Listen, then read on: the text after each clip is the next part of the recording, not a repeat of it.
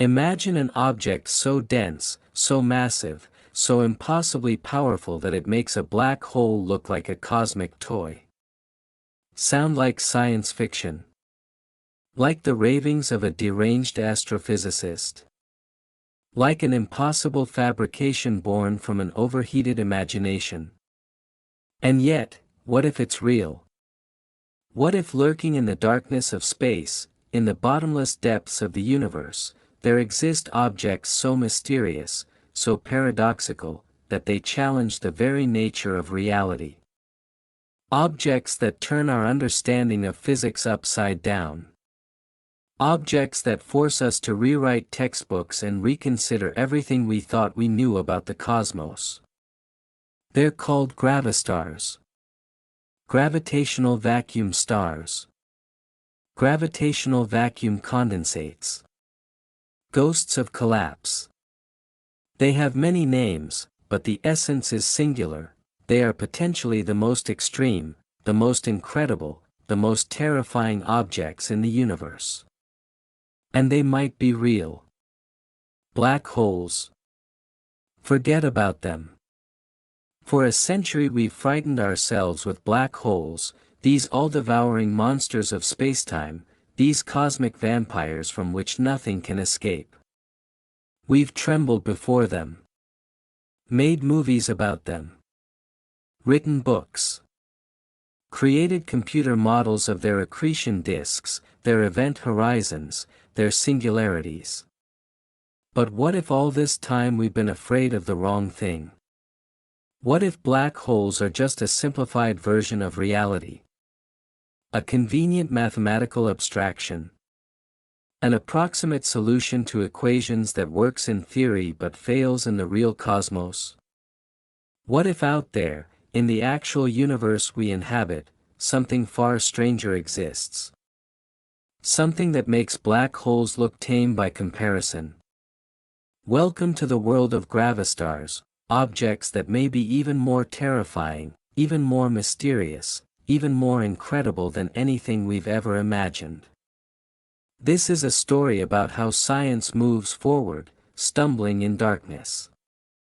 About how every truth turns out to be merely a stepping stone to an even stranger reality. About how the universe again and again proves itself more inventive than our wildest fantasies. Are you ready to gaze into an abyss that gazes back? Let us begin with what seemed like absolute truth. With what we accepted as fact. With black holes. Picture a star. Not an abstract point of light in the night sky, but a gigantic thermonuclear reactor the size of 1,000,000 Earths. A ball of plasma where every second millions of tons of hydrogen transform into helium, releasing energy capable of illuminating planetary systems trillions of kilometers around. This isn't just light. This is war. A battle of titans. A confrontation between two fundamental forces of nature. On one side, gravity. Merciless. Relentless. Forever pulling everything toward the center. It wants to compress the star into a point, to turn it into nothing, to crush every atom under unimaginable pressure. Gravity is a cosmic press, working without pause, without fatigue, without mercy. On the other side, thermonuclear pressure. The fury of fusion reactions. Photons and particles bursting outward with such force that they keep the star inflated, prevent it from collapsing. This is a shield against gravity.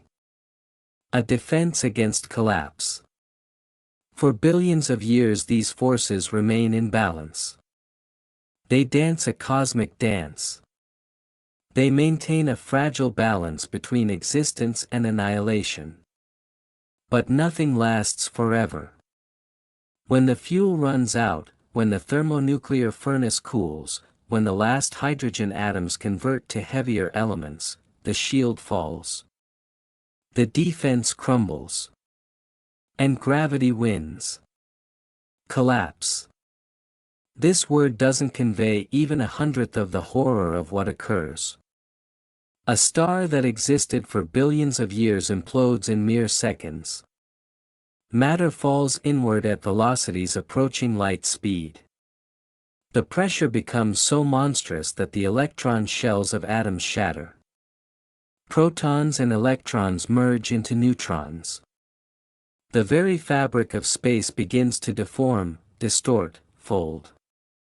And at the very end, when even neutron matter cannot resist gravity, when even the Pauli exclusion principle surrenders, she emerges.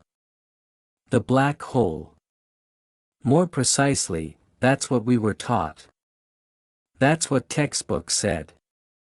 That's what professors explained in universities around the world. A black hole is a place where gravity wins definitively. Where all the star's mass collapses into an infinitely small point, a singularity. Where density becomes infinite and the laws of physics as we know them cease to function. Around this singularity forms an event horizon, a boundary of no return, a point of no return. To cross it means to vanish forever from the observable universe. Beautiful theory. Elegant mathematics. A solution to Einstein's equations found by Karl Schwarzschild back in 1916, when the First World War raged in Europe and Einstein himself had barely finished his general theory of relativity. For a century we believed this. For a century we built all of relativistic astrophysics on this foundation. But what if it's too simple? What if nature abhors infinities? What if the singularity is not reality but a mathematical artifact? What if there, where we see a black hole, something else exists? Physicists don't like infinities. They're dirt in the cleanliness of their mathematics. They're a warning signal indicating that the theory is breaking down somewhere, exceeding the limits of applicability. When infinities appear in your equations, it usually means one thing: you've missed something. You haven't accounted for some important effect.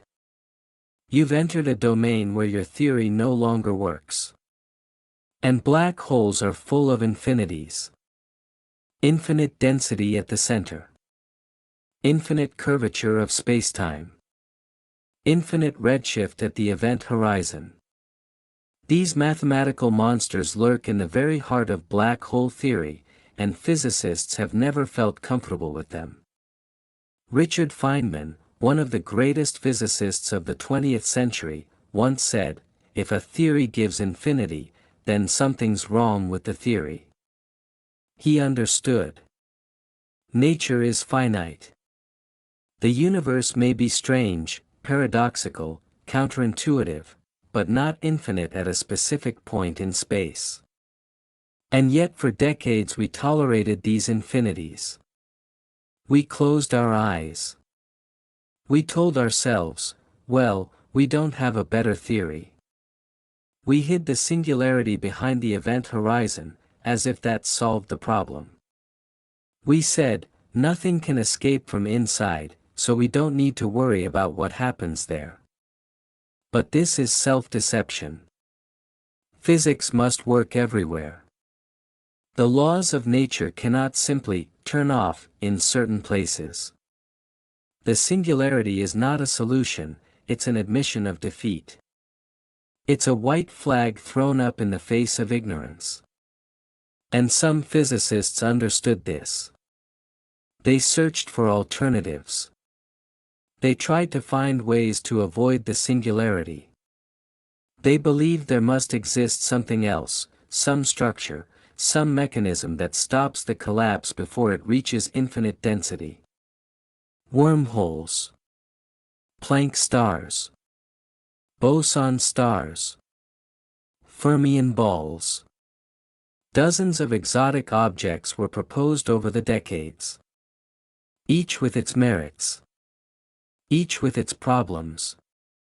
And then, in 2001, at the beginning of the new millennium, when the world was still recovering from the attacks of September 11th, two physicists published a paper that should have changed everything. Paul Mazur and Emil Motola.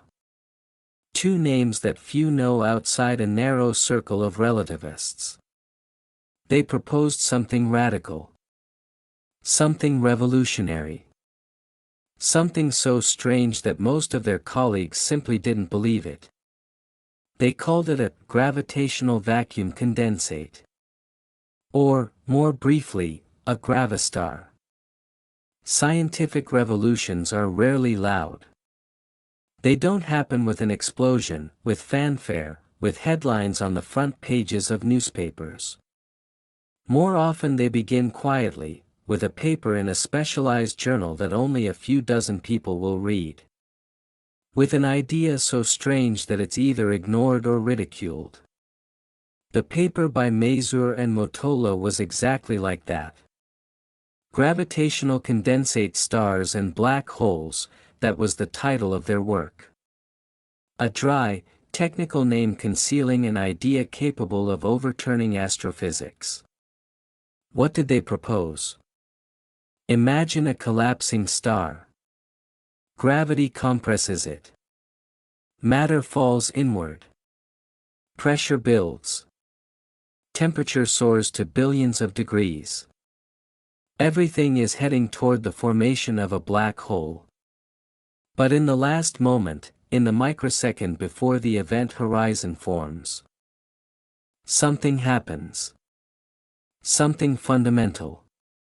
Something connected to the very nature of spacetime itself.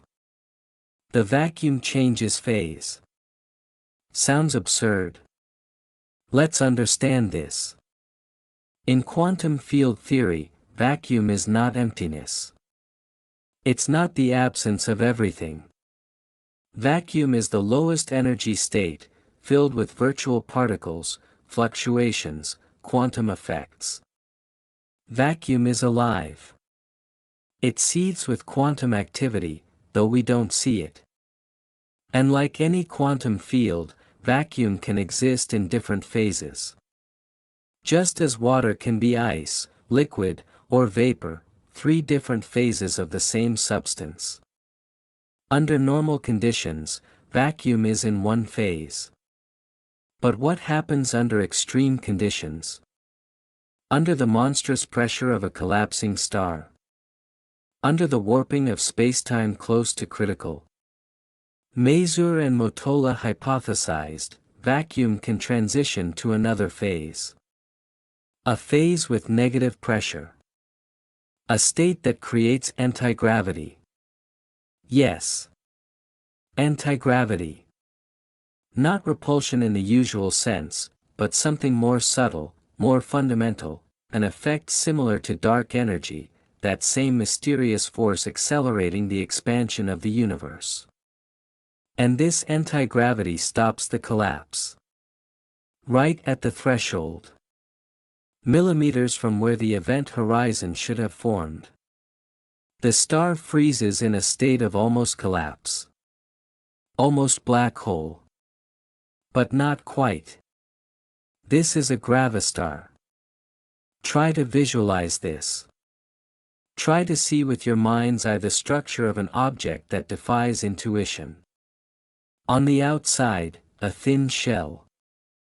Incredibly dense. Matter compressed to such a degree that protons and neutrons practically touch. A hardness exceeding everything we know. A strength that cannot be measured in ordinary units. This shell has a thickness, possibly, of a Planck length, the smallest meaningful scale in physics, 10 to the minus 35 meters. Thinner than an atom by 10 to the 20th times. Thinner than a proton by billions of times. And yet this unimaginably thin shell holds everything together. It is the barrier between our reality and, what? Inside, vacuum. But not ordinary vacuum. Vacuum in an exotic state. Spacetime in a phase with negative pressure, with energy that pushes outward rather than pulling inward. It's like a bubble of anti-gravity, enclosed in the hardest shell in the universe. No singularity at the center. No point of infinite density. No place where physics stops working. There is only strange vacuum pressing from within, and matter compressed to the limit, holding that vacuum captive. Balance of forces. Balance again. But completely different from an ordinary star. In an ordinary star, thermonuclear pressure opposes gravity. Here, the quantum pressure of vacuum opposes the attempt of matter to collapse further. This is equilibrium on a knife's edge. Dynamic stability on the brink of impossibility. From the outside, a gravastar looks almost identical to a black hole. Almost. It possesses mass. It warps spacetime around itself just the same. It attracts matter, light, everything that comes too close. Its gravitational field is indistinguishable from that of a black hole of the same mass. But there is one critical difference: a gravastar has no event horizon. The boundary that appears to be a horizon is actually a solid surface. Incredibly close to where the horizon would be, but still not it. A photon's millimeters. Planck distances. But in physics, even such microscopic differences can have colossal consequences. Information doesn't disappear in a gravastar. It can reflect from the surface. Monstrously redshifted, yes. Stretched in time beyond recognition, yes. But not lost forever, as in a black hole. This solves one of the most agonizing paradoxes of modern physics. Stephen Hawking. A name that became synonymous with black holes. A physicist who devoted most of his life to studying these objects. And it was he who discovered the problem that tormented him until his death. In the 1970s, Hawking made an astounding discovery: black holes aren't completely black. They radiate. They evaporate. Slowly, incredibly slowly, but inevitably. Quantum effects near the event horizon birth pairs of virtual particles. One falls inside, the other flies away. To an external observer, this looks like radiation from the black hole. Hawking radiation. A triumph of theoretical physics. A connection between general relativity, quantum mechanics, and thermodynamics. But hidden in this discovery was a time bomb. If a black hole evaporates completely, and theory predicted that sooner or later this would happen, then what happens to the information about all the matter that fell inside? Information about every atom, every particle, every quantum state. According to quantum mechanics, information cannot simply disappear. This is a fundamental principle. The law of information conservation. To violate it means to destroy the entire edifice of quantum theory. But if a black hole evaporates through Hawking radiation, which is completely random and carries no information about what fell inside, where does the information go? The information paradox in black holes. A problem that split the physics community for decades. A battle of titans, relativists versus quantum physicists. Years of debates. Kilometers of written paper. Hundreds of articles and counter-articles. Hawking initially asserted that information really is lost. This shook the foundations of physics. Other physicists, especially Leonard Susskind and Gerard T. Hooft, fiercely disagreed. The black hole wars began, an intellectual battle lasting decades. Eventually, Hawking admitted his error. In 2004, he publicly agreed that information must be conserved. But exactly how it's conserved in a black hole? That remained a mystery. Gravastars offer an elegant solution. If there's no event horizon, if there's no true black hole, then there's no paradox. Information remains on the surface of the gravastar. Yes, monstrously distorted. Yes, stretched by time. But not lost. Problem solved. In principle, yes. In practice, everything is much more complicated. Because information stored on a surface of Planck density is fundamentally inaccessible. We cannot read it. We cannot decipher it. For all practical purposes, it's lost, even if it formally exists. It's like saying that information about a burned book is conserved in the atoms of smoke and ash. Technically true. Practically useless. But for physics, this matters. It's the difference between a theory that's consistent with fundamental principles and a theory that violates them. And gravastars are consistent. Black holes are not. Or at least their consistency requires additional, not fully understood mechanisms. Science is not a monolith. It's not a single army marching toward truth in orderly rows. Science is a battlefield of ideas, where every theory must fight for survival. Where skepticism is not a flaw but a necessity. Where every claim meets resistance. And the idea of gravastars met considerable resistance. Too exotic, said critics. Where's the proof? Where are the observations? Where are the experiments? Vacuum phase transition. Under what conditions? What physics describes this? What equations? A shell of Planck thickness? How can it be stable? Why doesn't it collapse? Why doesn't it rupture? Questions poured down like hail. And many of them were fair. Howell Mazur and Emil Motola relied on semi-classical reasoning. They extrapolated known physics into a domain where, perhaps, a completely new theory is needed. They made assumptions about the behavior of vacuum under conditions we've never observed and possibly never can reproduce. Quantum gravity, the theory that should unite general relativity and quantum mechanics, still hasn't been constructed. We don't know exactly how spacetime behaves on Planck scales. We build guesses, models, hypotheses. But there's no solid knowledge. And gravastars are based on these shaky foundations. Moreover, many physicists pointed to stability problems. If such an object forms, will it be stable? Or will it instantly collapse into a true black hole? Or explode, torn apart by internal pressure?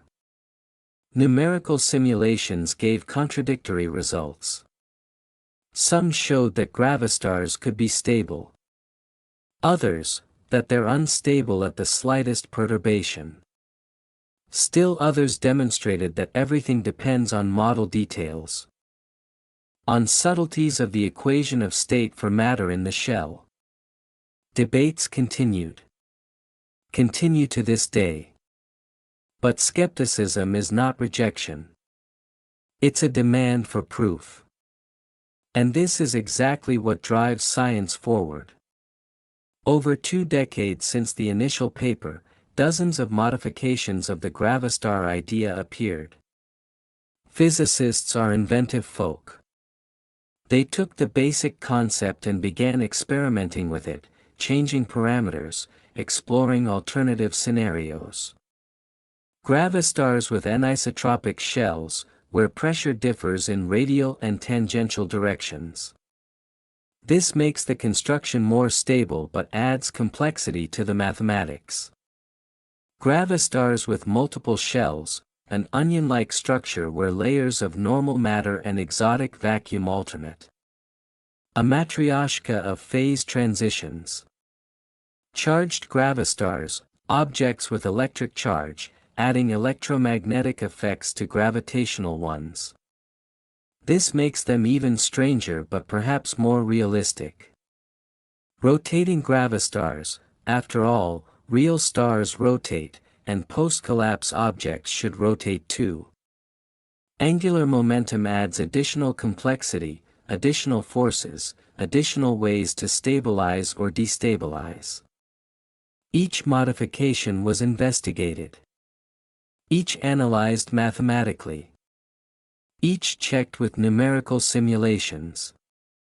And gradually, slowly, the picture became clearer. Gravastars possibly can exist. Possibly are stable.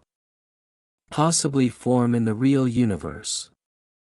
But possibly is not the same as definitely. Proof was needed. Observations were needed.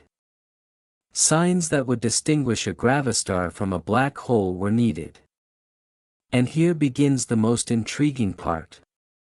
How do you distinguish a gravastar from a black hole? It's a question that sounds simple, but the answer is devilishly complex. Both objects are massive. Both are compact. Both warp spacetime almost identically. Both capture light, matter, everything that comes too close. To an astronomer observing from afar, they look practically the same. But practically is the key word. There are subtle differences. Barely perceptible. Requiring our most sensitive instruments and most sophisticated analysis techniques. But they exist. The first difference, gravitational wave echoes. When two black holes merge, they create ripples in the fabric of spacetime. Gravitational waves race through space at light speed. We've learned to detect them, LIGO and Virgo, giant interferometers capable of registering space stretching smaller than the width of a proton. Black hole mergers produce a characteristic signal, a chirp, rising frequency, then sharp decay as the new, merged black hole settles down. This signal is predicted in detail by general relativity. We know what it should look like. But if one or both merging entities are gravastars, then there should be echoes. Reflections from the solid surface instead of disappearance behind the horizon. Additional oscillations, additional components in the signal. Physicists have searched for these echoes. They've combed through detector data. Applied sophisticated processing algorithms. Some claim to have found hints of these echoes. Others said these were statistical fluctuations, noise, processing artifacts. Debates continue. Data is inconclusive. We're at the edge of our instrument's sensitivity. The second difference, quasi-periodic oscillations in X-ray emission. When matter falls onto a compact object, it forms an accretion disk, a spiral of superheated gas that gradually loses energy and angular momentum, approaching the central body. This disk radiates in the X-ray range. And in this radiation, oscillations can be detected, periodic changes in brightness. They arise from the motion of matter in strongly curved spacetime near the compact object. The frequencies of these oscillations depend on details of the gravitational field. And if the object at the center is a gravastar with a solid surface instead of an event horizon, the frequencies should differ. Slightly. But measurably, if our telescopes are accurate enough. Again, observations at the edge of possibility. Again, debates about the significance of results. The third difference, gravitational waves from oscillating objects themselves.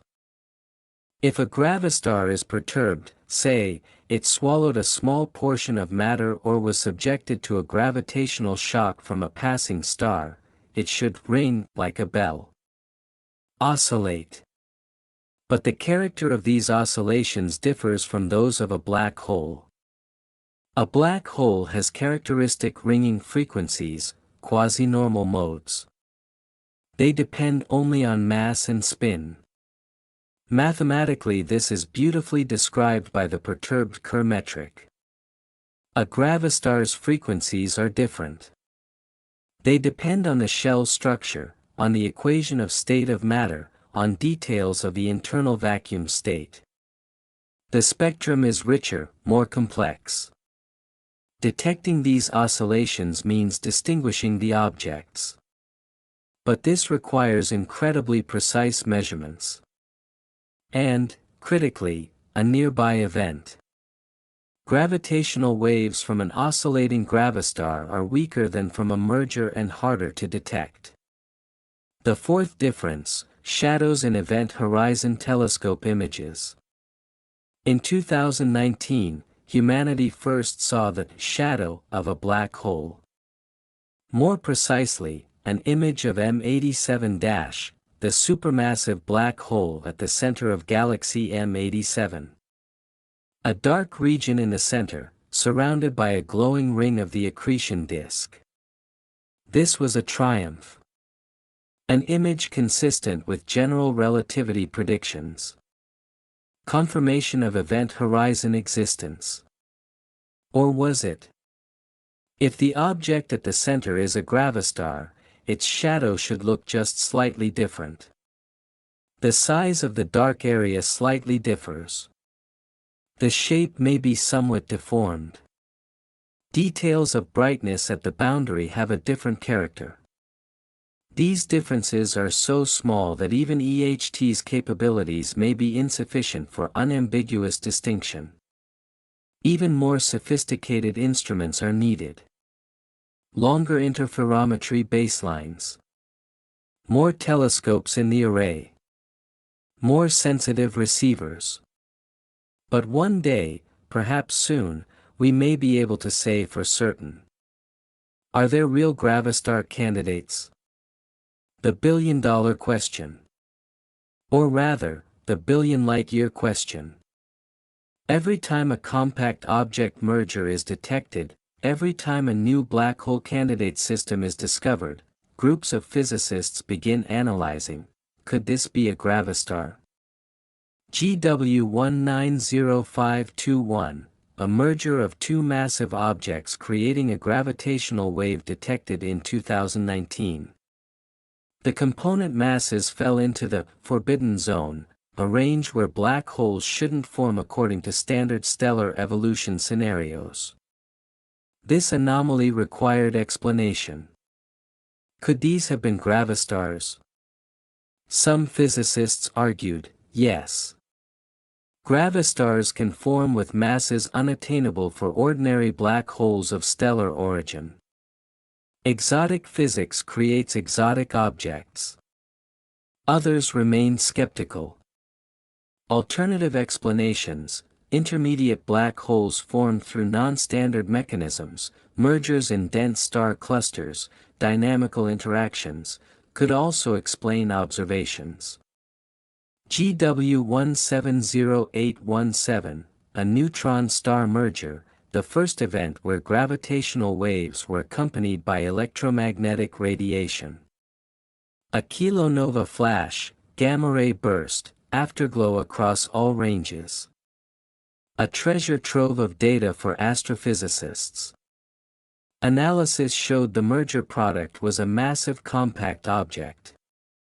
Possibly a black hole. Possibly a hypermassive neutron star. Possibly, a gravistar. Again debates. Again uncertainty. And so with each new event. Data permit interpretation. But don't demand it. Gravastars remain a possibility, not a necessity. The problem is that the differences are too subtle.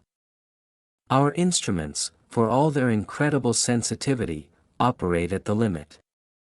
We see objects from billions of light-years away, through distorted spacetime, through interference from dozens of noise sources. Extracting the tiny signal indicating a gravastar from this cacophony is a task of colossal complexity. But we don't give up. Suppose for a moment that gravastars are real. That they exist in the universe, hiding under the mask of black holes. What happens then? What makes them more terrifying than black holes? This isn't a question of literal danger. Neither a gravastar nor a black hole poses a threat to Earth. The nearest black hole is thousands of light-years from here, and a gravastar at that distance wouldn't harm us either. No. The terror here is intellectual. Philosophical. It's the terror before a reality even stranger than we thought. Before a universe that again proves more inventive than our imagination. Let's start with the surface. A black hole has no surface.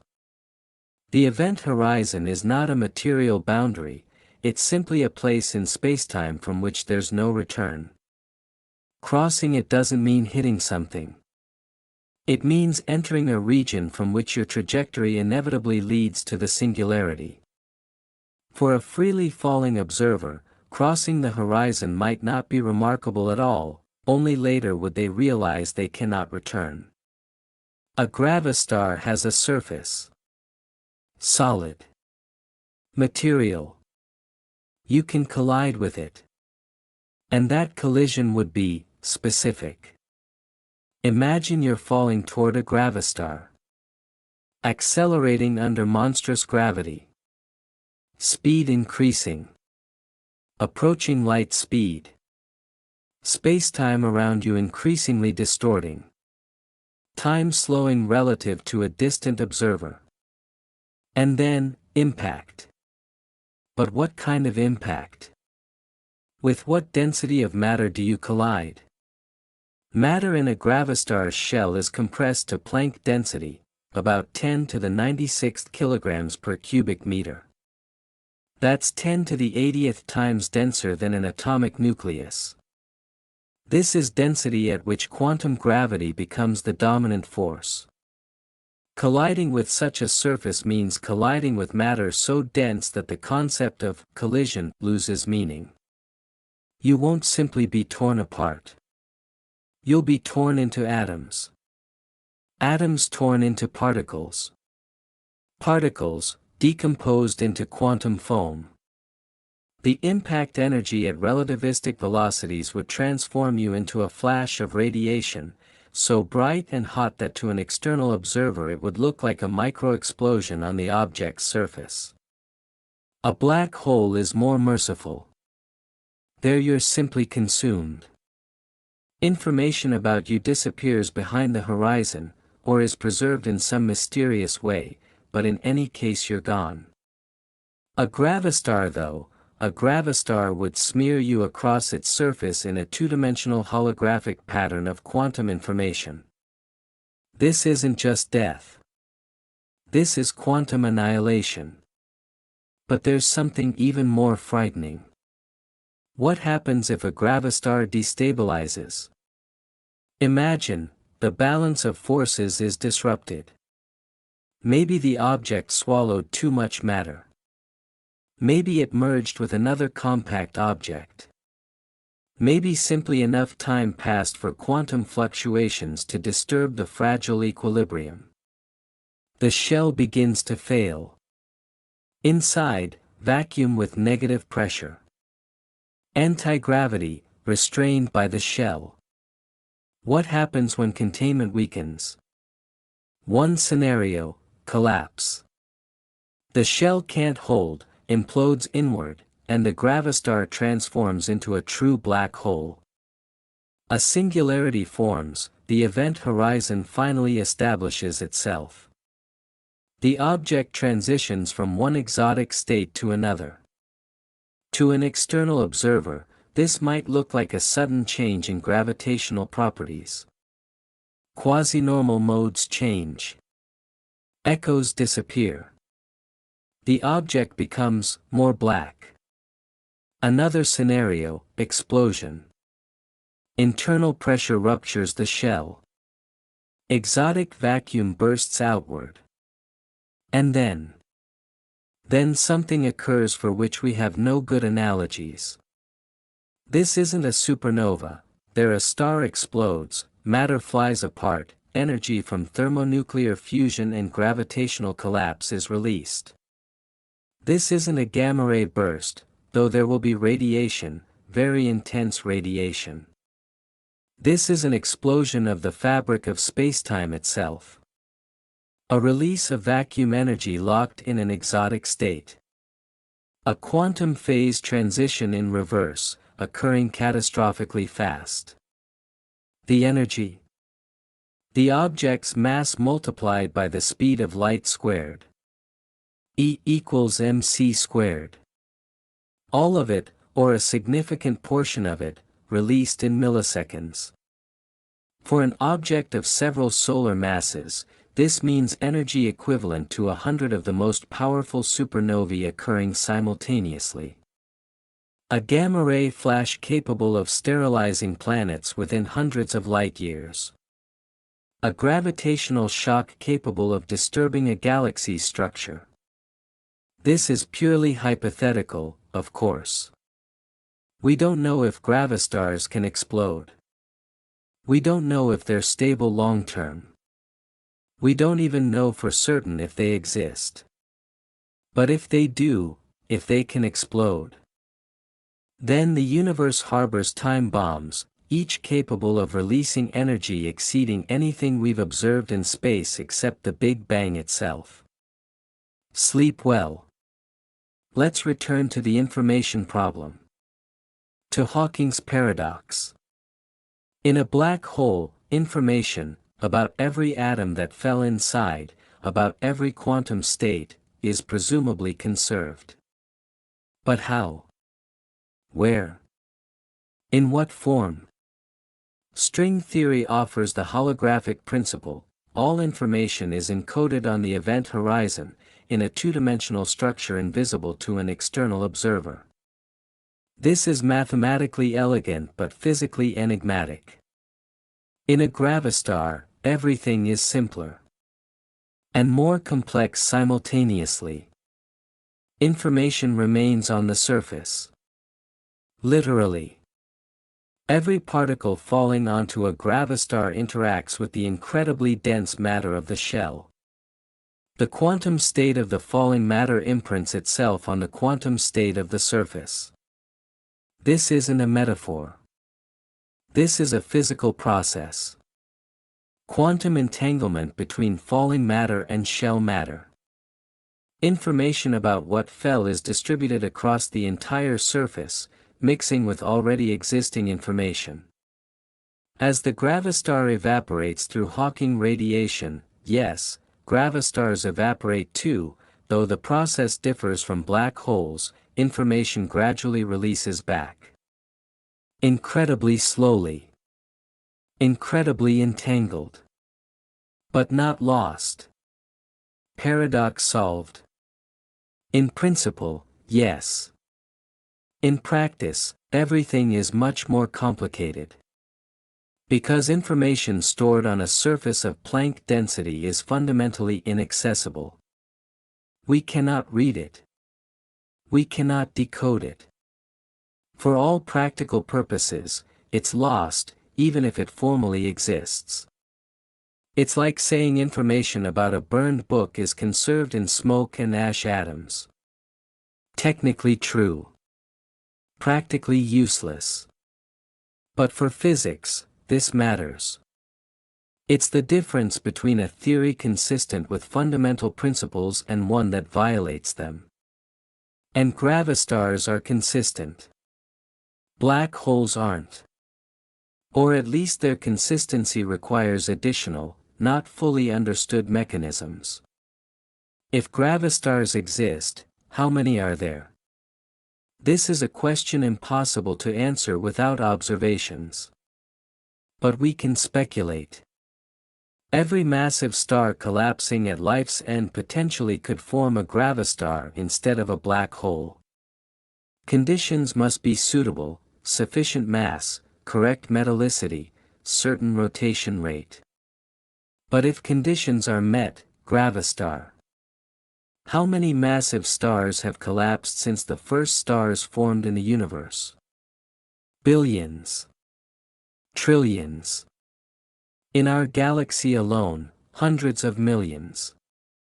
If even 1% of them formed gravastars, we're talking millions of these objects just in the Milky Way. In the observable universe, quintillions. An army of gravastars masquerading as black holes.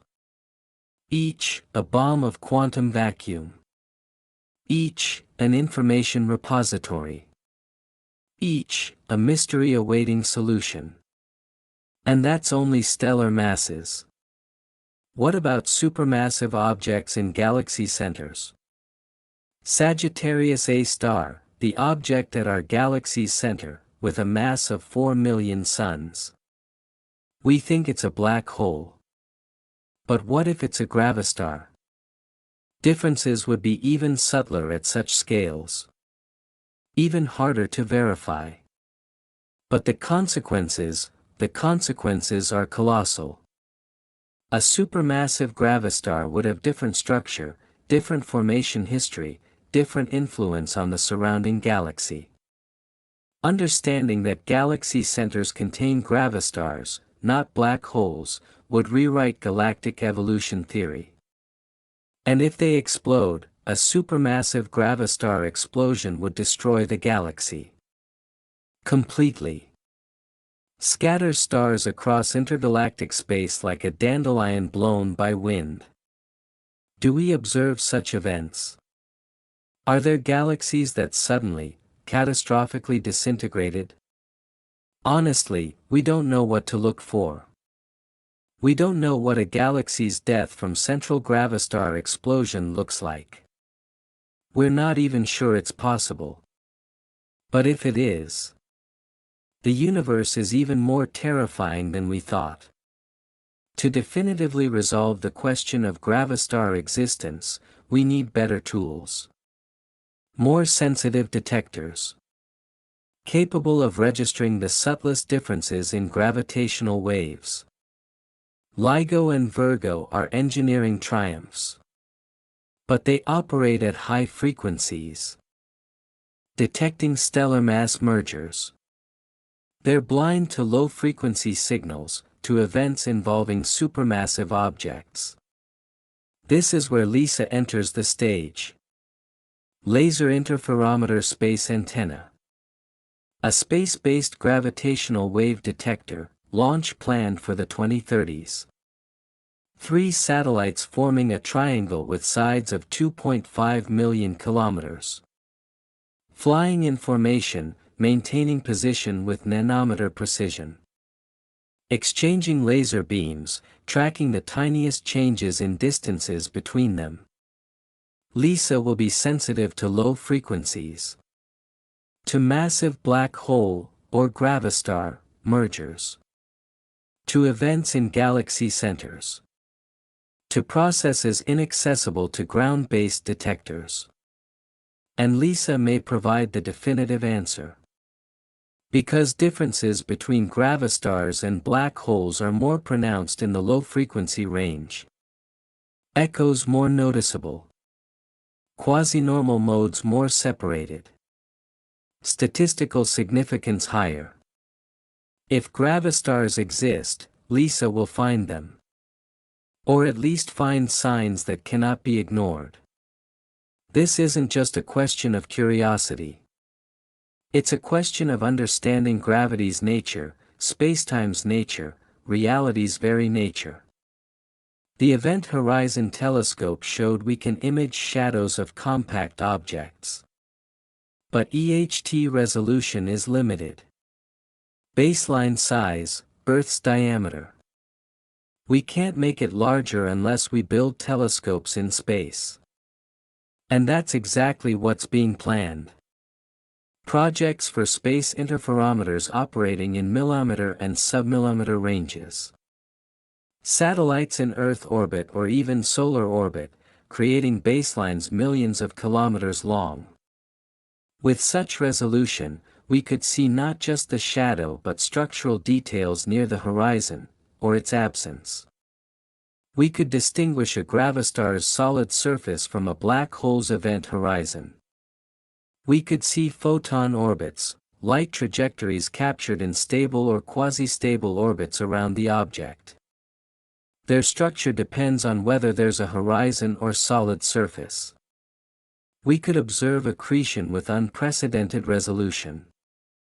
See how matter falls onto the object, how it interacts with the surface, or disappears behind the horizon. Process dynamics differ, and with sufficient resolution these differences become visible. Technologies exist. Physics is understood. Only time, money, and will are needed. And, of course, a bit of luck. Because even the best instruments are useless if nature doesn't provide suitable objects for study. Can we recreate gravastar conditions on Earth? Even in principle? Answer, no. Absolutely not. Not even close.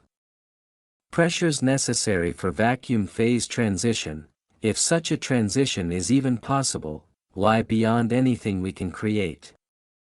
Particle accelerators, even the most powerful, even future colliders, reach energies far from the Planck scale.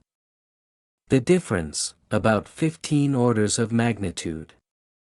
It's like comparing an atom's size to the solar system's size. We cannot create a gravastar.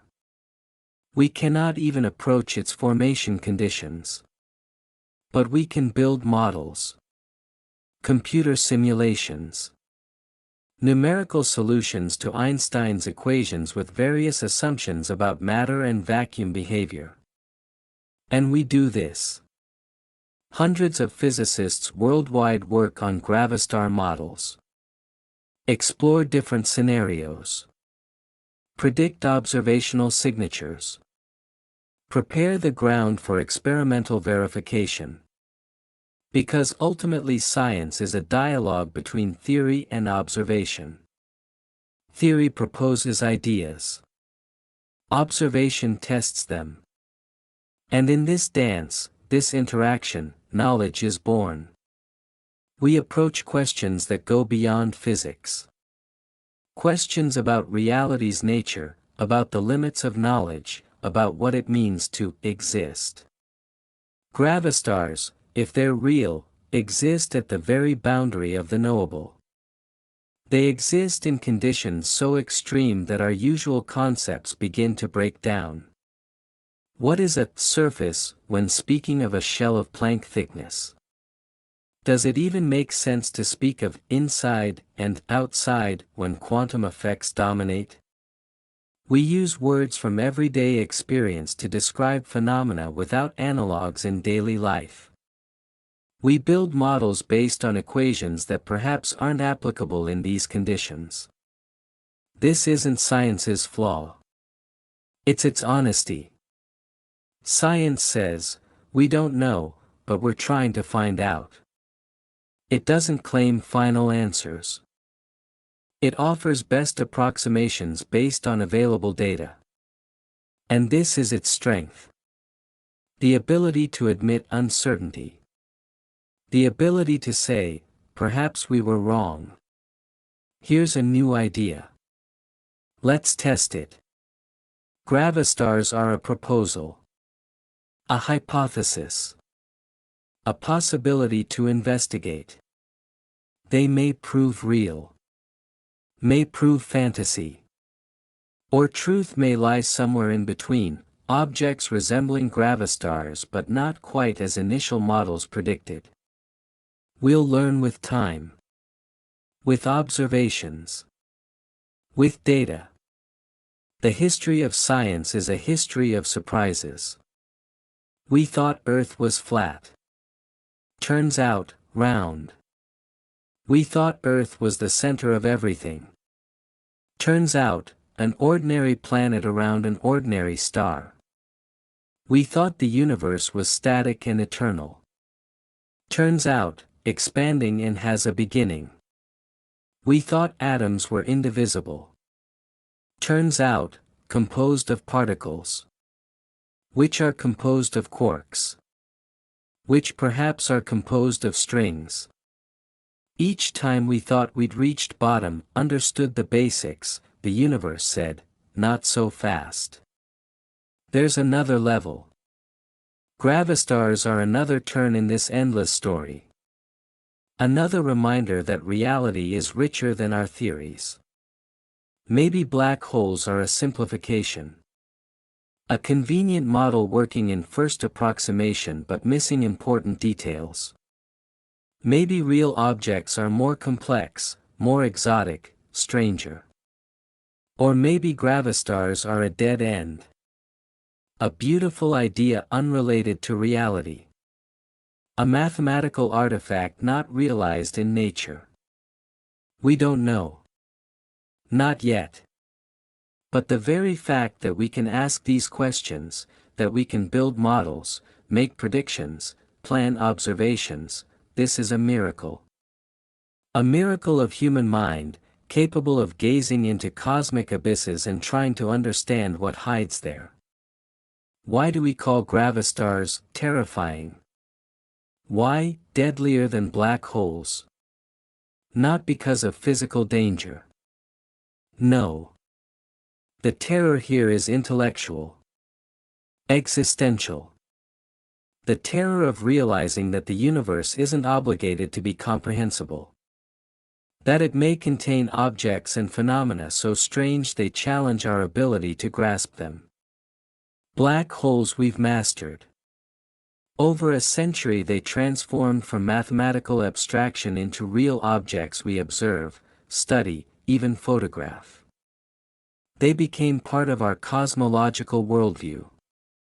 We know how they form, how they evolve, how they influence surroundings. Gravastars though, this is a step into the unknown. They require physics we don't yet fully understand. Quantum gravity. Vacuum phase transitions. Phenomena at Planck scales. They remind us of our knowledge's boundaries. That behind every answer hide a dozen new questions. That the universe is deeper than we can imagine. And there's something eerie in this. Vertiginous. Whenever we think we're close to understanding reality's fundamental nature, something appears that throws us back. Or rather, pushes us forward, toward even greater mysteries. This is scientific progress. Movement from island of ignorance to island of ignorance, with an ocean of unknown between and around them. Gravastars are a reminder that the ocean is vast. That we've only begun to explore it. Gravastars aren't the only alternative to black holes. Physicists are inventive, and over decades many exotic objects were proposed, each with distinctive features.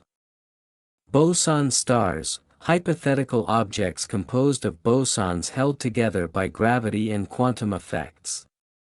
Unlike ordinary stars where thermonuclear pressure matters, here stability is provided by Heisenberg's uncertainty principle.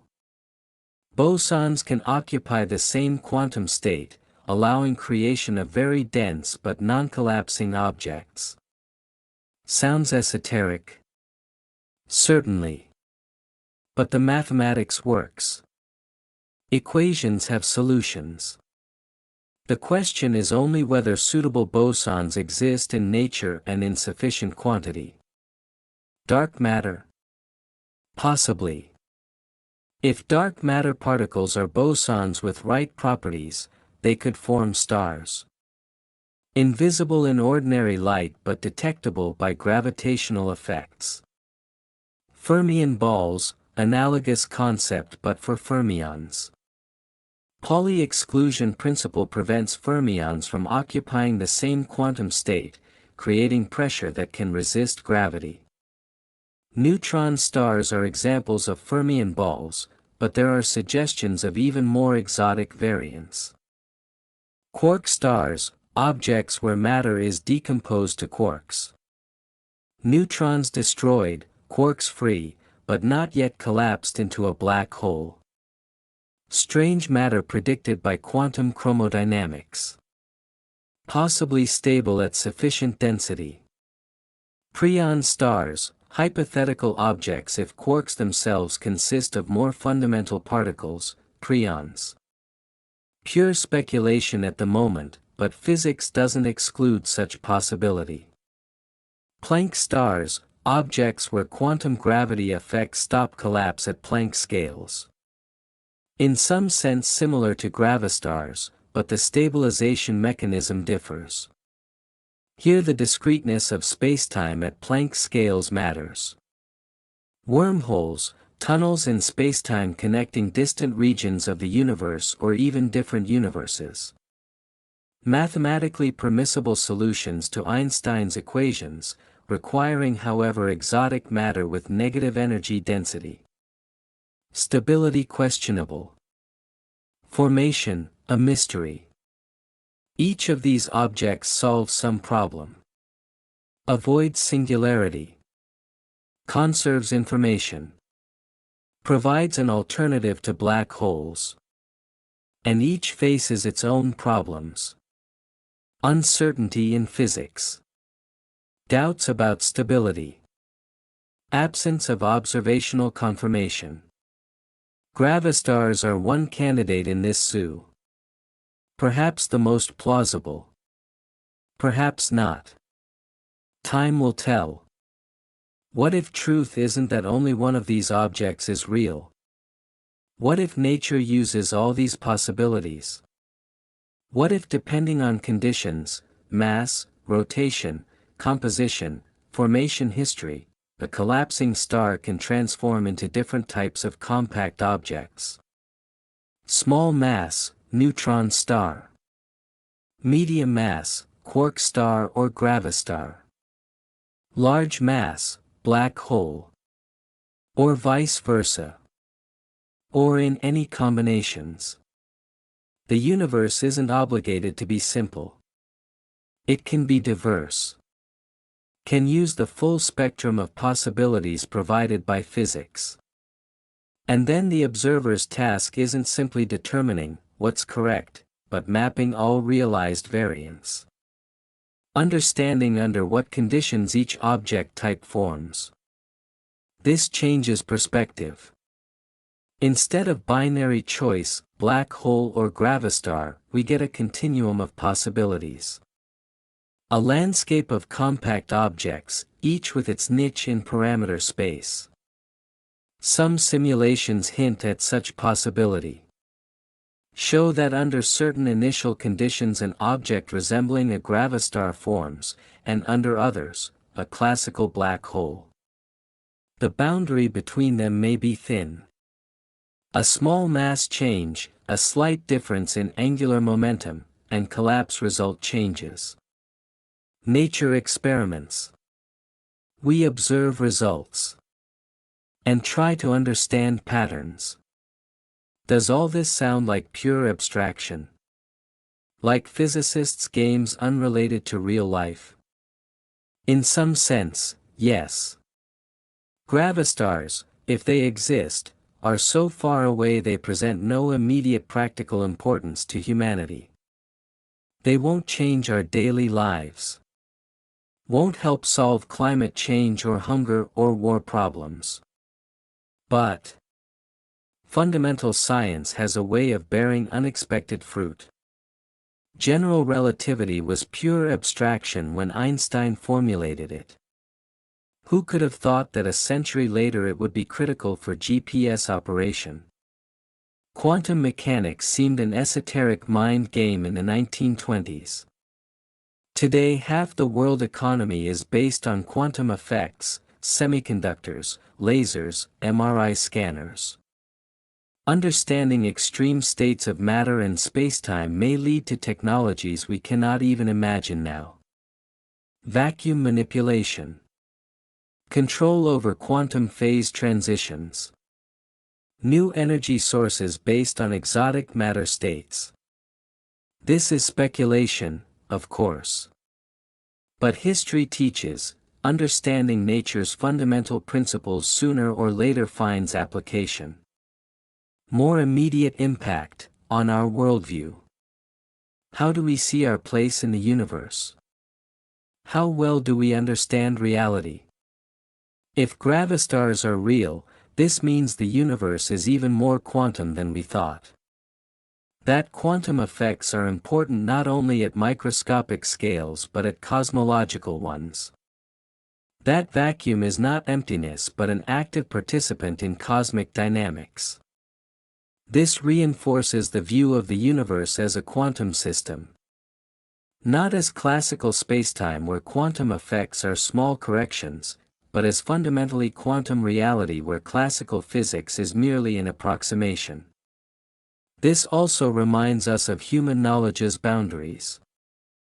We're beings evolved for navigating a world of middle scales, sizes and energies far from Planckian.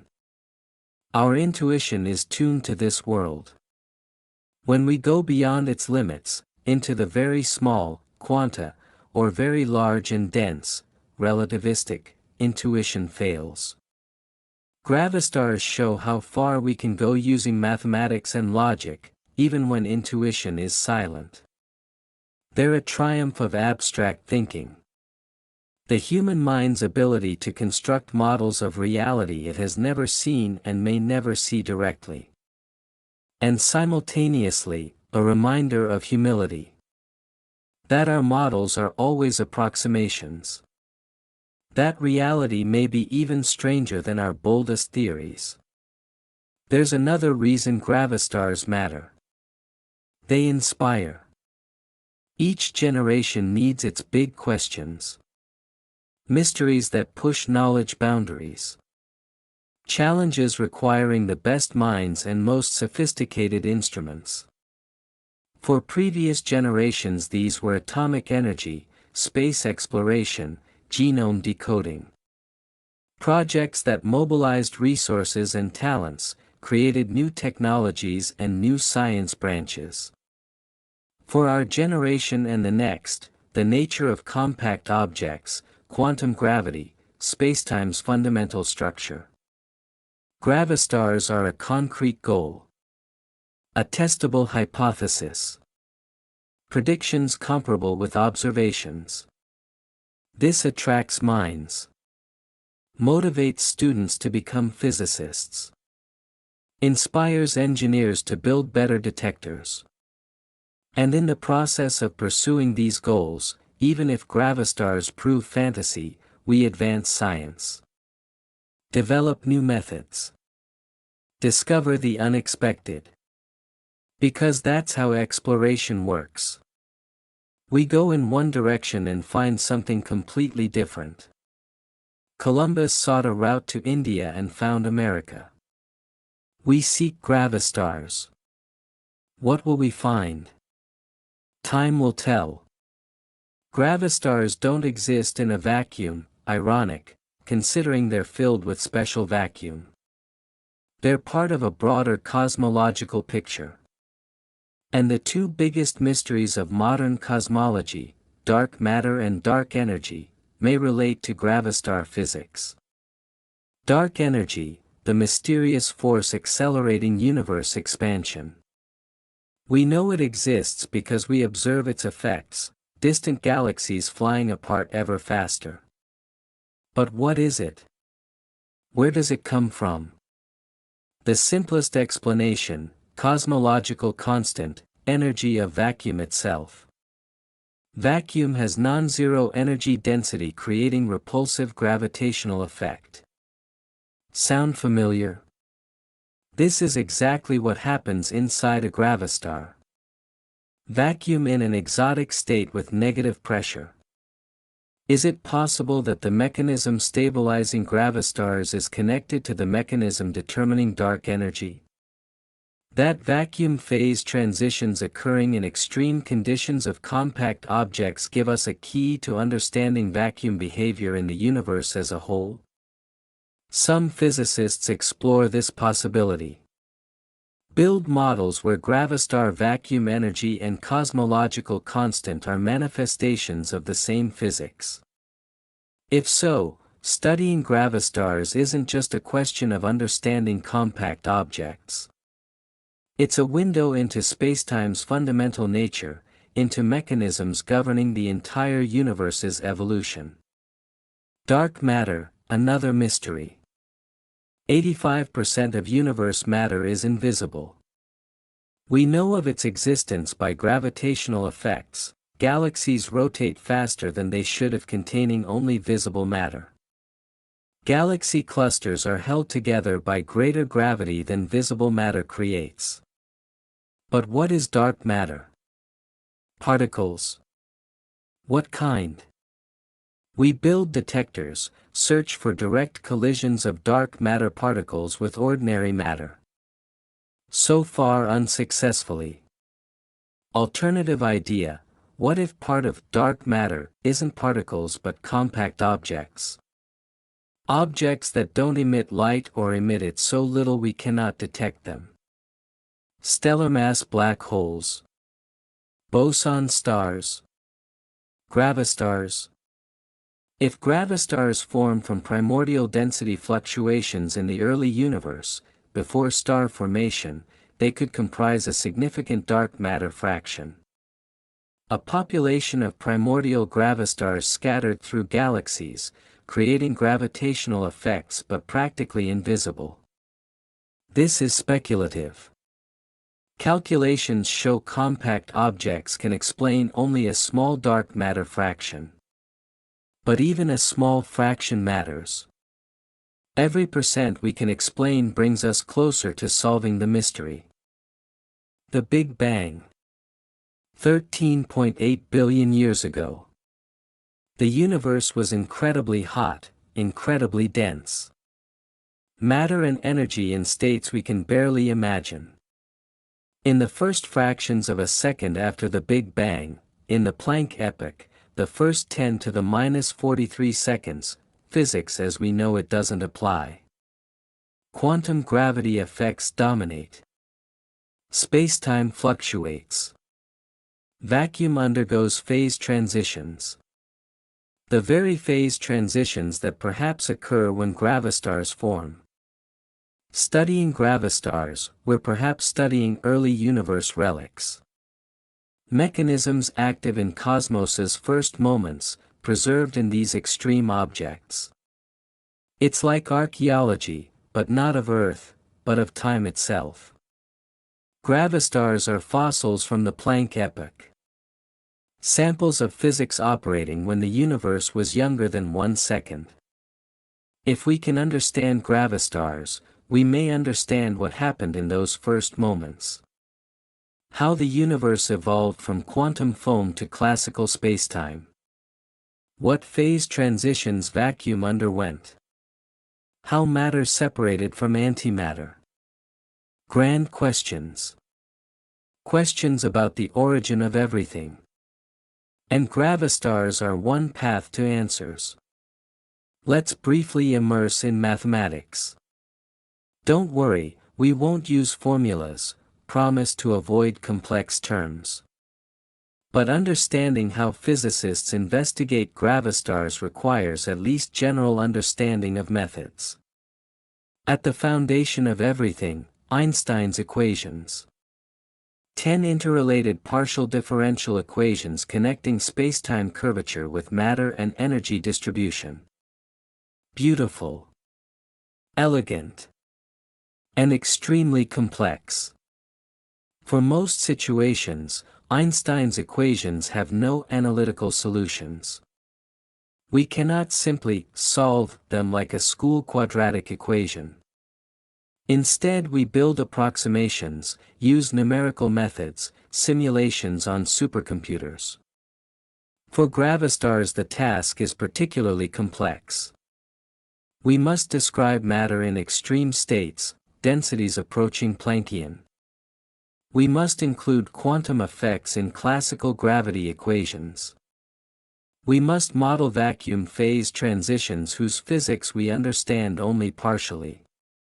This requires assumptions, simplifications. Model equations of state, relationships between pressure and matter density. Different assumptions give different results. Some models show stable gravastars. Others, unstable configurations collapsing in microseconds. Which model is correct? We don't know. We have no experimental data for such densities and pressures. We extrapolate known physics far beyond its tested applicability. It's like building a skyscraper on shaky foundation. The structure may prove strong, may collapse. Everything depends on details we cannot verify directly. And yet we try. Because this is the only way forward. Build models, make predictions, compare with observations, correct models. Iterative process. Gradual approach to truth. Unable to observe gravastar formation directly or recreate conditions in laboratory, physicists turn to computer simulations. Modern supercomputers are capable of astonishing things. They model galaxy collisions, star evolution, black hole mergers. Each simulation, a virtual experiment where we can control parameters, change conditions, observe results. For gravastars, simulations are especially important. We can set initial conditions, a collapsing star of certain mass and composition. Include various matter equations of state. Add effects of rotation, magnetic fields. Then run the simulation and see what happens. Does a stable gravastar form? Or does it collapse into a black hole? Or explode? What gravitational waves are generated? What electromagnetic signals? Each simulation answers these questions for a specific parameter set. Running thousands of simulations with different parameters, we can map possibilities. Determine under what conditions gravastars are stable and under what they aren't. The problem is simulations are limited by available computational resources. Modeling Planck scales in a kilometer-sized object is an inconceivable task. The scale difference is too great. Therefore simplifications are used. We model the shell as a continuum, ignoring quantum structure at small scales. We use averaged equations of state, not accounting for quantum fluctuation details. Results are informative but not definitive. They show what's possible within our models. But reality may differ. Nevertheless, each simulation is a step forward. Each result, a puzzle fragment. Gradually the picture becomes clearer. Besides numerical simulations, physicists use analytical methods, attempts to find exact or approximate equation solutions. For gravastars with high symmetry, for example, perfectly spherical, non-rotating, analytical solutions can be obtained. They're elegant, give deep understanding of object structure. The Mazur-Motola solution was the first example of such analytical approach. They found a configuration satisfying Einstein's equations, representing a stable object without event horizon. Since then many physicists have developed this work. Added rotation, solutions for rotating gravastars. Included electric charge. Considered multiple shells. Each extension complicates mathematics but enriches understanding. Analytical methods are also used to investigate stability. We can take a gravastar solution and study how it reacts to small perturbations. Is it stable? Or do perturbations grow, destroying structure. This is linear stability analysis, a standard physics tool. It doesn't give the full picture. Nonlinear effects may be important, but provides first approximation. Results are mixed. Some gravastar configurations are stable to small perturbations. Others aren't. The stability boundary depends on model details. This is typical for physical systems on the edge of existence. Small parameter changes can shift the system from stability to instability. Nature loves balancing on the edge. Ideas from cutting-edge physics often seep into mass culture. Black holes became movie stars, novel subjects, TV show features. They entered collective consciousness as symbols of the unknown, unknowable, terrifying. Gravastars haven't yet achieved such status. But this may change. Imagine a film or novel where protagonists encounter a gravastar. An object looking like a black hole but not being one. Where a solid surface could, in principle, serve as a landing site, though gravitational tidal forces would tear any ship apart long before reaching the surface. Where inside hides exotic vacuum, whose energy if released could power a civilization or destroy it. Where quantum physics becomes macroscopic and reality's laws distort beyond recognition. Science fiction loves such concepts. They provide rich ground for speculation, for exploring what if. What if a civilization learned to create gravastars artificially? Use them as energy sources, controlling vacuum phase transitions. Or as weapons, threatening to release contents and destroy star systems. What if inside a gravastar spacetime is so distorted that time flows differently? That what seems like seconds inside are millennia outside? Or vice versa? What if gravastars are gateways to other universes? If the exotic vacuum inside connects to different spacetime regions? These are speculations. Fantasy. But science fiction has always been inspired by real science's edge. And gravastars stand right at that edge. Perhaps one day they'll be as iconic as black holes.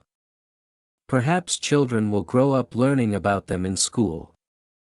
Perhaps humanity's far future will involve interacting with these objects, harvesting their energy, avoiding their dangers. Or perhaps they'll remain a footnote in physics history. An interesting idea that didn't pan out. A path not taken. But for now, they're a possibility. A mystery. A challenge.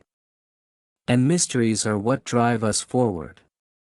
They're what make us human. The desire to understand, to explore, to push beyond the known. Gravastars embody this desire. They represent our refusal to accept easy answers. Our insistence that reality may be stranger, richer, more wonderful than we imagine. They remind us that the universe doesn't reveal its secrets easily. That every answer we find opens new questions. That the more we learn, the more we realize how much we don't know. And yet we persist. We build detectors. We run simulations. We make observations. We test hypotheses. Because this is what science is. Not a collection of facts but a process. A way of asking questions about nature and listening carefully to the answers. Gravastars may exist. They may not. The universe will tell us, if we ask the right questions in the right way. And regardless of the answer, the journey will have been worthwhile.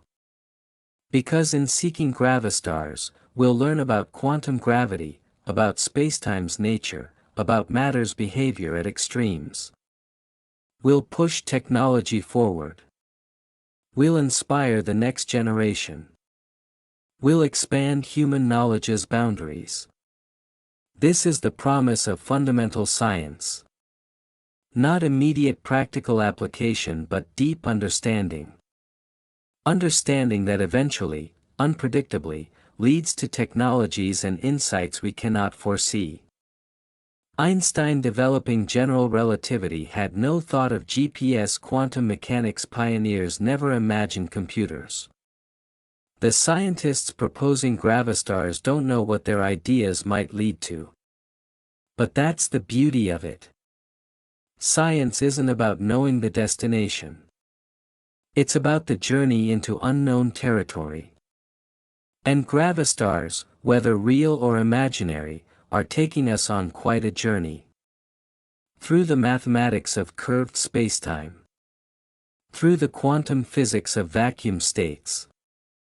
Through the observational astronomy of gravitational waves and X-ray emissions. Through the philosophy of what it means for something to exist. This journey challenges us. It stretches our minds. It forces us to question assumptions we didn't know we were making. What is space? What is time? What is matter? What is vacuum? These seem like simple questions. Children ask them. But the more deeply we probe, the more we realize how little we understand. Space isn't an empty stage where events unfold. It's dynamic, responsive, participant in cosmic drama. It can curve, twist, ripple with waves. Time isn't universal clock ticking uniformly everywhere. It's flexible, relative, different for different observers in different gravitational fields. Matter isn't solid stuff.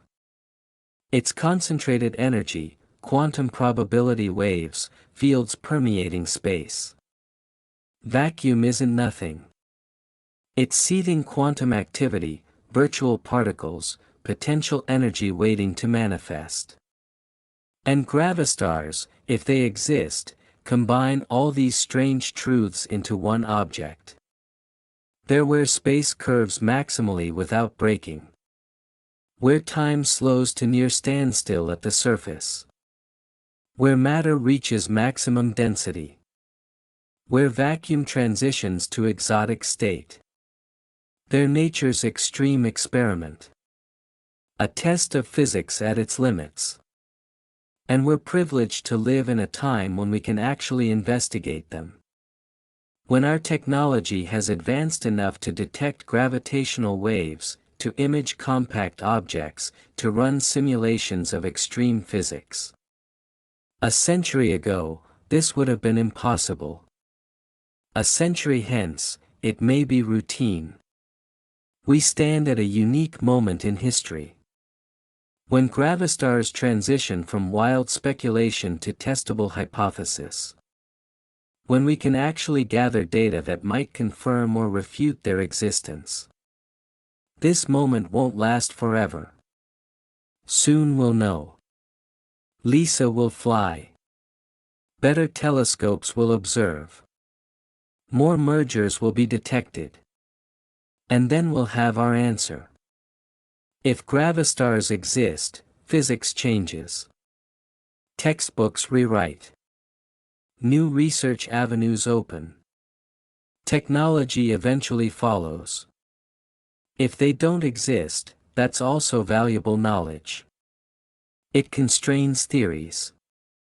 It tells us something about how nature works, that certain configurations, while mathematically possible, aren't realized in reality. Either way, we win. Because we'll know more than we do now. And knowledge, understanding, insight, these are humanity's greatest treasures. More valuable than gold, more lasting than monuments. Civilizations rise and fall. Technologies become obsolete. But understanding nature's fundamental workings is eternal. Einstein's insights about spacetime will be true 1,000,000 years from now. Newton's laws of motion will still apply.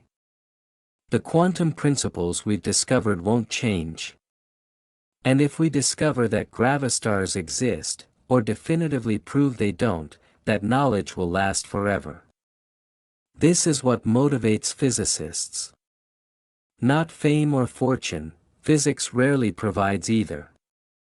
But the chance to add to humanity's permanent knowledge base. To solve a mystery that has puzzled us. To understand something about the universe that no one has understood before. It's a noble calling. A worthy pursuit. And gravastars, deadly or not, terrifying or not, are a magnificent mystery to pursue. They challenge everything we thought we knew about collapsed stars. They require us to think deeply about quantum gravity. They push us to build better instruments. They inspire new generations of scientists. Whether they prove real or imaginary, they've already served a purpose. They've sparked debates, inspired research, driven technological development. And they've reminded us of something crucial: the universe is under no obligation to make sense to us. It is what it is, regardless of our theories or preferences. Our job is to observe carefully, reason clearly, and follow the evidence wherever it leads. Even if it leads to objects stranger than black holes.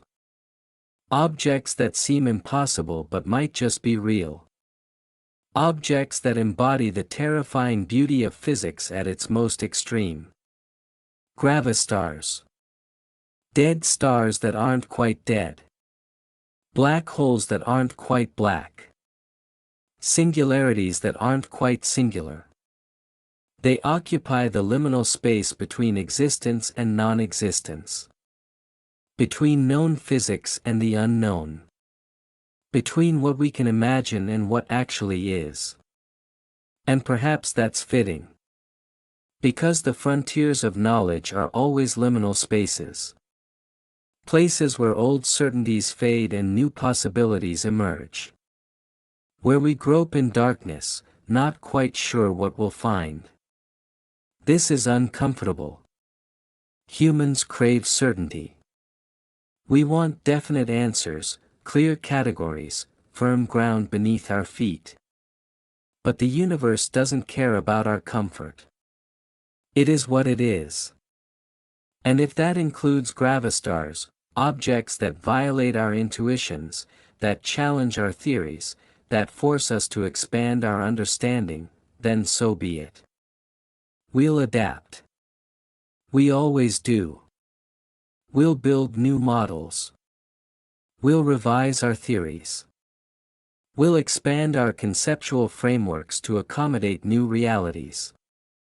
This is how science progresses. Not smoothly, not easily, but inexorably. Each generation building on the previous one. Each discovery opening new questions. Each answer leading deeper into mystery. And gravastars, whether confirmed or refuted in the coming years, are part of this grand adventure. They represent humanity at its best, curious, persistent, unafraid to question everything, willing to follow evidence even to strange conclusions. They remind us why we do science. Not for practical applications, though those eventually come. Not for technological advancement, though that follows. But for understanding. For knowledge. For the sheer joy of figuring out how nature works. Because in the end, what separates humans from other animals is our drive to understand. Our refusal to accept mystery without investigation. Our insistence on asking why and how about everything we encounter. Gravastars are just the latest manifestation of this eternal human quest. A quest that has taken us from caves to cities, from stone tools to spacecraft, from ignorance to enlightenment. A quest that will continue long after we're gone. And somewhere in that future, perhaps centuries or millennia from now, humans, or whatever we've become, will look back at this era and smile. They'll remember when we first asked about gravastars. When we first detected gravitational waves. When we first imaged the shadow of a compact object. They'll see this as a pivotal moment. When humanity took another step toward understanding the cosmos. Just as we look back at Galileo's telescope, Newton's Principia, Einstein's relativity papers. Each generation has its questions. Its mysteries. Its frontiers. Gravastars are one of ours. And whether they exist or not, the fact that we can conceive of them, model them, test for them, this is remarkable. This is the power of human intellect. The ability to imagine possibilities beyond direct experience. To construct mathematical descriptions of objects we've never seen. To devise tests that can distinguish between subtle alternatives. This is civilization's highest achievement. Not our buildings or our art or our literature, magnificent as these are. But our science. Our systematic investigation of nature. Our collective effort to understand reality. And gravastars, these strange hypothetical objects at the edge of possibility, exemplify this effort. They may turn out to be real. They may turn out to be fantasy. But the search for them, the observations, the calculations, the debates, the discoveries made along the way, this is undeniably real. This is science in action. And it's a beautiful thing to behold. The hunt for gravastars has transformed from theoretical speculation into experimental campaign. Across the globe, telescopes point skyward. Detectors listen for the faintest whispers in spacetime's fabric. Supercomputers churn through petabytes of data, searching for patterns, anomalies, signatures of the impossible made real. Consider the sheer audacity of what we're attempting. We're trying to distinguish between two objects that differ by distances smaller than a proton's width. We're trying to detect echoes lasting milliseconds in signals from billions of years ago. We're trying to see structure on scales where quantum mechanics and gravity waged their eternal battle. This isn't just difficult. It's at the absolute bleeding edge of what's physically possible with current technology. And yet we persist, because the prize is worth it. Understanding whether gravastars exist could unlock the deepest secrets of nature. The electromagnetic spectrum tells only part of the story. For decades, astronomers relied primarily on light, visible, infrared, radio, X-ray. These wavelengths revealed galaxies, stars, nebulae, all the luminous phenomena of the cosmos. But they're blind to the darkest objects. Black holes shine only through their effects on surrounding matter. And gravastars, if they exist, would be similarly dark. Enter gravitational wave astronomy. A completely new sense. Not electromagnetic radiation but ripples in geometry itself. When LIGO made its first detection in 2015, humanity gained the ability to hear the universe in a fundamentally different way. The collision of two black holes, or what we assumed were black holes, produced a signal so clear, so unmistakable, that it announced a new era of astronomy. But here's the twist. Every detection since then has been interpreted through the lens of standard black hole theory. We see a massive compact object. We assume it's a black hole. We fit the data to black hole models. And the fits are good. Excellent, even. But good fits don't prove uniqueness. Multiple models can produce similar signals. A Gravastar merger might look almost identical to a black hole merger. The differences exist in subtle details, in the fine structure of the waveform, in the late-time ring-down phase. Detecting these differences requires exquisite precision. LIGO's detectors can measure distance changes smaller than 1/10,000th the diameter of a proton. This is incomprehensible precision. It's like measuring the distance to Alpha Centauri to within the width of a human hair. And yet it may not be enough. The next generation of detectors promises orders of magnitude improvement. The Einstein telescope, proposed for construction in Europe, would be 10 times more sensitive than LIGO. Built underground in a triangular configuration, shielded from seismic noise, operating at cryogenic temperatures to reduce thermal vibrations. It could detect mergers across the entire observable universe. Cosmic Explorer, the American counterpart, would feature arms 40 kilometers long, 10 times longer than LIGO's. At these scales, detector sensitivity increases dramatically. The subtle differences between black holes and gravastars become resolvable. The echoes become clear. The truth becomes accessible. But building these instruments requires vision, funding, political will. They're multi-billion-dollar projects spanning decades. And they compete with other scientific priorities, other societal needs. Convincing governments and populations to invest in fundamental physics research is never easy. Yet history shows such investments pay dividends. LIGO itself was controversial, expensive, risky. Many doubted gravitational waves would ever be detected. The project nearly died multiple times. But persistence paid off, and now we have an entirely new window on the cosmos. The same could happen with Gravastar searches. What seems like esoteric physics today could become transformative technology tomorrow. The quantum vacuum states that stabilized gravastars might inspire new materials, new energy sources, new ways of manipulating spacetime.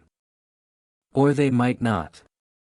We cannot predict where fundamental research leads.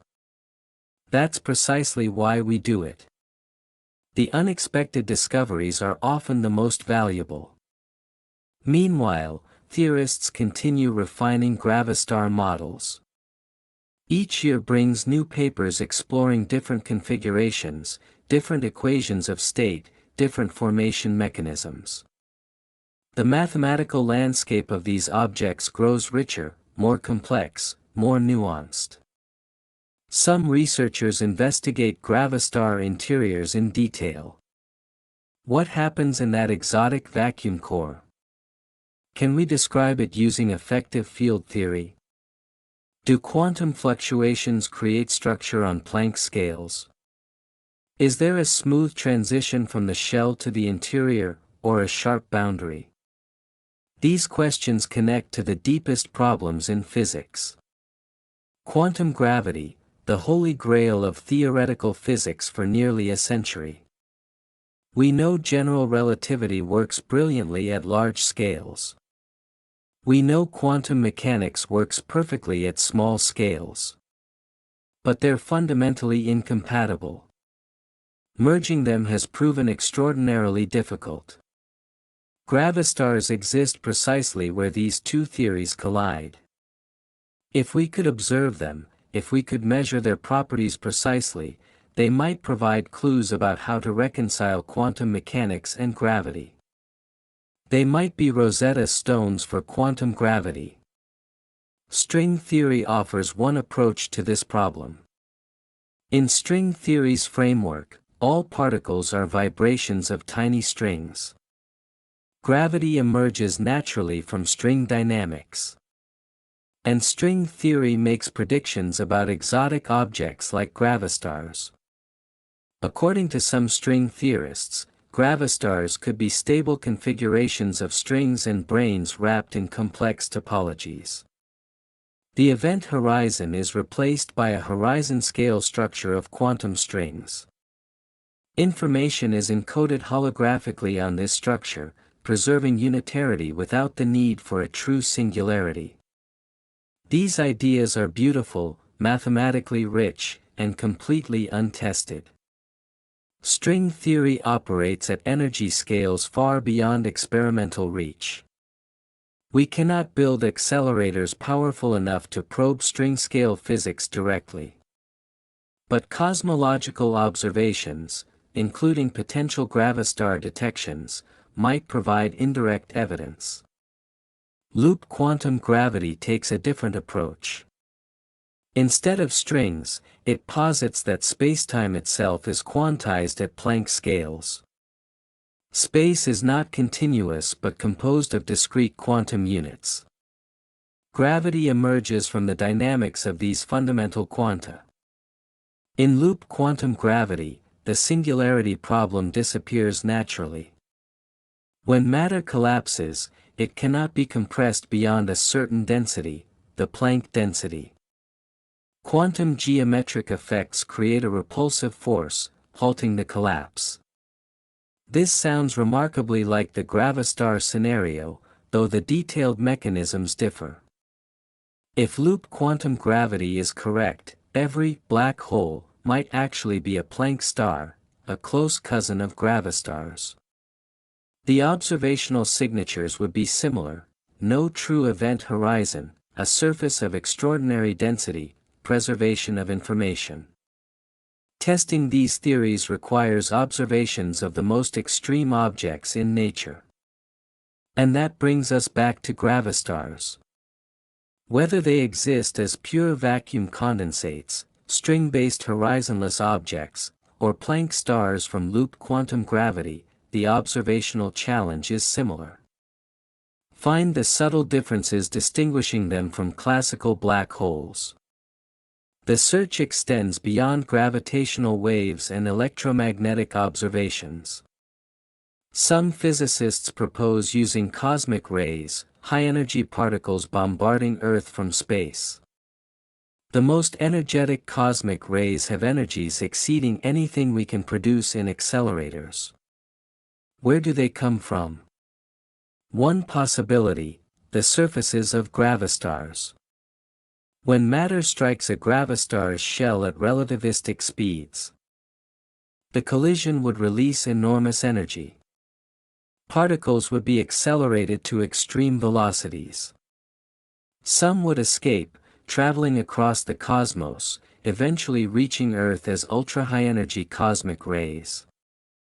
If this is true, the energy spectrum and composition of cosmic rays might encode information about gravastar properties. By studying cosmic rays in detail, we might indirectly probe these exotic objects. The Pierre Auger Observatory in Argentina, with its array of detectors spanning 3,000 square kilometers, collects data on the highest energy cosmic rays. The telescope array in Utah does the same.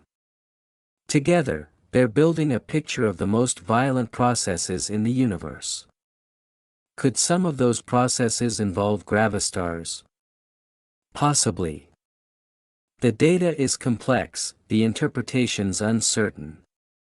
But it's another line of evidence, another way of searching for these elusive objects. Neutrinos offer yet another window. These ghostly particles barely interact with matter, passing through planets and stars almost unhindered. But in the most extreme environments, supernovae, black hole mergers, perhaps gravastar collisions, neutrinos are produced in vast numbers. IceCube, buried deep in Antarctic ice, detects neutrinos from cosmic sources. When a high-energy neutrino strikes ice, it creates a characteristic pattern of light. By analyzing these patterns, physicists can trace neutrinos back to their sources and infer the physics occurring there.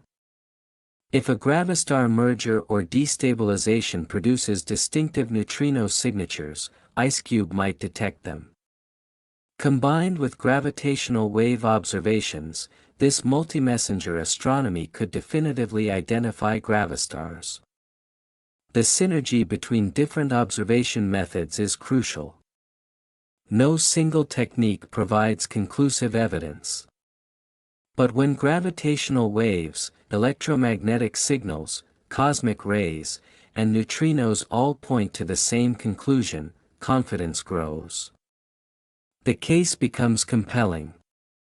This is how modern astrophysics works. Not through single dramatic discoveries but through patient accumulation of evidence from multiple independent sources.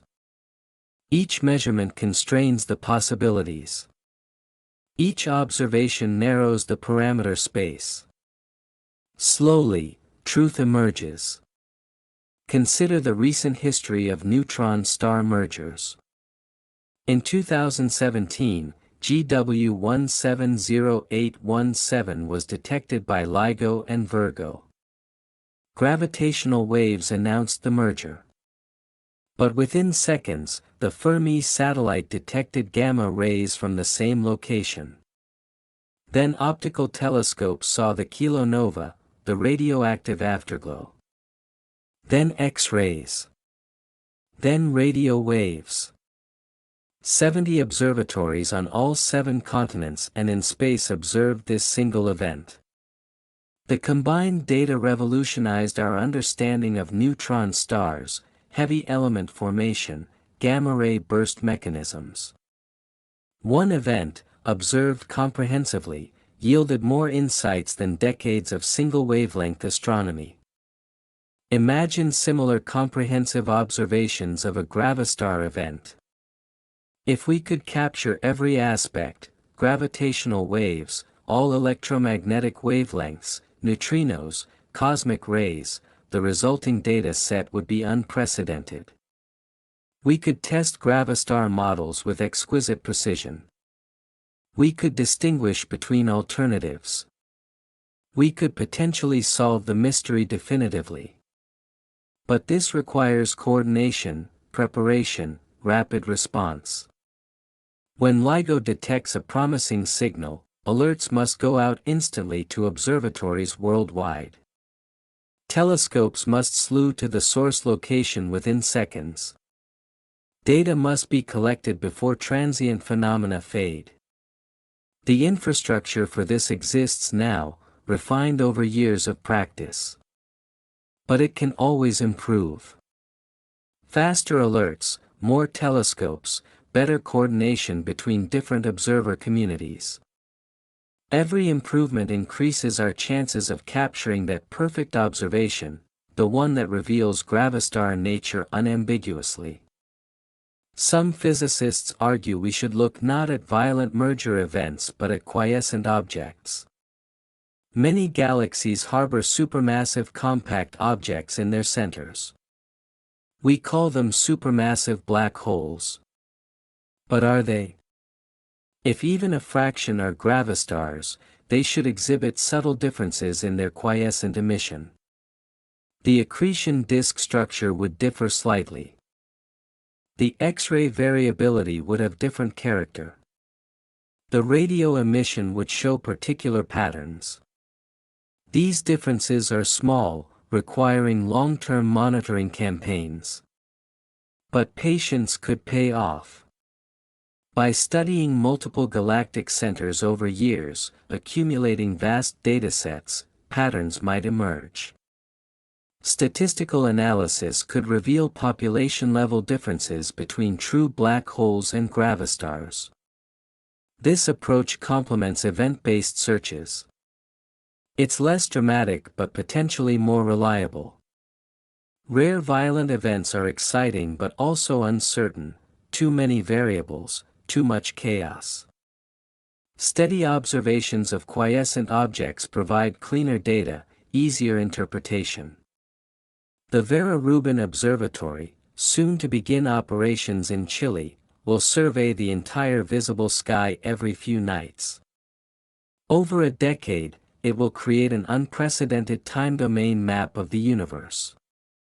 Every object that varies, moves, or changes will be catalogued. Among those objects will be thousands of galactic centers, millions of compact object candidates. The data volume will be staggering, hundreds of petabytes. Making sense of it will require advanced machine learning algorithms, automated classification, intelligent filtering. But hidden in that data might be the signatures of gravastars. Patterns invisible to human eyes but detectable by properly trained neural networks. The faint statistical fingerprints distinguishing different populations of compact objects. Artificial intelligence is revolutionizing astronomy. Modern telescopes generate more data than humans can possibly analyze manually. Machine learning fills the gap, finding signals in noise, classifying objects, identifying anomalies worth human attention. For Gravastar searches, AI could be transformative. Train neural networks on simulated Gravastar signals. Teach them to recognize subtle features in gravitational waveforms, in light curves, in spectral data. Then unleash them on real observational data. The networks might find what humans miss. They might identify candidate events that don't quite fit standard models. They might reveal patterns we hadn't thought to look for. Of course, AI has limitations. Networks can hallucinate, finding patterns in random noise. They can be biased by their training data. They require careful validation, skeptical evaluation. But as tools for exploration, they're invaluable. The combination of AI and massive datasets might enable population studies impossible by other means. Instead of identifying individual gravastars, which might be vanishingly rare or observationally indistinguishable, we could characterize populations statistically.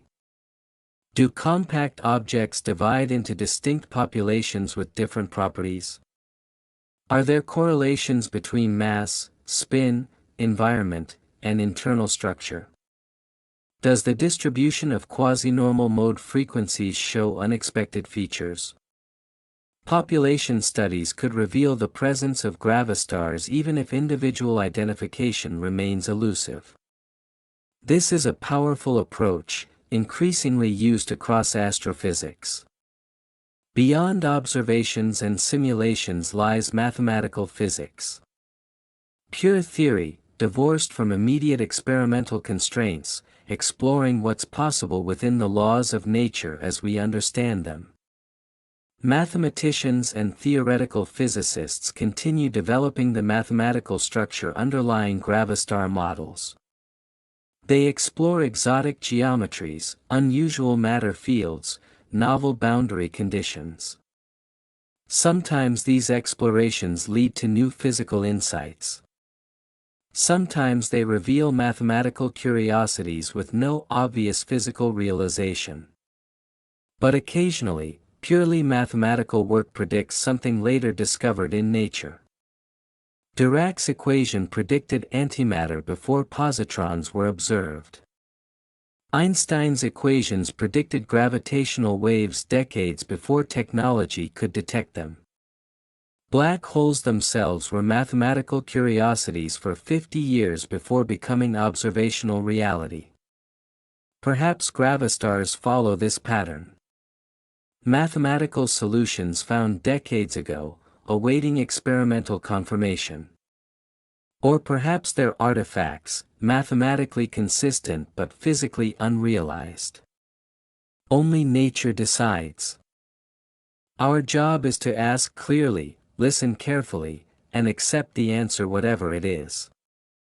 The philosophical implications of gravastars extend beyond physics. They touch on epistemology, how we know what we know. On the limits of human perception and understanding. On the relationship between mathematics and reality. We construct mathematical models of nature. These models make predictions. We test predictions against observations. When they match, we gain confidence in the models. But match isn't proof. Models are always approximations, idealizations, simplifications. Gravastars remind us of this. They're plausible according to our current understanding. The mathematics works. The physics makes sense. But do they exist? We don't know. This uncertainty is uncomfortable but necessary.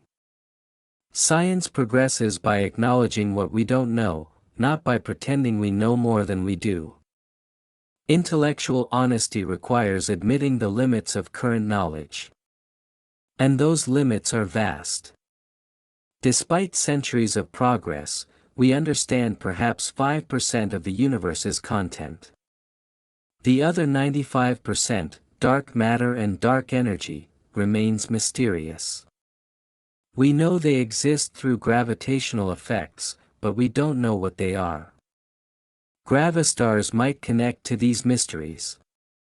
The exotic vacuum inside might relate to dark energy's nature. The objects themselves might constitute some fraction of dark matter. Or they might be completely unrelated. We won't know until we know. Until observations provide definitive answers. Until theory and experiment converge on truth. The search for gravastars exemplifies science at its best and most challenging.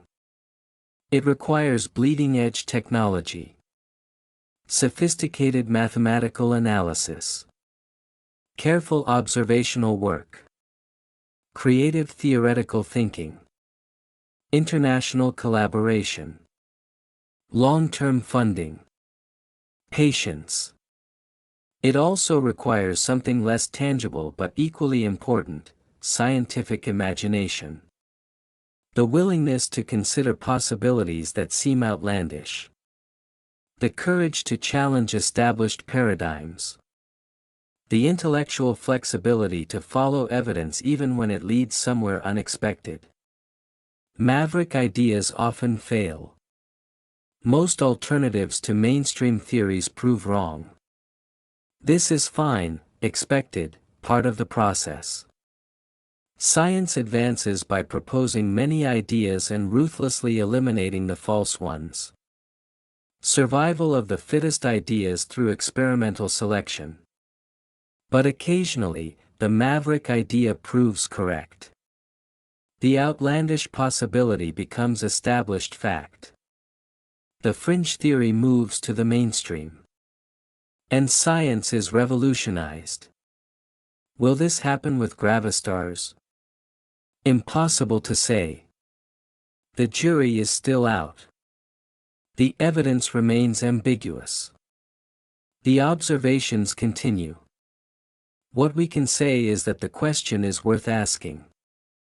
The possibility is worth investigating. Even if gravastars prove fictional, the search for them advances multiple fields: gravitational wave astronomy, high-energy astrophysics, quantum gravity, computational physics, detector technology. Every search teaches us something. Every null result constrains possibilities. Every false positive teaches us about our instruments and analysis methods. This is the scientific method in action. Not a linear march to truth but a zigzag exploration of possibility space. We try paths. Some lead nowhere. We backtrack and try different routes. Gradually, the landscape becomes familiar. We learn which directions are promising, which are dead ends. Gravastars are one path we're exploring. Where it leads, we'll discover together. The journey itself is valuable regardless of destination. Because ultimately, science isn't about having all the answers. It's about asking good questions and developing methods to answer them. It's about building a systematic understanding of nature, one observation at a time. It's about humanity's collective effort to make sense of the cosmos we inhabit. And in that grand endeavor, every question matters. Every mystery is worth investigating. Every puzzle piece, however small, contributes to the larger picture. Gravastars may be real or imaginary, deadly or benign, common or vanishingly rare. We'll learn which through patient observation, careful analysis, honest evaluation of evidence. And when we do learn the truth, whatever it turns out to be, we'll be wiser for the journey. We'll understand more about collapsed stars, quantum gravity, space-time structure, nature's extreme behavior. We'll have pushed the boundaries of knowledge a little further into the unknown. And that's what science is all about. The human stories behind the Gravastar hypothesis reveal as much about science as the physics itself. Pavel Mazur and Emil Motola weren't working in ivory towers isolated from reality when they proposed their radical idea. They were physicists wrestling with genuine problems in general relativity, trying to resolve contradictions that had bothered theorists for decades. Mazur, a relativist with deep mathematical intuition, had spent years thinking about the endpoint of gravitational collapse. He wasn't satisfied with singularities. The mathematics was clean, yes, but physically, something felt wrong. Nature shouldn't require infinities to describe real objects. Motola brought expertise in quantum field theory, particularly in curved spacetime. He understood how vacuum behaves under extreme conditions, how phase transitions occur, how quantum effects might modify classical predictions in dramatic ways. Their collaboration combined two perspectives that rarely intersect. Relativists and quantum field theorists often speak different languages, work on different problems, publish in different journals. Bridging this divide isn't easy. It requires intellectual flexibility, willingness to learn unfamiliar formalisms, patience with different conceptual frameworks. When they finally published their Gravastar proposal, reactions were mixed. Some colleagues found it intriguing, worth exploring further. Others dismissed it as speculation untethered from observational reality. Still others simply ignored it, absorbed in their own research programs. This is typical for radical new ideas in physics. They don't immediately transform the field. They percolate slowly through the community. A few researchers pick them up, develop them further. Gradually, if the ideas have merit, they gain traction. For Gravastars, this process took years. The first papers attracted modest attention. Then others began publishing extensions, modifications, alternative formulations. The idea spread, mutated, evolved. A small but dedicated community of Gravastar researchers emerged. These researchers faced challenges beyond the scientific. Funding agencies prefer safe bets, established research programs with clear payoffs. Proposing to search for speculative objects that might not exist is risky. Grant applications get rejected. Careers stall. Young scientists especially face difficult choices. Working on mainstream problems offers security, established mentorship, clear career paths. Working on speculative ideas like Gravastars means uncertainty, fewer job opportunities, potential marginalization. Yet some choose this path anyway. Driven by curiosity, by conviction that the idea deserves investigation, by refusal to accept conventional wisdom without challenge. These are science's pioneers, its explorers, its risk-takers. Not all succeed. Some spend careers pursuing ideas that prove fruitless. Their contributions fade into obscurity, remembered only as footnotes in the history of failed hypotheses. This is the harsh reality of frontier research. But others occasionally strike gold. They pursue unfashionable ideas that eventually prove correct. Their early papers, initially ignored, become citation classics. Their perseverance pays off in recognition, prizes, vindication. We don't yet know which category Gravastar researchers fall into. History will judge. But regardless of outcome, their work contributes to the scientific process. They're exploring possibility space, testing alternatives, refusing to accept easy answers.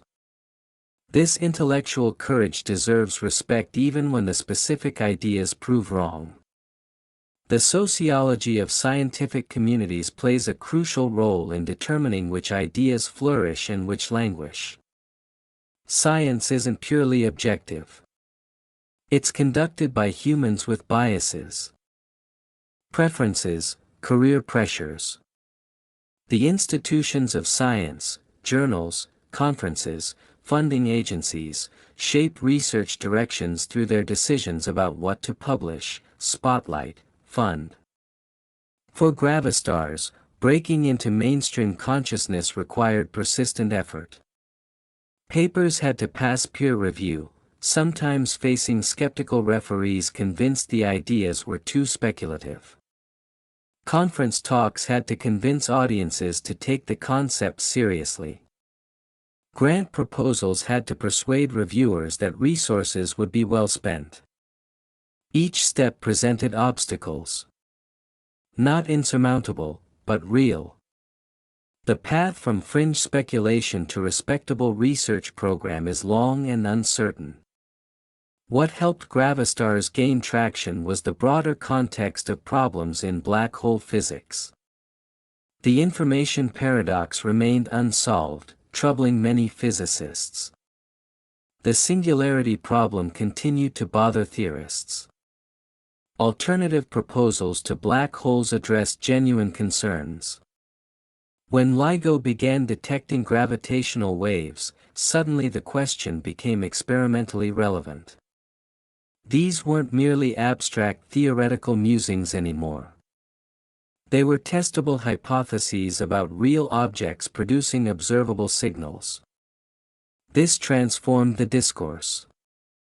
Ideas that might have remained purely theoretical became part of observational astronomy. The question shifted from, could gravastars exist mathematically, to, do gravastars exist in our universe? This is a crucial transition. Testability distinguishes science from philosophy. When ideas become testable, they enter the realm of empirical investigation. They can be confirmed or refuted through observation. Not immediately, not easily, but in principle. And that, in principle, matters enormously. The technical challenges of detecting gravastar signatures are formidable. Consider gravitational wave echoes, one of the most promising discriminants. When gravitational waves from a merger hit a reflective surface, they bounce back. These echoes arrive milliseconds after the main signal, carrying information about the reflecting surface's properties. But milliseconds is incredibly short. LIGO samples data at 16,384 Hz, about once every 60 microseconds. Echoes might span only dozens of samples. And they're buried in noise, random fluctuations from seismic activity, thermal vibrations, quantum uncertainties in the detector itself. Extracting meaningful echoes from this noise requires sophisticated signal processing. Matched filtering, where you correlate data with theoretical templates. Bayesian analysis, weighing different hypotheses against evidence. Machine learning, training algorithms to recognize subtle patterns. Each method has strengths and weaknesses. Matched filtering works beautifully if you know what to look for, if your templates accurately model reality.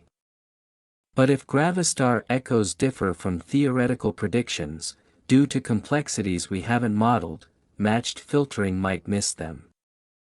Bayesian analysis accounts for uncertainties systematically but requires choosing priors, initial probability distributions.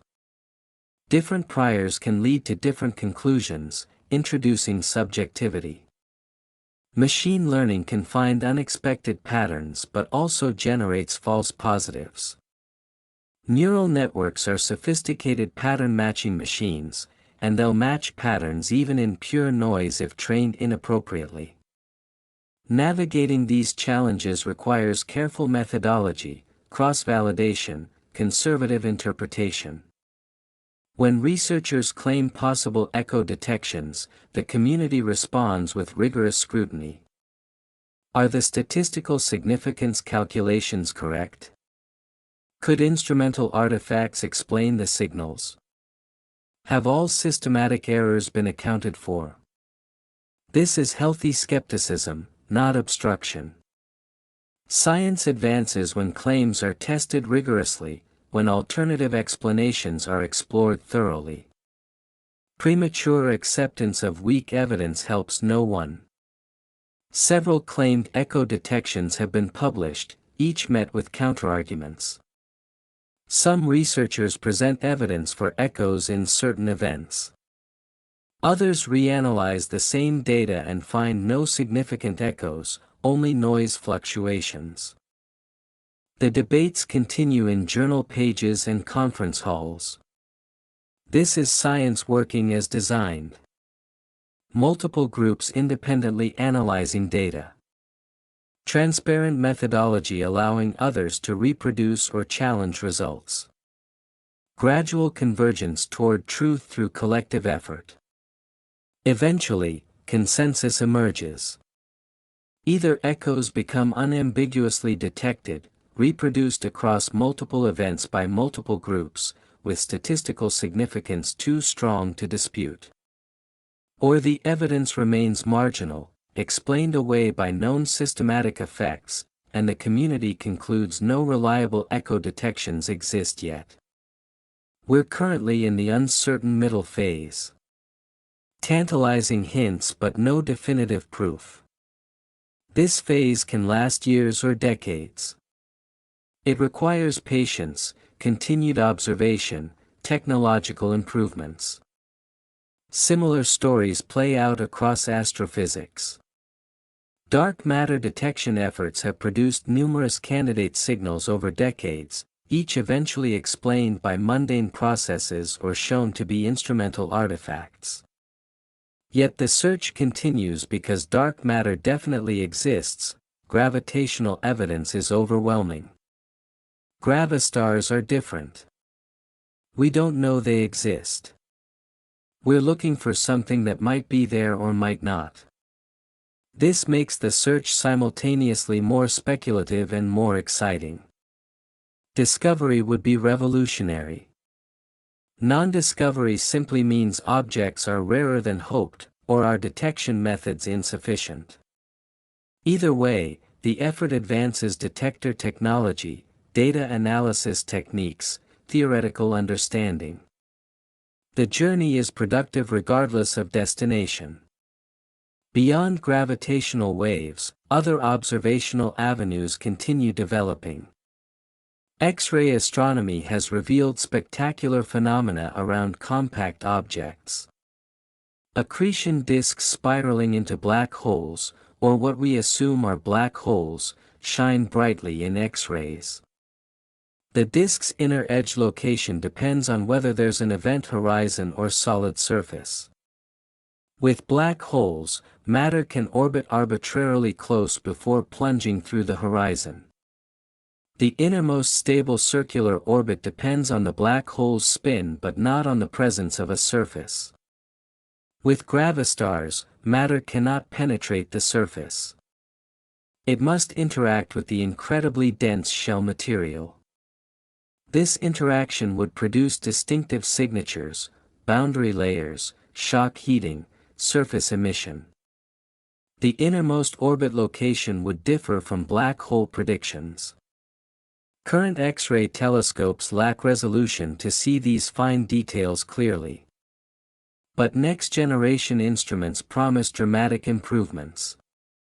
Athena, the European X-ray observatory planned for the 2030s, will have unprecedented sensitivity and spectral resolution. It could potentially distinguish between black hole and gravastar accretion signatures. The Japanese XRISM mission, launched in 2023, provides a preview of what's coming. High-resolution X-ray spectroscopy reveals details of gas motion, temperature, density near compact objects.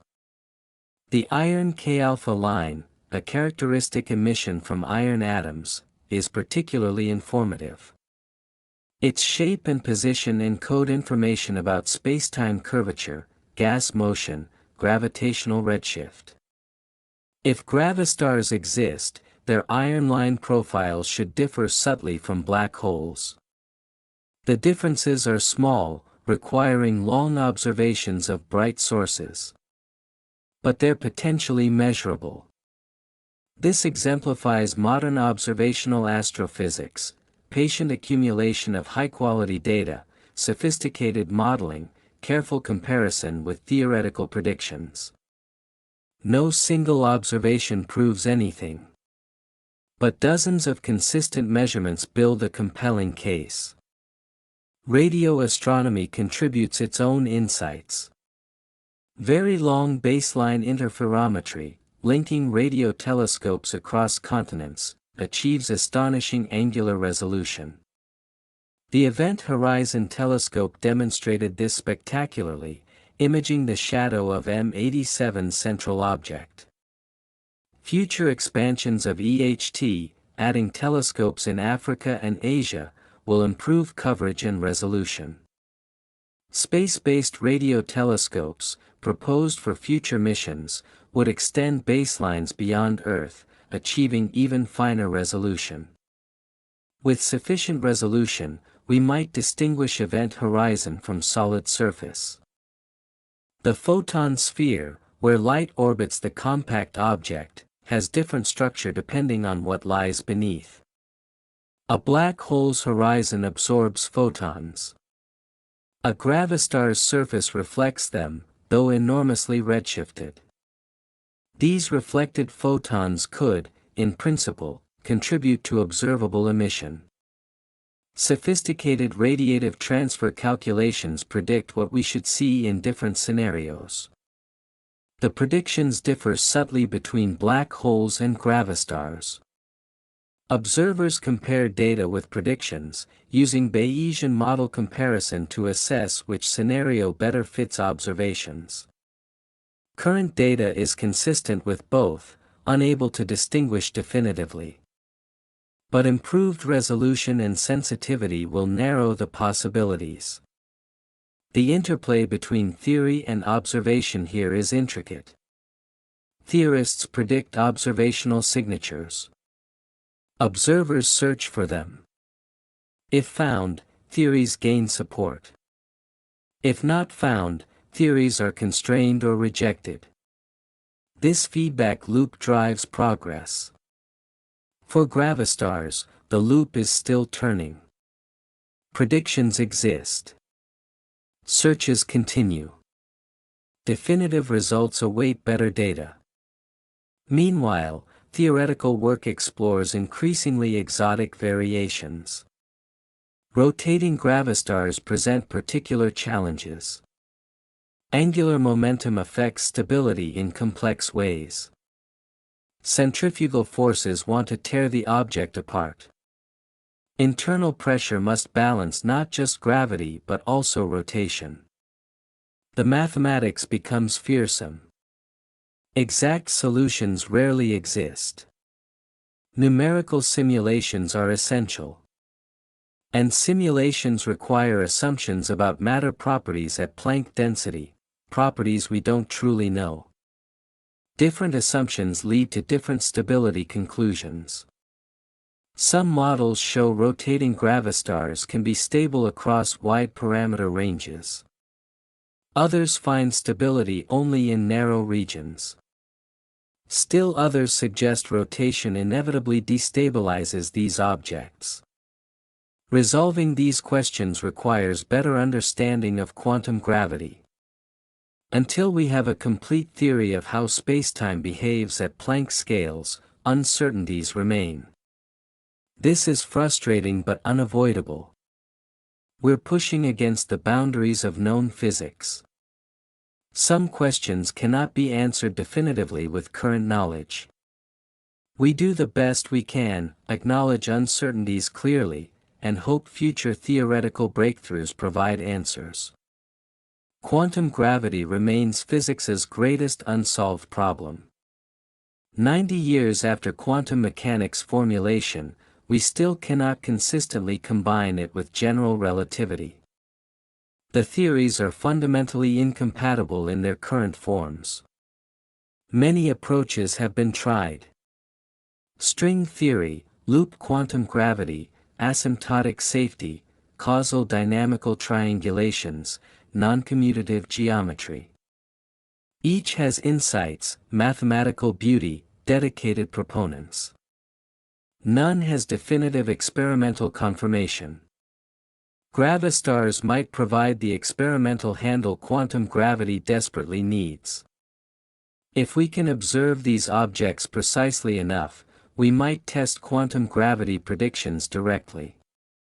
Different quantum gravity theories make different predictions about gravastar stability, structure, observational signatures. This is why gravastar research matters beyond the specific question of whether these objects exist. It's a window into quantum gravity, the deepest layer of physical reality. Consider how previous astronomical observations transformed physics. Before the 20th century, physics was classical, Newton's laws, Maxwell's equations, thermodynamics. The universe seemed deterministic, continuous, comprehensible. Then observations forced revisions. Blackbody radiation curves didn't match classical predictions. Atomic spectra showed discrete lines, not continuous spectra. The photoelectric effect violated classical expectations. These anomalies led to quantum mechanics. A complete revolution in how we understand reality. And it started with careful observations that didn't fit theories. Might gravastars play a similar role? Could their detailed observations force revisions to general relativity, to quantum field theory, to our understanding of spacetime? Possibly. History doesn't repeat but it rhymes. Scientific revolutions often begin with observations that don't quite fit existing frameworks. Of course, most anomalies don't trigger revolutions. Most are eventually explained within existing theory, or turn out to be experimental errors. Distinguishing truly revolutionary observations from mundane oddities is nearly impossible in real time. Only retrospectively, after new theories are formulated and confirmed, do we recognize which observations were pivotal. In the moment, everything is uncertain, ambiguous, contested. This is why maintaining multiple research programs matters. We don't know which ideas will prove fruitful. Supporting diverse approaches increases the chances that someone finds the right path. For gravastars, this means funding continued theoretical work even without observational confirmation. It means building detectors sensitive enough to see the subtle differences. It means training students in the necessary skills. It means fostering communities where unconventional ideas can be discussed seriously. Science requires infrastructure, not just physical equipment but intellectual infrastructure. Journals willing to publish speculative papers. Conferences with sessions on alternative theories. Funding programs supporting high-risk research. Universities employing researchers working on unfashionable problems. This infrastructure is always under pressure. Resources are limited. Conventional programs produce steady results. Speculative programs might produce nothing. The temptation to focus on safe bets is strong. But science cannot advance without risk-taking. Breakthroughs come from unexpected directions. If everyone works on incremental improvements to established theories, paradigm shifts become impossible. Balance is essential.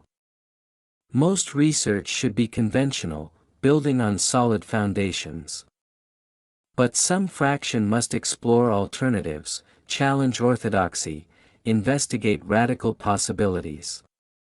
Gravastars represent that exploratory fraction. They might revolutionize our understanding. They might prove irrelevant. The uncertainty is precisely why they deserve investigation. The economics of big science present peculiar challenges. Modern astrophysics requires billion-dollar instruments. LIGO cost over $1 billion to build and operate. LISA will cost billions more. The Einstein telescope, if built, will cost several billion euros. These sums are enormous by academic standards, tiny by government standards. A single military aircraft costs more than LIGO. A few kilometers of highway equal LISA's price tag. Yet securing funding for fundamental science is always difficult. Taxpayers reasonably ask, why spend billions on abstract questions when earthly problems demand attention? Politicians need to justify expenditures to skeptical constituents. The answers are rarely simple. Long-term benefits of fundamental research are real but unpredictable. GPS wouldn't exist without relativity, developed with no practical application in mind. Quantum mechanics, purely theoretical when formulated, now underlies most modern technology. But these connections aren't obvious. They emerge decades after initial discoveries. Promising near-term applications usually oversell science's immediate utility. Honest advocates acknowledge uncertainty. We don't know what applications might emerge from quantum gravity research. We don't know if Gravastar discoveries would enable new technologies. We pursue these questions because they're fundamental, because understanding nature deeply is valuable in itself. This argument works with some audiences. It fails with others. Science funding therefore involves not just scientific merit but political skill, public communication, coalition building. Researchers increasingly recognize this. They engage with public outreach, explaining their work to non-specialists. They write popular articles, give public lectures, create YouTube videos. They make science accessible, exciting, relevant. This is time-consuming, often unrewarded by academic promotion committees. But it's essential for maintaining public support. Society funds science. Scientists must explain to society why their work matters. For Gravastars specifically, the outreach challenge is significant. These are abstract concepts requiring substantial background to understand. Communicating them requires careful balance between accuracy and accessibility. Too technical, audiences tune out. Too simplified, the actual content disappears. Finding that sweet spot demands skill, practice, feedback. Some scientists excel at this. They craft narratives that capture imagination while respecting complexity. They use analogies, metaphors, thought experiments to convey abstract ideas. They acknowledge uncertainties honestly while conveying excitement about possibilities. Others struggle. Not every brilliant researcher is a gifted communicator. This is fine, division of labor makes sense. But the scientific community collectively must ensure its work is communicated effectively. As Gravastar research progresses, communicating results to broader audiences becomes increasingly important. If definitive evidence emerges, the world should understand what's been discovered. If searches continue yielding ambiguous results, public patience requires explaining why the question remains worth pursuing. Science communication is not mere translation of technical papers into plain language. It's storytelling, crafting narratives that help people understand not just what we've learned but why it matters, how we learned it, what questions remain. The Gravastar story is rich with narrative potential. The mystery of what happens when stars die. The paradoxes haunting black hole physics. The audacious proposal of alternative structures. The painstaking search using cutting-edge technology. The gradual accumulation of evidence. The uncertainties and debates. This is dramatic, compelling, human. It's not just equations and observations but a quest for understanding, an intellectual adventure unfolding over decades. Telling this story well could inspire the next generation of physicists. Young people need to see science as exciting, creative, challenging. Not just memorizing facts but wrestling with deep questions, constructing and testing theories, exploring the unknown.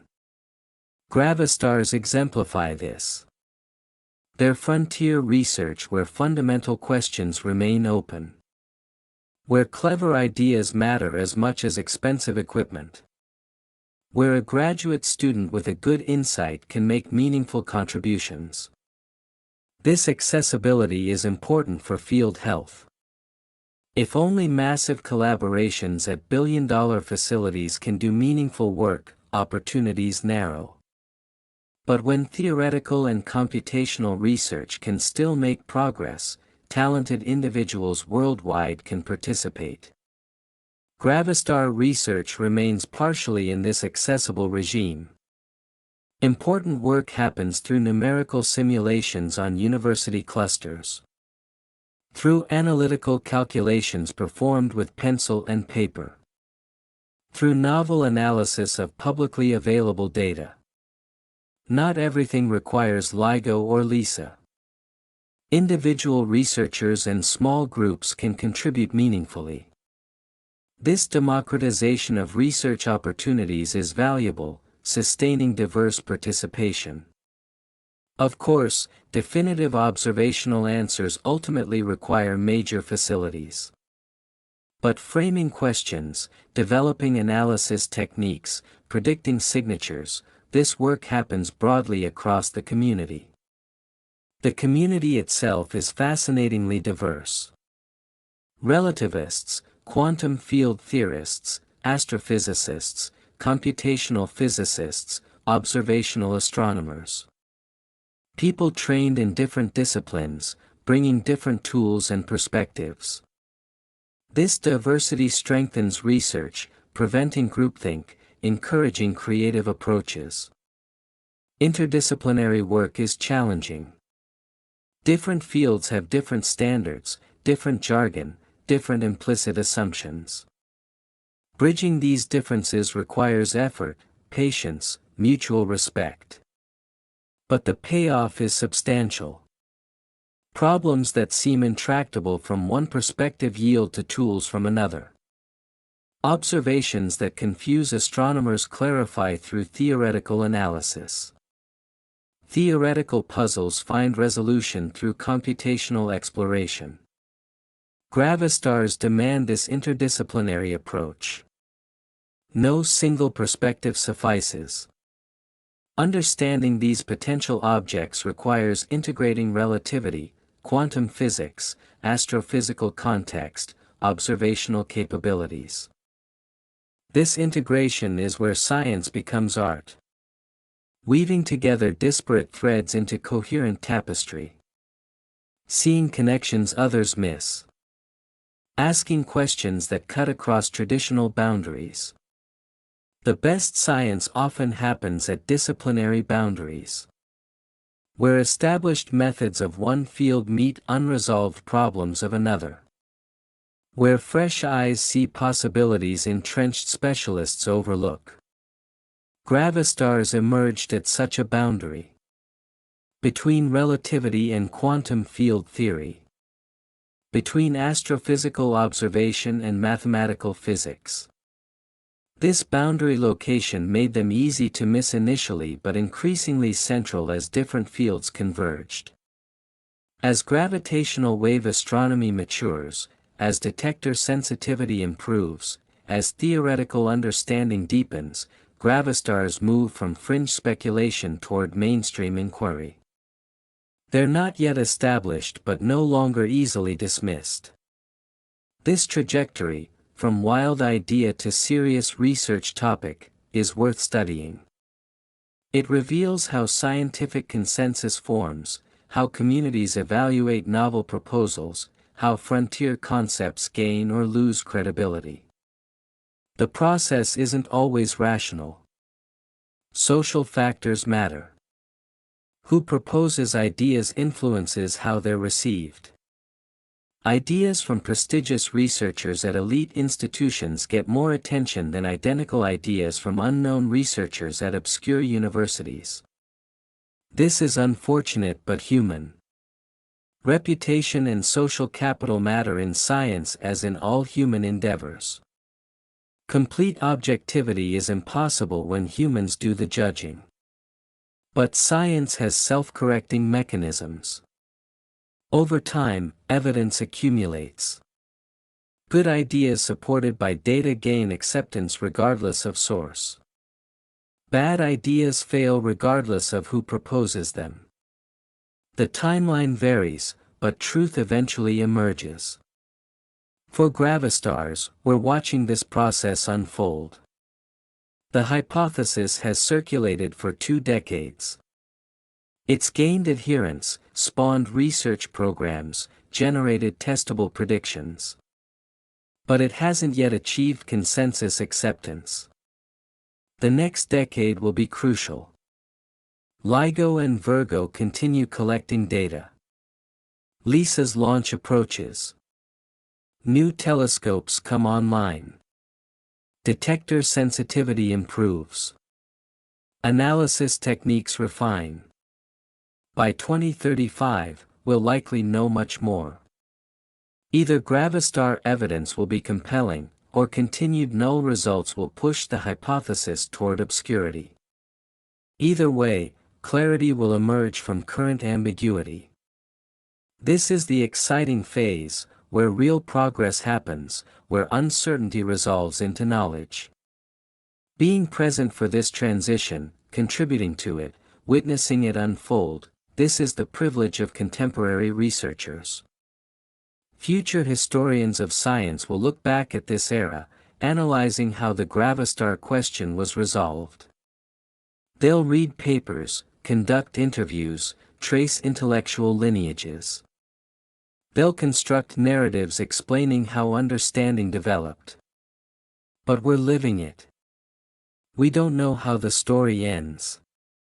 This immediacy, this authentic uncertainty, makes the experience thrilling. Every new gravitational wave detection brings possibilities. Could this be the one? Could these echoes be unambiguous? Could this merger finally reveal Gravastar nature definitively? So far, no. But the next event might. Or the one after. Hope persists because the possibility remains real. The environment surrounding a Gravastar would be a laboratory of extreme physics unlike anything we've seen. Consider the space-time geometry near the surface. Curvature approaches but doesn't reach the critical value for horizon formation. This creates a region where relativistic effects dominate everything. Time dilation near the surface becomes extreme. An observer hovering just above a Gravastar's shell would experience time flowing at a tiny fraction of the rate experienced by distant observers. 1 second near the surface could equal years, decades, centuries in the external universe. This isn't hypothetical abstraction, it's a direct consequence of Einstein's equations, confirmed countless times in less extreme scenarios. What does this mean for matter falling toward the Gravastar? As it approaches, it appears to slow down from the perspective of distant observers. Not because forces are restraining it, but because time itself is running slower. Photons escaping from near the surface are enormously redshifted, their wavelength stretched by the intense gravitational field.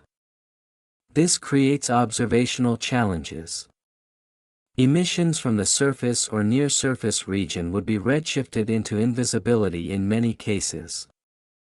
High-energy X-rays become infrared. Ultraviolet becomes radio waves. The entire electromagnetic spectrum shifts downward, making detection difficult. But also opportunities. If we can detect these heavily redshifted emissions, we can probe the extreme environment directly. The degree of redshift encodes information about the gravitational field strength, which depends on the object's structure. For a black hole, redshift approaching the horizon becomes infinite, light can barely escape, and from the horizon itself, not at all. For a Gravastar, redshift near the surface becomes enormous but remains finite. There's a difference, subtle but measurable with sufficiently sensitive instruments. Magnetic fields complicate the picture beautifully.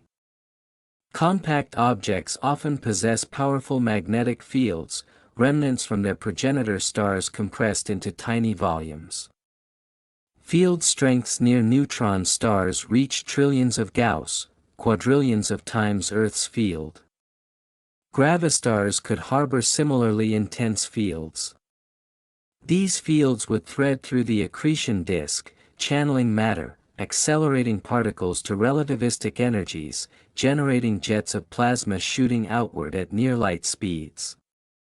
The interaction between magnetic fields and the Gravastar surface would differ from black hole magnetospheres. With a solid surface, fields can anchor to the material. They can twist, reconnect, trigger explosive releases of magnetic energy. These magnetically powered flares could be distinctive signatures, different from black hole systems. Studying variability patterns in X-ray emission might reveal these differences. Black hole systems show quasi-periodic oscillations with particular frequency relationships. Gravastar systems might show different patterns, reflecting the different boundary conditions at the surface versus horizon. This is detective work at the highest level. Taking fragmentary observations, light curves, spectra, timing data, and inferring the nature of objects millions or billions of light-years distant. It requires sophisticated modeling, careful statistics, exhaustive consideration of alternatives. Current data remains insufficient for definitive conclusions. But each observation adds information. Each measurement constrains parameters. Slowly, the parameter space shrinks. Eventually, only one possibility remains consistent with all data. We're far from that point with Gravastars. Multiple scenarios remain viable. But the trajectory is clear: more data, better instruments, refined models. Convergence is inevitable, even if slow. The lifetime of a Gravastar presents fascinating questions. Black holes are remarkably stable. Once formed, they can persist essentially forever, slowly evaporating via Hawking radiation on timescales vastly exceeding the universe's current age. A stellar mass black hole would take 10 to 67 years to evaporate completely, inconceivably longer than the universe's 13.8 billion year age. Gravastars, with their exotic internal structure, might behave differently. The vacuum phase transition that stabilizes them could be metastable, stable against small perturbations but vulnerable to tunneling into a lower energy state over vast timescales. Quantum tunneling allows systems to transition between states even when classical physics forbids it. A ball sitting in a valley can quantum mechanically tunnel through the mountain into a deeper valley. The probability is typically minuscule, but over cosmological timescales, even minuscule probabilities become relevant. If the gravastar configuration is metastable, every gravastar is essentially a ticking clock. Eventually, randomly, quantum fluctuations will trigger a phase transition. The exotic vacuum will decay. The structure will collapse or explode. The timescale for this depends on details of the quantum field theory describing the vacuum. It could be longer than the universe's age. Could be shorter. We don't know without better understanding of Planck scale physics.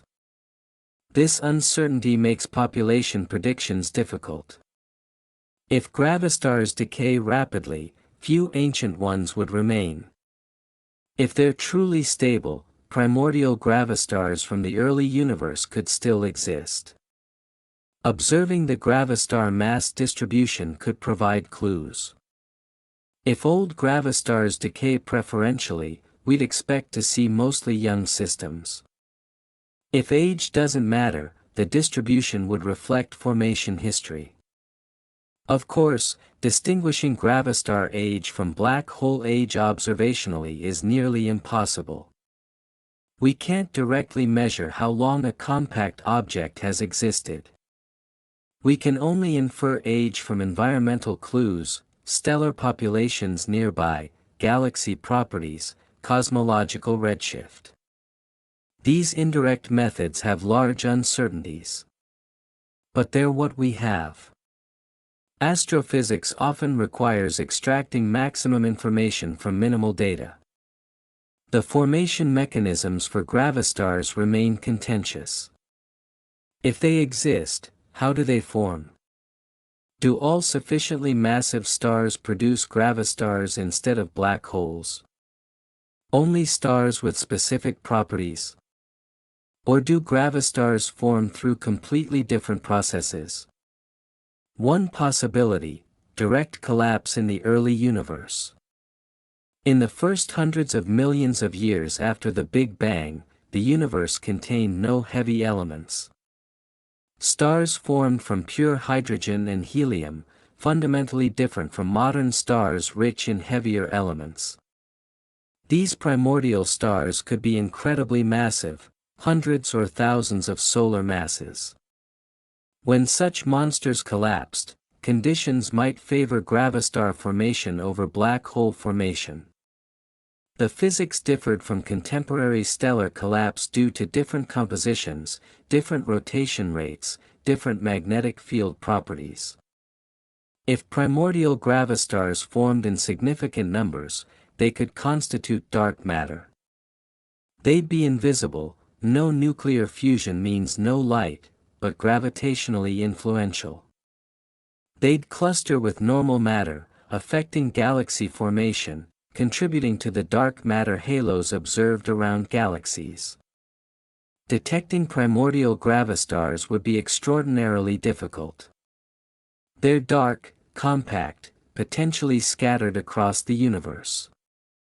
Only through gravitational effects could we find them. Microlensing surveys, which detect compact objects when they pass in front of background stars and briefly brighten them through gravitational lensing, might discover them. Several microlensing surveys operate currently. OGLE in Chile has discovered thousands of lensing events. MOA in New Zealand complements it. These surveys were designed to search for planets, brown dwarfs, stellar remnants. But they're also sensitive to more exotic objects like primordial gravastars. So far, the lensing event distribution seems consistent with ordinary compact objects, white dwarfs, neutron stars, stellar mass black holes. No compelling evidence for a novel population exists. But the data isn't conclusive. Subtle differences might exist that careful analysis would reveal. Future surveys will dramatically expand sensitivity. The Vera Rubin Observatory will monitor hundreds of millions of stars simultaneously, detecting far more lensing events. Machine learning algorithms will comb through data, identifying unusual patterns worth detailed investigation. If a significant primordial gravastar population exists, these surveys should find hints.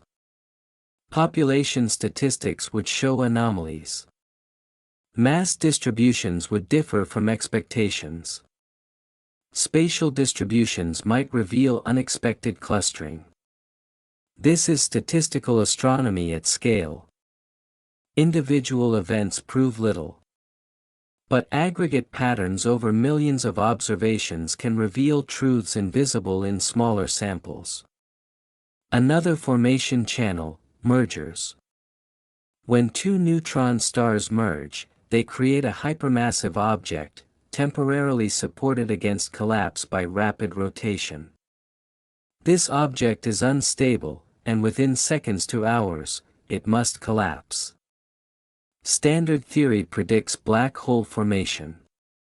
But if the conditions are right, might a gravastar form instead?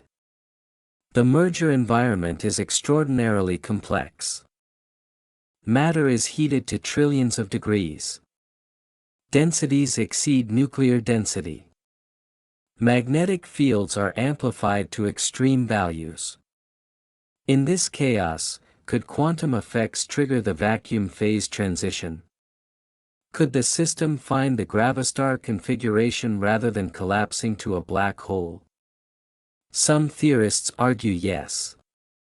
The merger provides an opportunity for novel physics to manifest. Testing this requires detailed simulations. Modeling neutron star mergers challenges even the most powerful supercomputers. The physics spans enormous ranges, from kilometer scales down to atomic scales, from microseconds to hours, from nuclear physics to general relativity. Current simulations make approximations.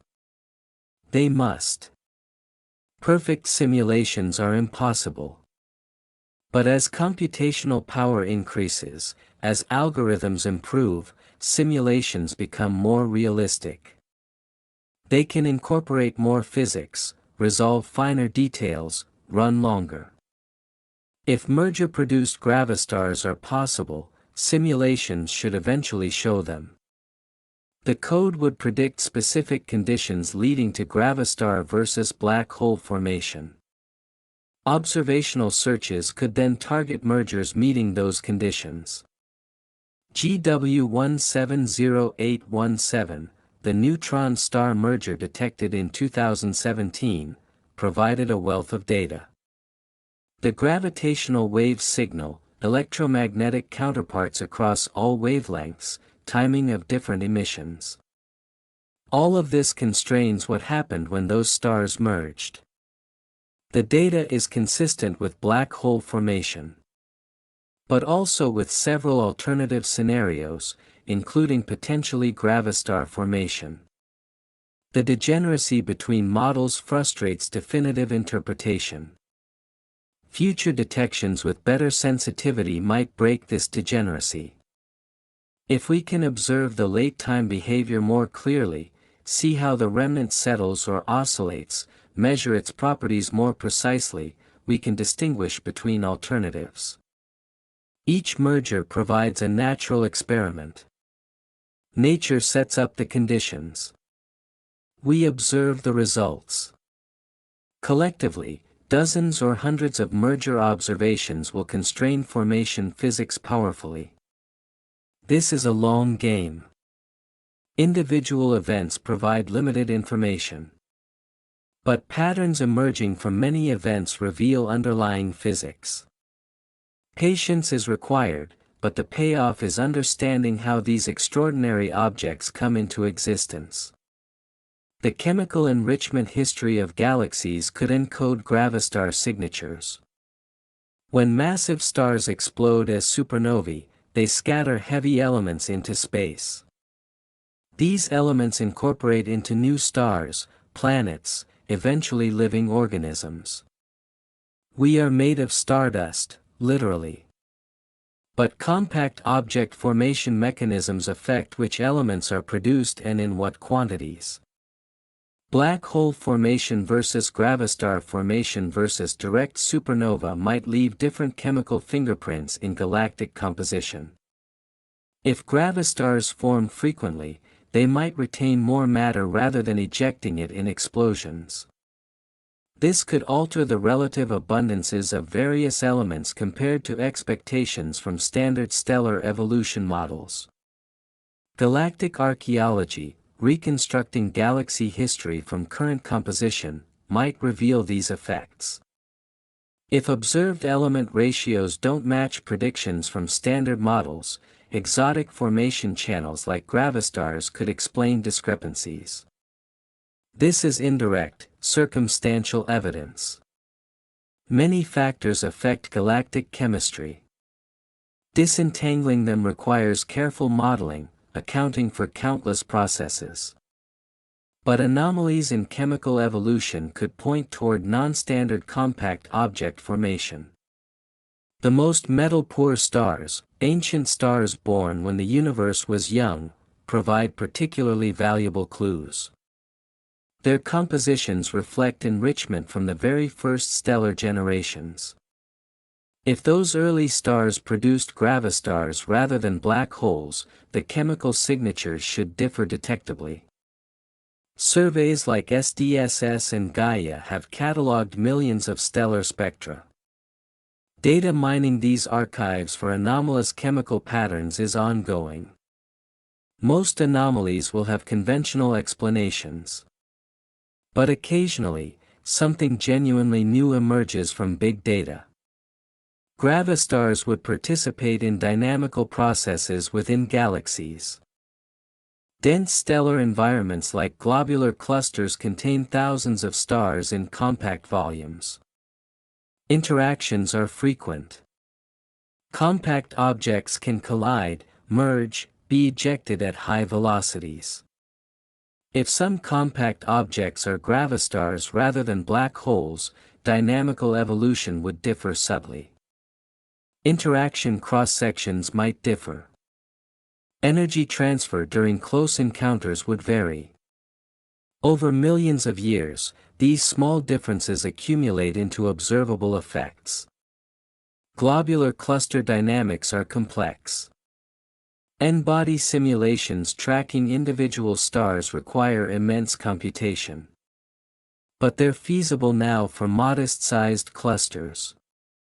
These simulations can test whether gravastar populations would produce different cluster evolution than pure black hole populations. Results so far are inconclusive. The differences are small, often within simulation uncertainties. But as techniques improve, as longer time spans are simulated, distinguishing features might emerge. Globular clusters also harbor low-frequency gravitational wave sources, compact object binaries spiraling over millions of years.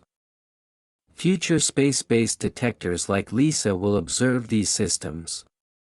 Their properties encode information about the compact object population. If gravastars are present, the binary population statistics should show distinctive features. Mass ratios, orbital parameters, merger rates, all would differ from pure black hole populations. LISA data will constrain these statistics, providing another independent test. The gravitational wave background, the incoherent sum of all unresolved sources throughout cosmic history, might also carry gravastar signatures. This background is like the cosmic microwave background but for gravitational waves. A faint hum pervading spacetime, containing information about countless sources too distant or too weak to resolve individually. LIGO is beginning to detect hints of this background. As sensitivity improves, the background will become clearly measurable. Its spectrum, how gravitational wave power distributes across frequencies, depends on the source populations throughout cosmic history. If gravastars were common in the early universe, they'd contribute to the background differently than black holes. Their distinct merger characteristics would create different spectral features.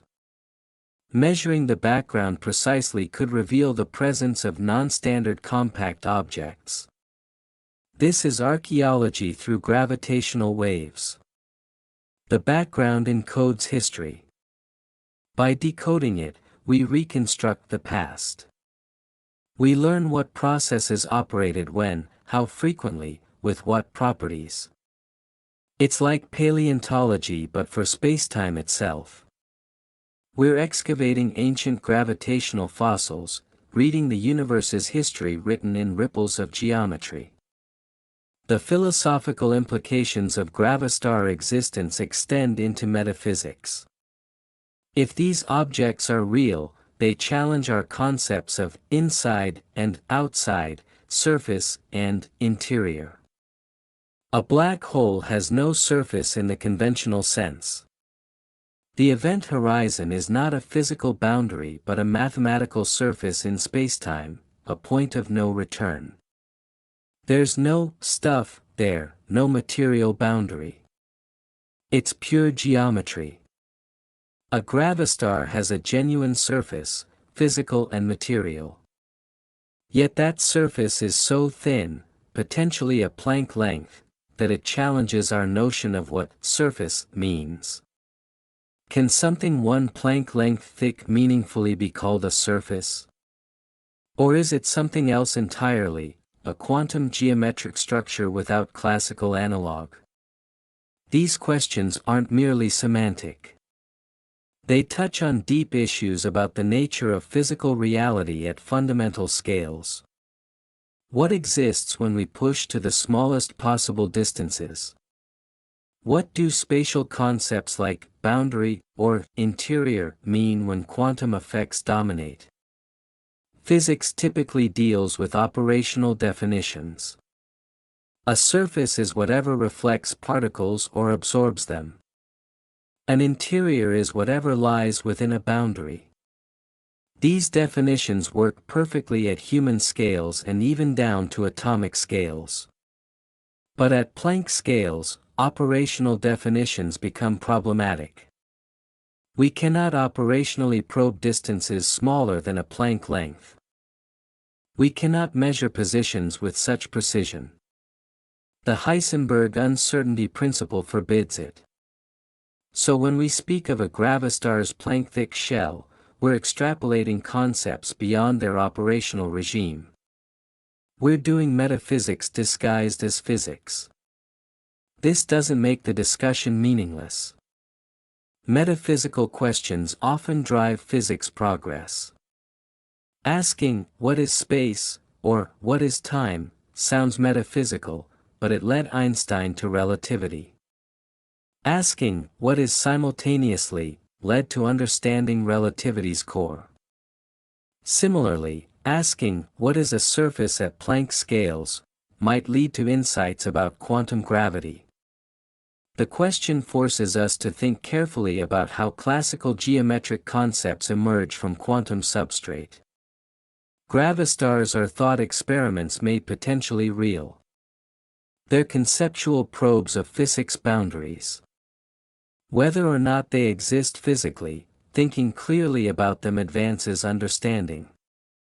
The relationship between mathematics and physical reality remains mysterious. Mathematics works unreasonably well for describing nature. Equations written by theorists, motivated by mathematical beauty or logical consistency, turn out to describe real phenomena with extraordinary accuracy. Why? Why does the universe speak mathematics? This is one of physics' deepest mysteries. Gravastars exemplify this mystery. They emerged from mathematical solutions to Einstein's equations. Mathematicians and theoretical physicists explored solution space, finding configurations satisfying the equations. These configurations had no observational motivation initially. Pure mathematical exploration. Yet these mathematical objects might be physically real. Mathematics predicted their possibility before any observational hint existed. If confirmed, this would be another triumph of mathematics' predictive power. But it would also raise questions. How does mathematics know about physical reality? Why do abstract mathematical structures correspond to concrete physical objects? Some physicists embrace Platonism, the idea that mathematical structures have independent existence, and physical reality is somehow realized mathematics. Others prefer constructivism, mathematics is human invention, and its effectiveness is partly anthropic selection. We notice the mathematics that works, ignore what doesn't. These philosophical positions are probably untestable. But they frame how we think about theory development. Are we discovering pre-existing mathematical truths about nature?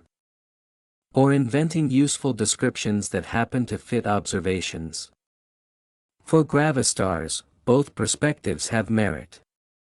The mathematics was discovered/invented by exploring equation solution space. The physics is checked by comparing predictions with observations.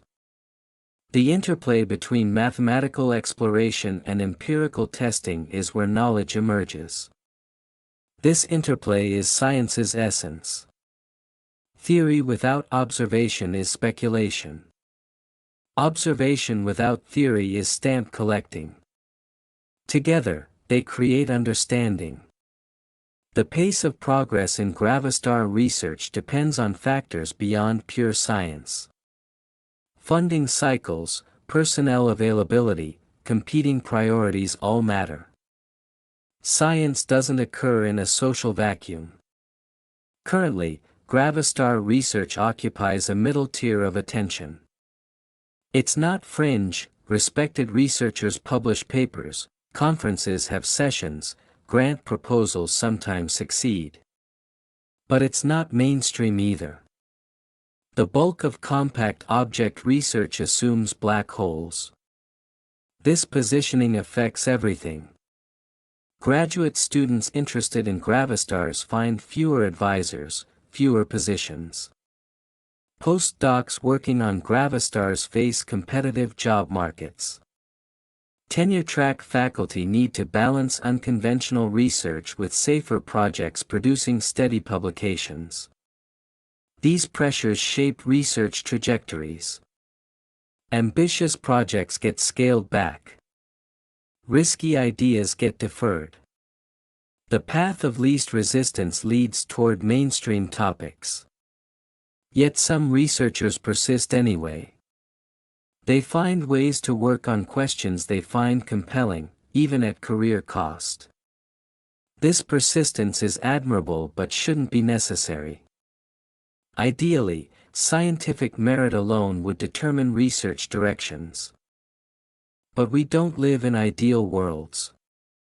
We live in worlds with limited resources, human biases, institutional inertia.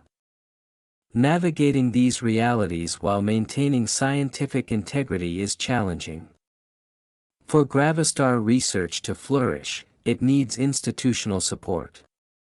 Funding agencies should recognize high-risk, high-reward research. Universities should value diverse research portfolios. Journals should welcome papers challenging conventional wisdom. Some of this is happening. Funding agencies increasingly have programs supporting speculative research. Some journals explicitly encourage controversial papers. Progress occurs, albeit slowly. The alternative is stagnation. If only safe mainstream research gets supported, paradigm shifts become impossible. Science ossifies into normal science, incrementally refining established frameworks without questioning foundations. Gravastars might be wrong. Most alternative theories are. But having some researchers seriously investigating alternatives is healthy for the field. It prevents groupthink, encourages critical evaluation of assumptions, occasionally leads to genuine breakthroughs. Even if gravastars prove non-existent, the research isn't wasted.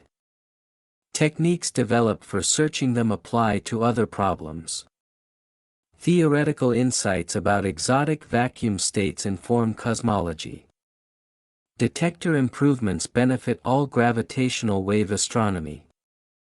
This is research's hidden value. Direct applications are unpredictable.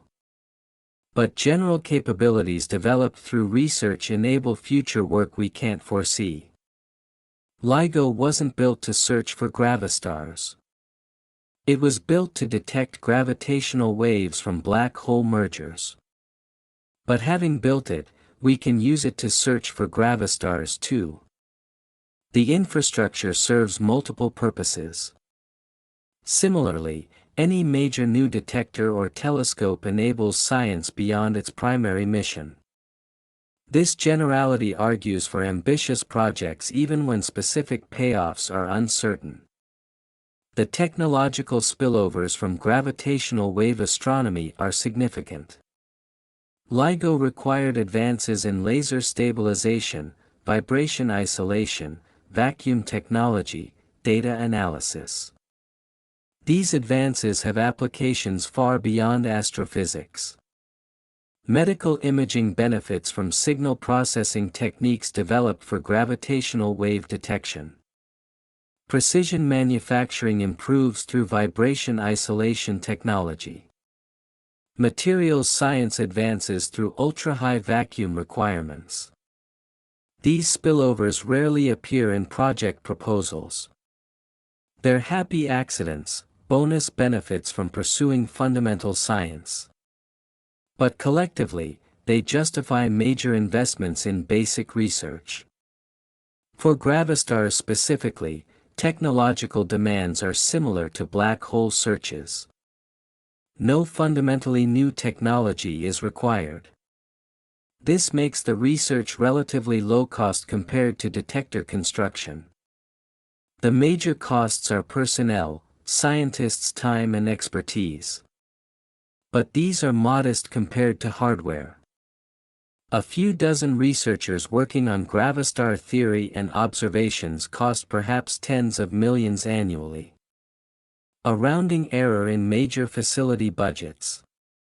This favorable cost-benefit ratio argues for continued support even absent definitive results. The potential payoff, understanding quantum gravity, resolving black hole paradoxes, discovering new exotic objects, vastly exceeds costs. Of course, resources are finite. Supporting gravastar research means less support for something else. Opportunity costs matter. But the opportunity cost of not investigating alternatives is stagnation. If the black hole paradigm is incomplete, clinging to it exclusively delays progress.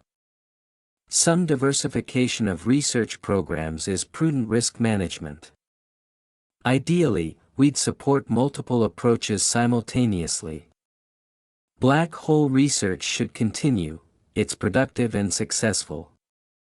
But alternatives like gravastars, boson stars, naked singularities deserve parallel investigation. Not equal resources, mainstream ideas with strong observational support deserve more. But non-zero resources for alternatives, proportional to their plausibility and potential impact. This portfolio approach to research investment makes sense. Like financial portfolios, scientific portfolios benefit from diversification. Some investments fail. Others pay off spectacularly. Maintaining variety increases chances of major breakthroughs. The human element in science cannot be ignored. Discoveries come from people, their creativity, intuition, persistence. Supporting people means more than funding. It means creating environments where creativity flourishes. What environments support creative science? This question has been studied extensively. Some patterns emerge clearly. Intellectual freedom matters enormously. Researchers need autonomy to pursue questions they find compelling, even when these diverge from mainstream or funder priorities. Micromanagement kills creativity. Collaboration helps, but so does solitude. Different people thrive in different environments. Some do best in large teams, others working independently. Rigid structures imposing single working styles limit potential. Interdisciplinary interaction sparks creativity. When experts from different fields collaborate, they bring different tools and perspectives. Fresh combinations of ideas emerge. Tolerance for failure is essential. Most research attempts fail. Most hypotheses prove wrong. Most experiments yield null results.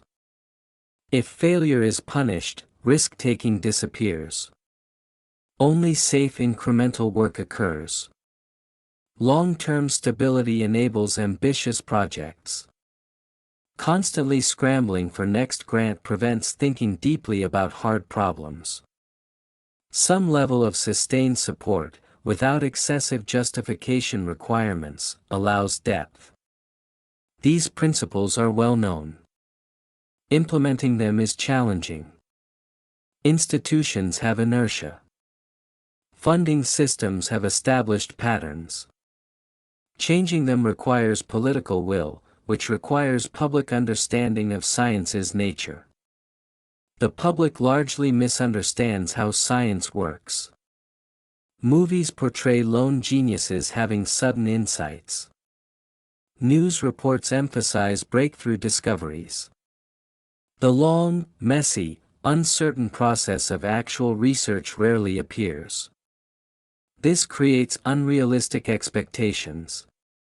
People expect steady progress, dramatic discoveries, immediate applications. When research proves slow, uncertain, with many dead ends, frustration follows. Support wavers. Better science communication could help. Showing research's real nature, uncertain, difficult, often failing but occasionally succeeding spectacularly. Making the process visible, not just results. For Gravastars, communicating the uncertainty is crucial. We don't know if they exist. We're searching, using best available methods. We might find them. Might not. Either outcome advances knowledge. This honest uncertainty might actually engage public interest better than false certainty. People appreciate authenticity. They understand that exploration involves unknowns. Pretending we know more than we do undermines trust. The Gravastar story is genuinely uncertain. That's its appeal. It's real exploration, not verification of known facts. Outcome unknown, stakes high, method sophisticated. It's science in its purest form. Sharing this story widely could inspire the next generation. Young people need to see that science is adventure, not rote memorization. That fundamental questions remain open. That their contributions could matter. Some of today's students will become the researchers who definitively answer the Gravastar question. They'll build better detectors, run more sophisticated simulations, develop novel analysis techniques, make the observations that finally resolve ambiguity. What motivates them toward these careers? Often, early exposure to exciting ideas, reading about mysteries, meeting scientists doing cutting-edge work, realizing that the universe still holds secrets. Gravastars can play that role. They're accessible enough for motivated non-experts to grasp basics, exotic enough to capture imagination, uncertain enough to offer opportunities for contribution. This educational value shouldn't be underestimated. Even if Gravastars prove fictional, introducing them to students serves purposes. It teaches about extreme physics, theoretical reasoning, observational astronomy, scientific methodology. These are transferable skills. Not every student becomes an astrophysicist. But those learning to think clearly about complex, uncertain problems become better engineers, doctors, programmers, teachers, citizens. Science education is about more than content. It's about developing reasoning skills, quantitative literacy, epistemological sophistication. Gravastars provide excellent vehicles for developing these capacities. Students can calculate gravitational time dilation near Gravastar surfaces, analyze actual gravitational wave data searching for echoes, run simplified simulations exploring stability, write essays evaluating evidence quality. These activities teach far more than lectures. Active engagement with real problems beats passive content absorption. Modern pedagogy emphasizes this increasingly. For Gravastars, abundant educational opportunities exist. The topic connects relativity, quantum mechanics, astrophysics, observational techniques. It's inherently interdisciplinary, showing how different physics branches integrate. It's also current. Research papers continue publishing. Debates continue. Students can follow real scientific discussions, seeing science as living practice, not dead facts. This currency matters pedagogically. Students engage more when studying active questions rather than settled history. Knowing their learning connects to ongoing discovery motivates deeper engagement. Furthermore, the mathematical level is adjustable. Advanced students can dive into Einstein equations, quantum field theory, numerical relativity. Introductory students can focus on conceptual understanding, scaling arguments, qualitative reasoning. This flexibility makes Gravastars suitable across educational levels. High school physics can introduce basics. Undergraduate courses can explore details. Graduate seminars can grapple with cutting-edge research papers. Building educational pathways through topics, from simple to sophisticated, creates continuity. Students revisit concepts at increasing depth, building understanding progressively. Gravastars exemplify how frontier research can inform education at all levels. Not every topic does this.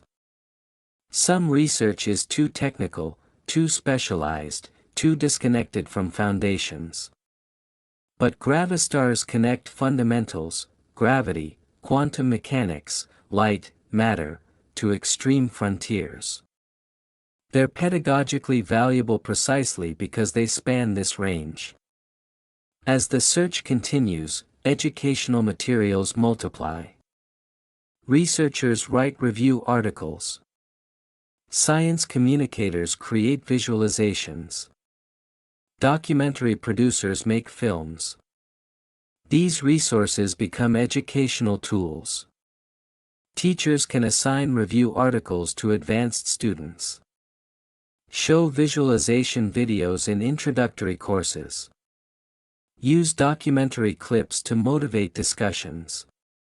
The research naturally generates educational content. This symbiosis between research and education strengthens both. Research needs educated public support. Education benefits from authentic examples of science in action. Gravastars serve both purposes admirably. Looking forward, the next 2 decades will be decisive. LISA launches mid-2030s. Einstein Telescope and Cosmic Explorer hopefully become operational by 2040. Next-generation telescopes across electromagnetic spectrum come online. By 2045, we'll have vastly more data than today. Hundreds of gravitational wave detections, thousands of compact object observations, comprehensive sky surveys revealing every varying or moving object. This data deluge will enable definitive tests. Population statistics will have sufficient power to distinguish alternatives. Individual object measurements will achieve necessary precision. The ambiguity surrounding gravastars will resolve one way or another.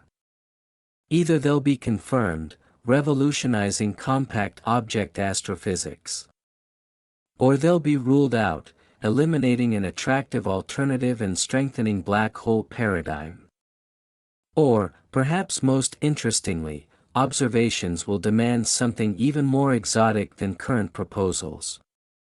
This third possibility deserves emphasis.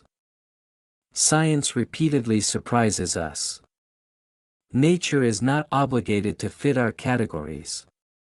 Reality often proves stranger than our imaginative speculations.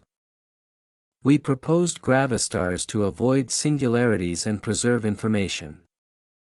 But maybe nature solves these problems differently. Maybe some hybrid structure exists, part black hole, part gravastar, part something we haven't conceived yet. Keeping minds open to unexpected possibilities is crucial.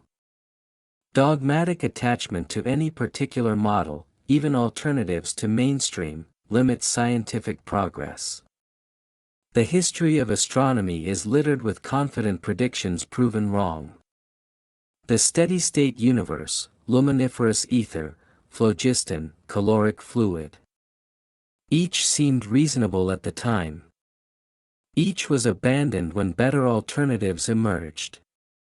Gravastars might join this list. Or black holes might. Or both concepts might require radical revision. We learn by proposing ideas and testing them rigorously. What we cannot do is stop asking questions. Cannot accept apparent mysteries as irreducible. Cannot declare certain topics beyond investigation. This leads to intellectual stagnation. The gravastar question remains open. It deserves continued investigation. Not blind faith in the hypothesis but genuine empirical inquiry. Follow evidence wherever it leads, even if destination surprises us.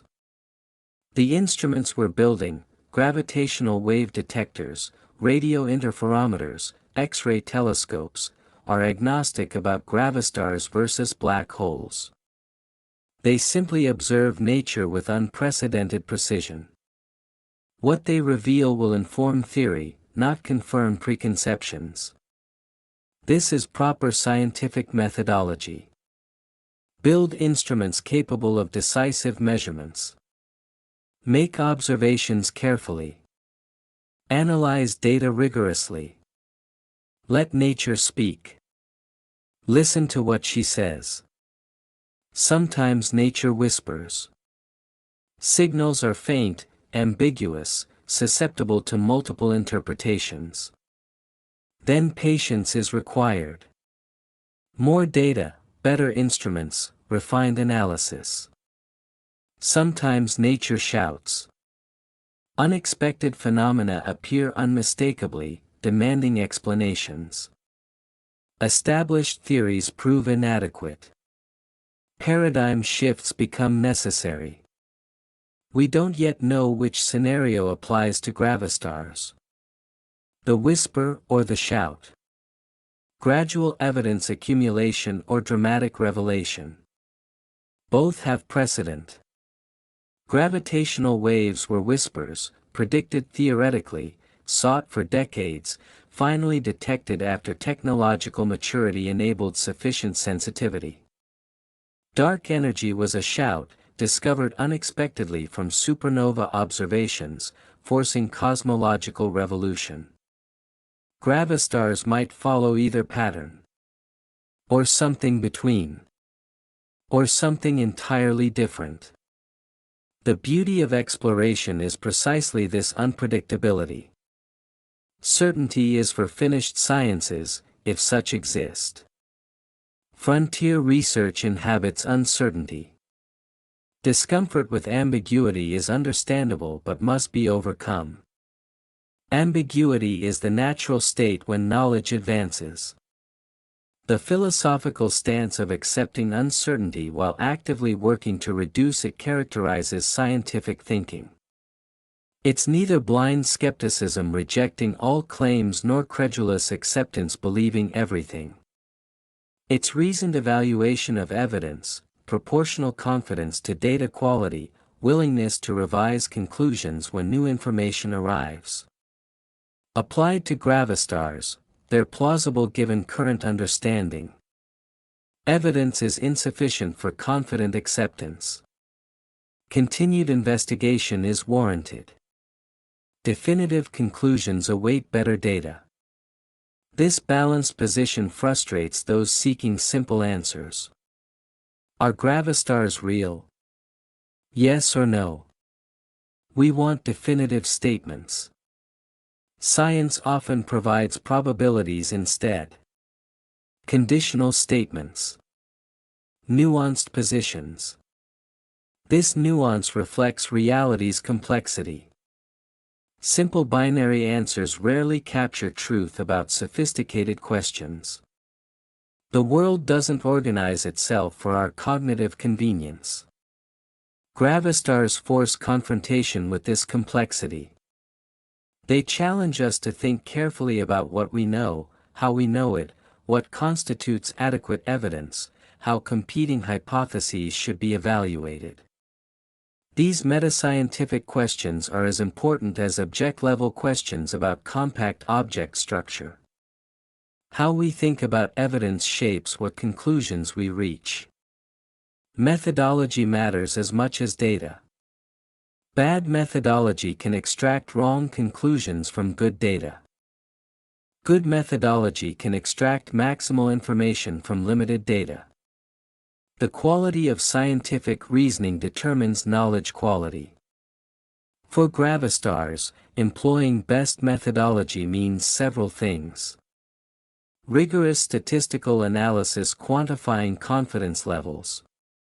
Careful treatment of systematic errors. Conservative interpretation avoiding overstatement. Transparent reporting allowing others to verify results. These standards apply across science but are especially important for controversial claims. Extraordinary claims require extraordinary evidence, as the saying goes. Gravastars are sufficiently unusual that the evidentiary bar is high. This is appropriate, not unfair bias. Prior probability matters. Ideas inconsistent with vast amounts of established knowledge require stronger evidence than ideas fitting naturally into existing frameworks.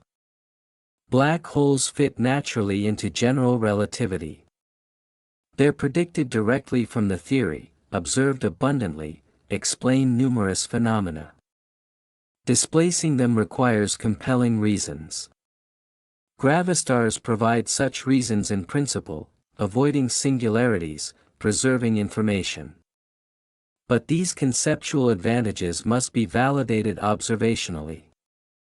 Elegant ideas failing empirical tests must be abandoned however beautiful their mathematics. Science is ultimately empirical. Theory guides, predicts, explains. But observation judges. When theory and observation conflict, theory must yield. This is what distinguishes science from other intellectual endeavors.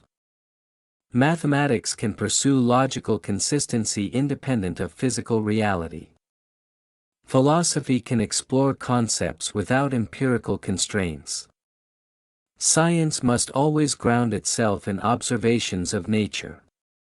For Gravastars, we've reached the point where empirical grounding becomes critical. The theoretical case has been made.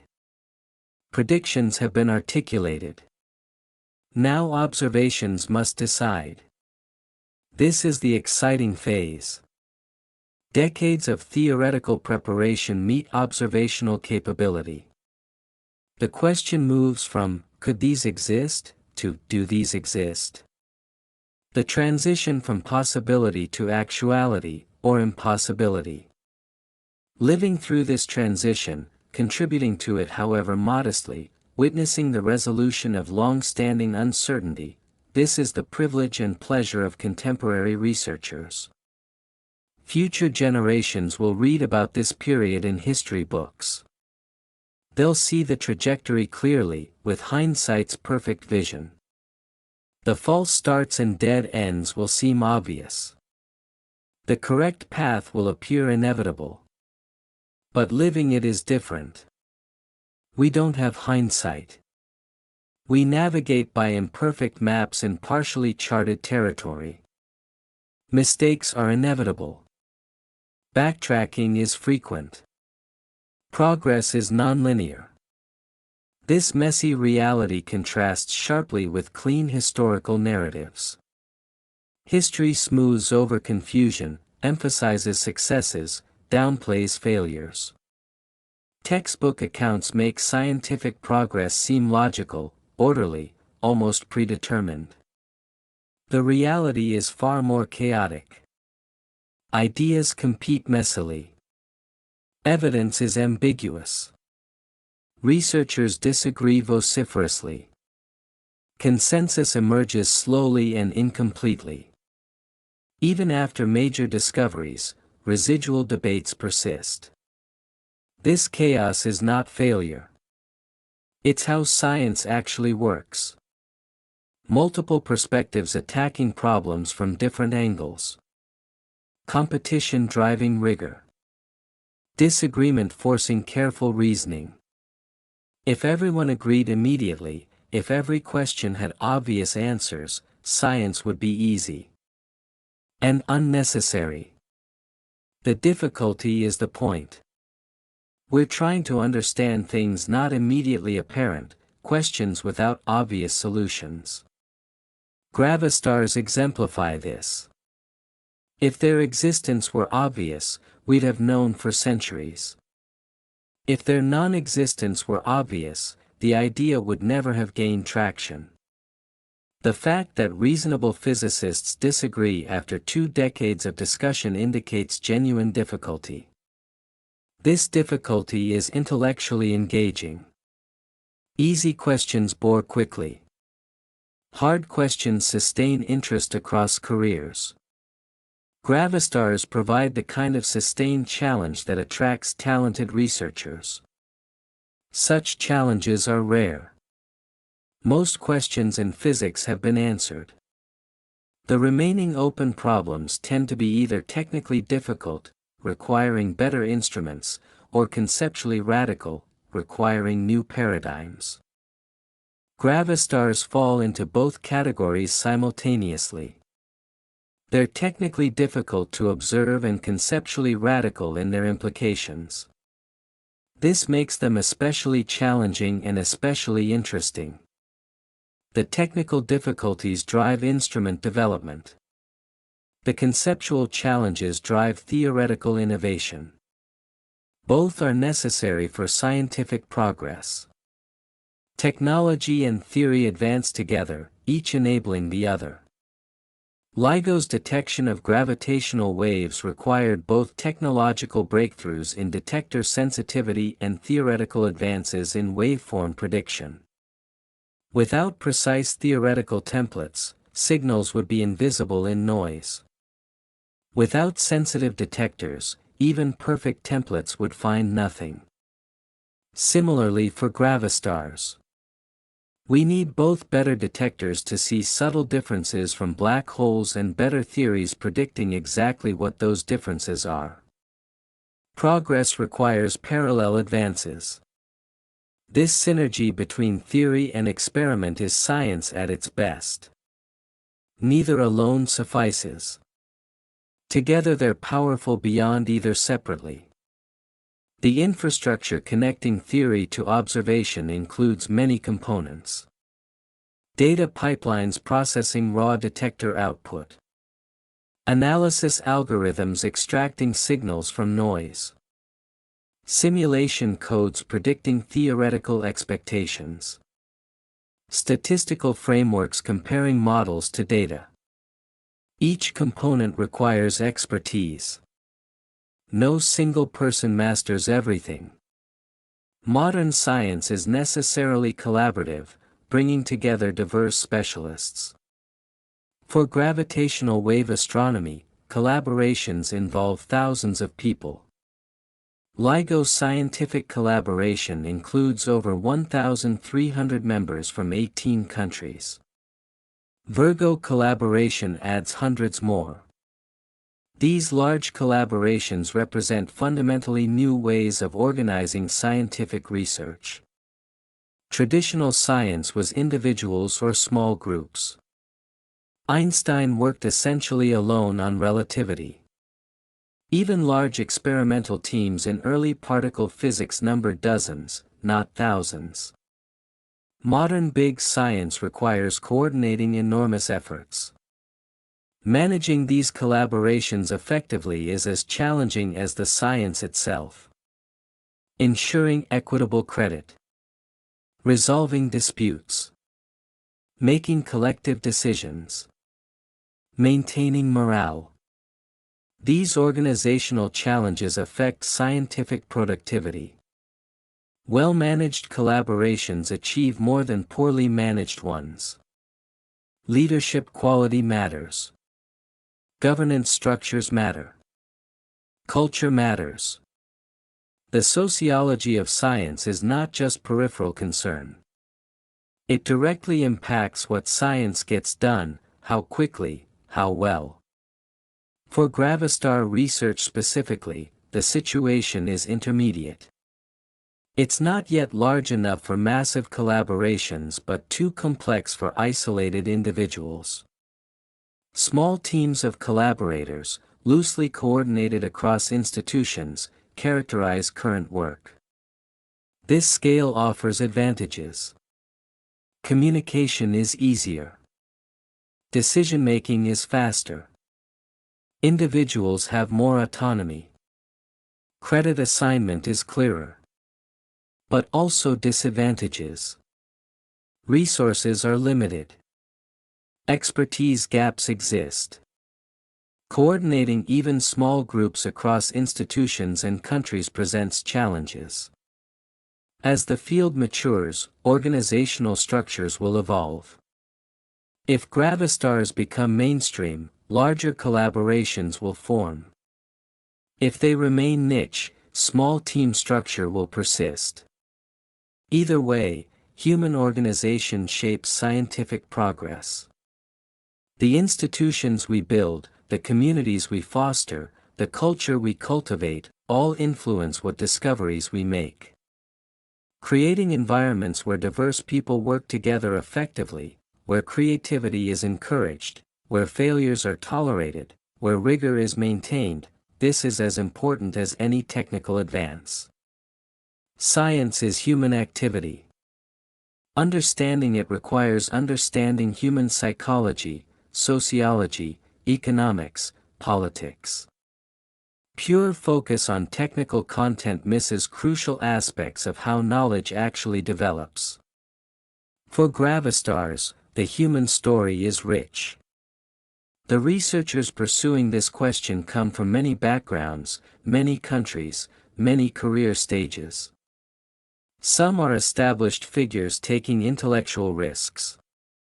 Others are early career researchers betting careers on unconventional ideas. Their motivations vary. Some are driven by specific technical puzzles. Others by broader philosophical questions. Some by pure curiosity. Others by career calculation. This diversity of motivation is healthy. Science benefits from varied drivers. People pursuing questions for different reasons bring different strengths. The polymath motivated by wonder contributes differently than the specialist seeking incremental advance. Both are valuable. Both are necessary. A scientific ecosystem with only one type of researcher would be impoverished. Diversity creates resilience and richness. As we look toward future decades, maintaining this diversity becomes crucial. The pressures toward homogeneity are strong. Funding priorities channel research directions. Job markets favor certain specialties. Fashion influences which problems attract attention. Resisting these homogenizing forces requires deliberate effort. Valuing diverse research programs. Supporting unfashionable topics. Creating space for intellectual risk-taking. This is ultimately about scientific culture. What we value, what we reward, what we celebrate. Culture shapes individual choices which aggregate into collective outcomes. If we value only high-profile discoveries in mainstream topics, Gravastars and similar alternatives languish. If we value careful investigation of well-posed questions regardless of fashion, such research thrives. Culture is not imposed from above. It emerges from countless individual choices. Every researcher's decisions about what to work on, what papers to cite, what talks to attend, these aggregate into cultural patterns. Changing culture requires collective action but begins with individual choice. Researchers can choose to engage seriously with alternative ideas even when unfashionable. They can cite papers exploring unconventional possibilities. They can attend talks on speculative topics. These small acts, multiplied across many individuals, reshape scientific culture. No single person determines culture but each contributes. For Gravastars to receive fair hearing, the community must collectively decide that alternative hypotheses deserve serious investigation. This doesn't mean blind acceptance. It means proportional attention to ideas based on their conceptual merit and empirical promise. Currently, the community is reasonably balanced. Gravastars receive some attention, not dominant but non-trivial. Papers get published, grants sometimes fund, positions occasionally exist. This is neither full acceptance nor complete marginalization. It's appropriate given current evidence, plausible possibility worth investigating but not yet compelling enough to dominate. Maintaining this balance as more data arrives will be important. If evidence strengthens, attention should increase. If evidence weakens, attention should decrease. The response should track empirical support. This sounds obvious but is often violated. Ideas gain momentum for non-scientific reasons: charismatic advocates, institutional prestige, historical inertia. These factors can sustain ideas beyond their empirical shelf life. Similarly, good ideas can be prematurely rejected due to prejudice, misunderstanding, or social dynamics. Science is not purely objective, much as we aspire toward objectivity. Recognizing these human factors allows compensating for them. Building institutional safeguards against groupthink. Creating mechanisms for revisiting dismissed ideas. Maintaining archives preserving alternative viewpoints. These meta-scientific practices protect against common failure modes. They make the scientific enterprise more robust to biases and mistakes. The Gravastar question, whatever its ultimate resolution, demonstrates science working reasonably well. An alternative to mainstream theory was proposed. It wasn't immediately dismissed. It received some investigation. Predictions were articulated. Observational programs are underway. This is how it should work. Not perfect, never perfect. But functional. The system is processing the hypothesis, testing it, gathering evidence. Eventually conclusion will emerge from collective effort. The timescale may frustrate those seeking immediate answers. But good science is slow. Careful measurement takes time. Thoughtful analysis requires patience. Consensus builds gradually. Rushing to conclusions before evidence is adequate serves no one. Better to maintain uncertainty than embrace false certainty. The history of science is full of premature conclusions later overturned. Patience is a scientific virtue often undervalued.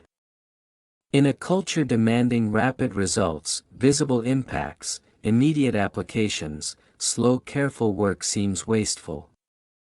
But fundamental science cannot be rushed. Nature reveals herself on her own schedule. We must adapt to her pace, not demand she adapt to ours. For Gravastars, the pace is set by detector development, data accumulation, analysis refinement. These proceed as quickly as technology and human effort allow. We cannot force faster progress through wishful thinking. What we can do is maintain steady effort. Keep building better instruments. Keep analyzing data carefully. Keep refining theoretical predictions. Progress may be slow but it's real. And suddenly, when sufficient data accumulates, clarity emerges. The phase transition from uncertainty to knowledge is often abrupt. Years of incremental progress reach critical mass and understanding crystallizes. This has happened repeatedly in scientific history. Continental drift was debated for decades, then suddenly accepted when seafloor spreading was discovered. Quarks were speculative, then suddenly real when deep inelastic scattering revealed substructure. Will Gravastars follow this pattern? Will years of ambiguity suddenly resolve into clarity? Possibly. Or maybe the question stays forever ambiguous, with competing models perpetually fitting data equally well. Some questions may be intrinsically difficult to resolve decisively. If observational signatures are too subtle, if theoretical degeneracies are too severe, definitive answers may prove elusive. This would be frustrating but acceptable. Not every question must have clean answers. Sometimes reality is genuinely ambiguous from our observational vantage point. If this proves true for Gravastars, future work might shift focus. Instead of definitively distinguishing Gravastar from black hole, researchers might characterize the population of compact objects phenomenologically. What are their properties? How do they distribute? How do they evolve? These questions can be addressed even without knowing precise internal structure. Population statistics constrain formation mechanisms and evolutionary pathways even when individual object classification remains uncertain. This is practical approach when decisive individual measurements prove impossible. Focus on what can be measured reliably and extract maximum information from that. Such pragmatism is often necessary in astrophysics. We're studying objects at enormous distances, in extreme conditions, with limited observational access. Perfect information is unattainable. We work with what we can get. The art is extracting maximal insight from minimal data. This requires cleverness, creativity, sophisticated analysis. It's intellectually demanding even when observations are imperfect. Sometimes imperfect observations constrain theories more than perfect observations would. When forced to work indirectly, we develop general methods applicable broadly. Perfect observations might give specific answers without generalizable insights. This is silver lining to observational limitations. Necessity drives methodological innovation. Constraints inspire creativity. For Gravastars, current observational limitations are driving novel analysis techniques, sophisticated modeling, creative predictions. Even if Gravastars prove unobservable with current technology, these advances benefit broader fields. The search for Gravastars has already improved gravitational wave analysis methods, refined compact object models, advanced understanding of extreme matter states. These are valuable outcomes independent of Gravastar existence. This is how science actually provides value. Not just through successful confirmations but through productive explorations. Even unsuccessful searches teach us, develop capabilities. Train researchers, advance techniques.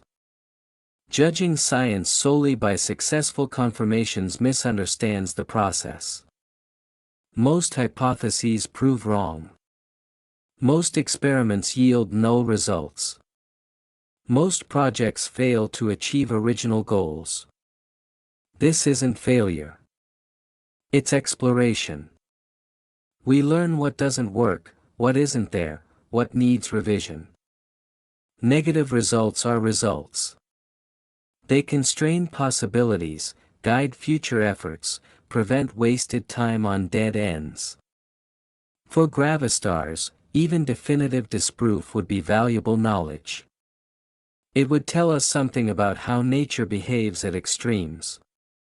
It would strengthen our understanding of why black holes form as they do.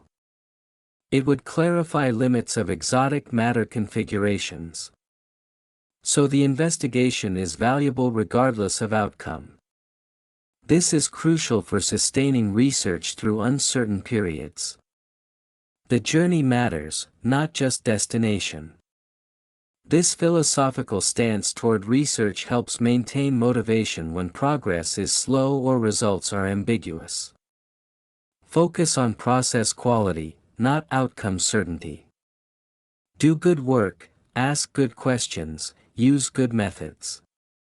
Results will follow eventually, whatever they are.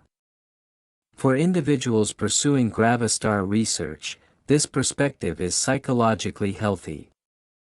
Basing self-worth on confirming hypotheses is recipe for disappointment. Most hypotheses fail. If personal success requires specific outcomes, frustration is inevitable. Better to define success as asking interesting questions and investigating them rigorously. By that standard, Gravastar research is already successful. Interesting questions have been posed. Rigorous investigation is ongoing. Outcomes remain uncertain but the work is valuable. This healthier relationship to scientific uncertainty benefits individuals and fields. It reduces pressure to overstate results, to see patterns in noise, to claim premature success. It allows honest acknowledgement of uncertainty without shame. Science advances faster when uncertainty is embraced rather than feared.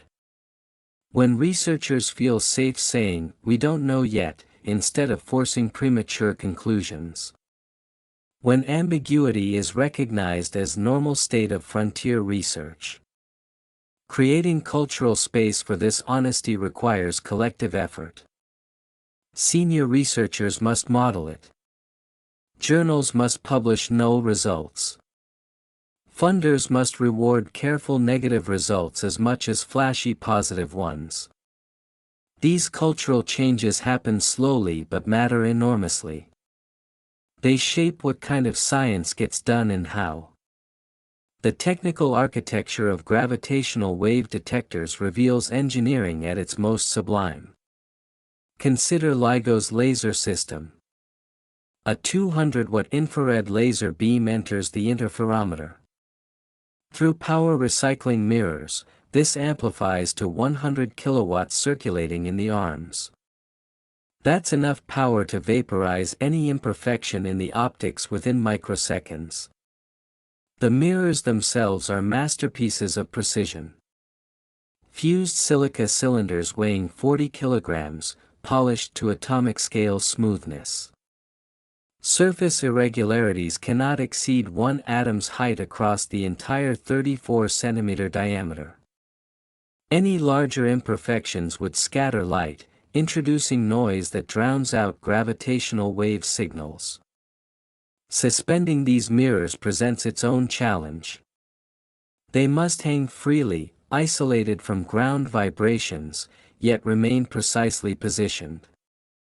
The suspension system uses 4 stages of pendulums, each stage filtering vibrations from the stage above. The final mirror hangs on fused silica fibers thinner than human hair yet strong enough to support 40 kilograms. At room temperature, thermal noise from molecular motion would jiggle the mirrors too violently. Advanced LIGO operates at room temperature by necessity. Cooling 40 kilogram optics is impractical. Instead, careful design minimizes thermal noise's impact. The mirror material, suspension fibers, coating composition, all chosen to minimize thermally induced motion at frequencies where gravitational waves exist. Even so, thermal noise remains a limiting factor. Future detectors like the Einstein telescope will operate at cryogenic temperatures. Cooling mirrors to 10 Kelvin reduces thermal noise dramatically. But this introduces new challenges. Cooling systems add complexity. Different materials are needed. Fused silica's thermal properties degrade at cryogenic temperatures.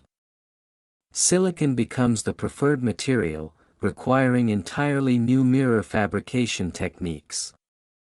These technical choices cascade through detector design. Every component must be optimized simultaneously. Change one thing, and 10 others must adapt. The system is tightly coupled, requiring holistic design approach. Designing LIGO took decades.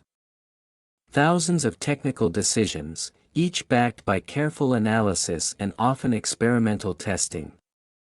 Should mirrors be sapphire or fused silica? Should suspensions use steel wire or silica fiber? Should vacuum chambers be stainless steel or aluminum? Each choice affects performance, cost, schedule. Optimizing simultaneously is mathematically intractable. Engineers rely on experience, intuition, iterative refinement. They build prototypes, test them, learn from failures, iterate. This process cannot be rushed. Cutting corners produces inferior detectors that cannot achieve science goals. The only path is patient, careful engineering, accepting that some attempts will fail, that unexpected problems will emerge, that solutions will require creativity and persistence. LIGO's development illustrates this. Initial LIGO, operational from 2002 to 2010, never detected gravitational waves. Sensitivity fell short of requirements. This wasn't failure, it was planned. Initial LIGO was always intended as stepping stone to advanced LIGO. The decade of null results provided invaluable operating experience. Engineers learned which components underperformed, which noise sources were problematic, where improvements would be most impactful. Advanced LIGO incorporated these lessons. Redesigned seismic isolation, higher laser power, better mirror coatings, improved electronics. The cumulative effect was tenfold sensitivity improvement. And with that improvement came success. Within days of advanced LIGO beginning operations in September 2015, it detected GW150914. The first gravitational wave observation. Binary black hole merger. One of the most important scientific discoveries of the 21st century. This success validated decades of investment. Vindicated researchers who persisted through years of null results. Demonstrated that patience and persistence pay off in science. For Gravastars, the lesson is patience. Current detectors are just reaching adequate sensitivity. In another decade, with next-generation instruments, observational capability will be vastly superior. If Gravastars exist and produce distinguishable signatures, future detectors will find them. The electromagnetic spectrum offers complementary views. X-ray telescopes like Chandra and XMM Newton have observed thousands of compact object systems. Their spectra encode information about accretion physics, spin, mass, magnetic fields. Spectroscopy is astrophysics's most powerful tool. Light carries information. By analyzing which wavelengths are present, absorbed, or emitted, we infer conditions at the source. Temperature, density, composition, velocity, magnetic field strength, all encoded in spectral features. For compact objects, iron K-alpha line is particularly diagnostic. Iron atoms in the accretion disk are irradiated by high-energy photons from near the compact object. This ionizes iron, and when electrons recombine, they emit characteristic X-rays at 6.4 keV. But these X-rays don't emerge unchanged. Gravity redshifts them. Doppler shifts from orbital motion broaden the line. General relativistic effects warp the line profile into distinctive shapes. By modeling these effects, astronomers infer the inner disk's properties. How close does matter orbit before plunging in? Does it plunge at all or hit a surface? These questions have different answers for black holes versus gravastars. Distinguishing these scenarios requires high spectral resolution. Current instruments struggle. The iron line extends across several keV energy range. Disentangling redshift from Doppler from relativistic effects needs finer energy resolution than available. Next-generation instruments promise improvement. Athena, planned for 2030's launch, will have calorimeter detectors with unprecedented energy resolution. It can measure X-ray energies to within a few electron volts, 100 times better than current instruments. With this capability, the detailed iron line shape becomes accessible. Subtle differences between black hole and gravastar predictions become measurable. Not in single observations, signal-to-noise remains limiting, but in averages over multiple long observations. This is the trend across astronomy. Individual measurements are noisy. But averaging over many measurements with well-understood systematics yields precise constraints. Statistical power comes from multiplicity, not perfection of individual data points. For gravastars, this means the answer emerges from population studies. Dozens or hundreds of compact object systems observed carefully. Their collective properties compared with theoretical predictions. Bayesian model comparison determining which scenario best fits the ensemble. This is less dramatic than a single smoking gun observation definitively proving Gravastar existence. But it's more realistic. Most astrophysical conclusions emerge from accumulated evidence, not isolated crucial experiments. The accretion process itself offers clues.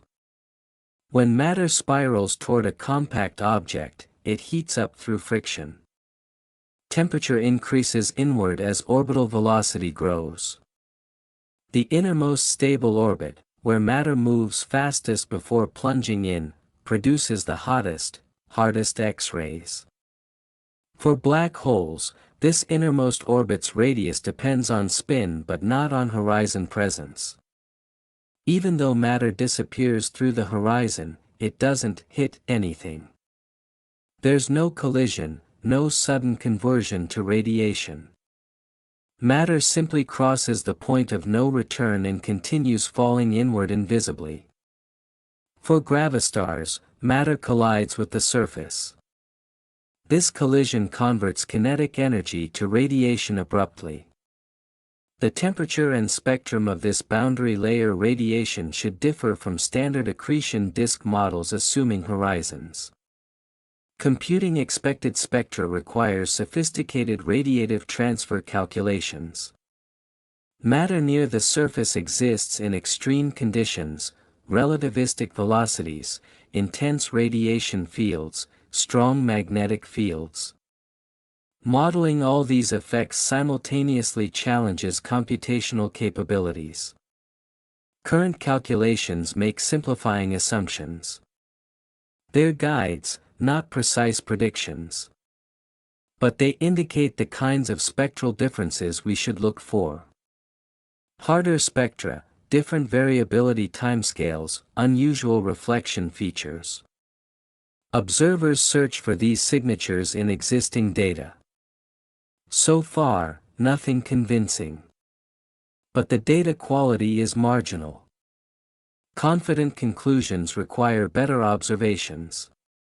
The radio regime provides yet another window. Very long baseline interferometry achieves angular resolution finer than any other technique. By combining radio telescopes across continents, astronomers synthesize aperture sizes equal to Earth's diameter. At millimeter wavelengths, this gives angular resolution around 20 microarcseconds. That's small enough to resolve structure near supermassive compact objects in nearby galaxies. M87 and Sagittarius A have been imaged this way. These images show the shadow, a dark central region surrounded by bright emission from the accretion disk and jet. The shadow's size and shape depend on the compact object's properties. For a black hole, the shadow is roughly 2.6 times the Schwarzschild radius. This is the photon sphere radius, where light orbits the black hole. Photons approaching closer spiral inward. From outside, this creates dark region. For a gravastar, the situation differs subtly. The photon sphere still exists, but photons don't disappear at the surface. They can reflect, though enormously redshifted. This might create faint emission inside the shadow, distinguishable with sufficient sensitivity. Current EHT images don't have adequate dynamic range to detect this. The bright ring around the shadow overwhelms any faint internal emission. But future improvements, more telescopes, better receivers, space-based baselines, could enable detection. If faint emission exists inside the shadow, it would indicate a reflecting surface rather than a horizon. Not definitive proof of gravastars, other exotic objects might also reflect, but strong evidence against standard black holes. This is how science progresses in practice. Not through single definitive tests but through multiple lines of evidence converging. Gravitational waves provide one constraint. X-ray spectroscopy another. Radio imaging a third. Collectively, they narrow possibilities. When all evidence points consistently toward one conclusion, confidence grows. When evidence conflicts, more investigation is needed. The Gravastar question currently sits in this ambiguous zone. Some hints suggestive, nothing definitive, plenty of room for continued debate. Computational astrophysics has revolutionized our ability to model extreme environments. Simulating neutron star mergers or accretion onto compact objects requires solving Einstein's equations coupled with hydrodynamics, magnetic fields, neutrino transport, nuclear physics. No analytic solutions exist for such complexity. Numerical simulation is essential. But the computational cost is staggering. A single merger simulation can consume millions of CPU hours on supercomputers. The equations are stiff, small time steps required for numerical stability. The spatial resolution must be fine enough to capture relevant physics but coarse enough to be computationally feasible. The computational domain must be large enough to avoid boundary effects but small enough to be affordable. Balancing these competing requirements demands expertise and experience. Computational astrophysicists spend careers developing codes, testing them on idealized problems, gradually increasing realism. For Gravastars, simulations are essential for predicting observational signatures. How does a Gravastar merger differ from black hole merger? What gravitational waveforms do they produce? How does the remnant oscillate? These questions cannot be answered analytically. The system is too complex. Only numerical simulation can provide quantitative predictions. But simulations require knowing the equation of state, the relationship between pressure and density, for Gravastar matter. This isn't well known. It depends on quantum gravity physics we don't fully understand. Simulators must make assumptions. Try different equations of state, see how results change. This gives sense of which predictions are robust and which depend sensitively on uncertain physics. Results show that Gravastar mergers can produce gravitational waves similar to black hole mergers, with subtle differences in late-time ring-down. The differences are small, requiring excellent detector sensitivity to detect. This is encouraging and discouraging simultaneously. Encouraging because it means Gravastars are potentially observable. Discouraging because it means distinguishing them is very difficult. The simulation results guide observers. They know what to look for, what analysis techniques might extract weak signals. Without simulation guidance, observers would be searching blindly. This synergy between simulation and observation exemplifies modern astrophysics. Theorists use simulations to predict observables. Observers search for those predictions. When observation and prediction match, confidence in theory increases. When they disagree, theory must adapt. For Gravastars, we're still early in this cycle. Simulations are developing. Observations are accumulating. Predictions and data are being compared. No definitive conclusions yet, but the process is functioning. Machine learning increasingly plays a role in this analysis. Neural networks can be trained to recognize Gravastar signals in noisy data. They learn patterns human analysts might miss. Training requires simulated data. Researchers generate thousands of artificial gravitational wave signals, some from black hole mergers, some from Gravastar mergers. Neural networks learn to distinguish them. Then networks are applied to real data. They flag candidate Gravastar events for detailed human analysis. This focuses human attention on the most promising candidates. Machine learning is not magic. Networks can be fooled by noise patterns resembling signals. They can miss genuine signals if they're sufficiently unusual. They require careful validation and skeptical evaluation. But they're powerful tools. They enable searching larger parameter spaces than humans could manually explore. They find subtle patterns invisible to simple analysis techniques. For Gravastars, machine learning might prove decisive. If the signatures are subtle but present, properly trained networks might extract them from data. If signatures are absent or indistinguishable from noise, networks will reveal that too. Either outcome advances knowledge. Finding signals confirms Gravastars. Null results after exhaustive AI-assisted search would strongly constrain their existence or abundance. The international nature of modern astronomy deserves emphasis.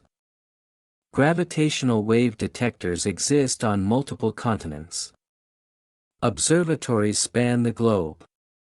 Researchers collaborate across borders, cultures, languages. This internationalism is necessity, not choice. Earth-scale instruments require global participation. No single nation can build the necessary infrastructure alone. But it's also opportunity. Different perspectives enrich research. Cultural diversity enhances creativity. International collaboration builds relationships transcending politics. Science as bridge between nations, fostering cooperation, creating shared goals. This idealistic vision often manifests in major projects. The Large Hadron Collider, International Space Station, Event Horizon Telescope, all exemplify international scientific cooperation. Gravitational wave astronomy continues this tradition. LIGO is American but with international partners. Virgo is European. CAGRA is Japanese. Future detectors in India and Australia will further expand the network. This global network provides scientific advantages beyond political symbolism. More detectors mean better sky coverage. Simultaneous detection at multiple sites enables source localization. Different detector orientations and noise characteristics enable cross-validation.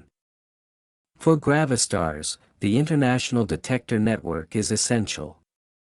Definitive detection will require multiple confirmations at multiple sites. No single detector observation will convince the skeptical community. But consistent signals across independent instruments become compelling. This need for reproducibility is fundamental to science. Extraordinary claims require extraordinary evidence, and extraordinary evidence means independent confirmation. The social organization enabling this international collaboration is fascinating. How do thousands of researchers across dozens of institutions coordinate? How are decisions made? How is credit allocated? Large collaborations develop governance structures. Committees oversee different aspects. Working groups tackle specific problems. Publications are authored collectively, with hundreds or thousands of names. This collective authorship frustrates those accustomed to traditional science where credit goes to specific individuals. Who gets recognition when a paper has 1,000 authors? How do we evaluate contributions? These are genuine challenges without perfect solutions. Collaborations develop internal systems tracking contributions. But external evaluators struggle. Promotion committees must assess candidates whose key work is buried in collaboration papers. This is growing pain of big science.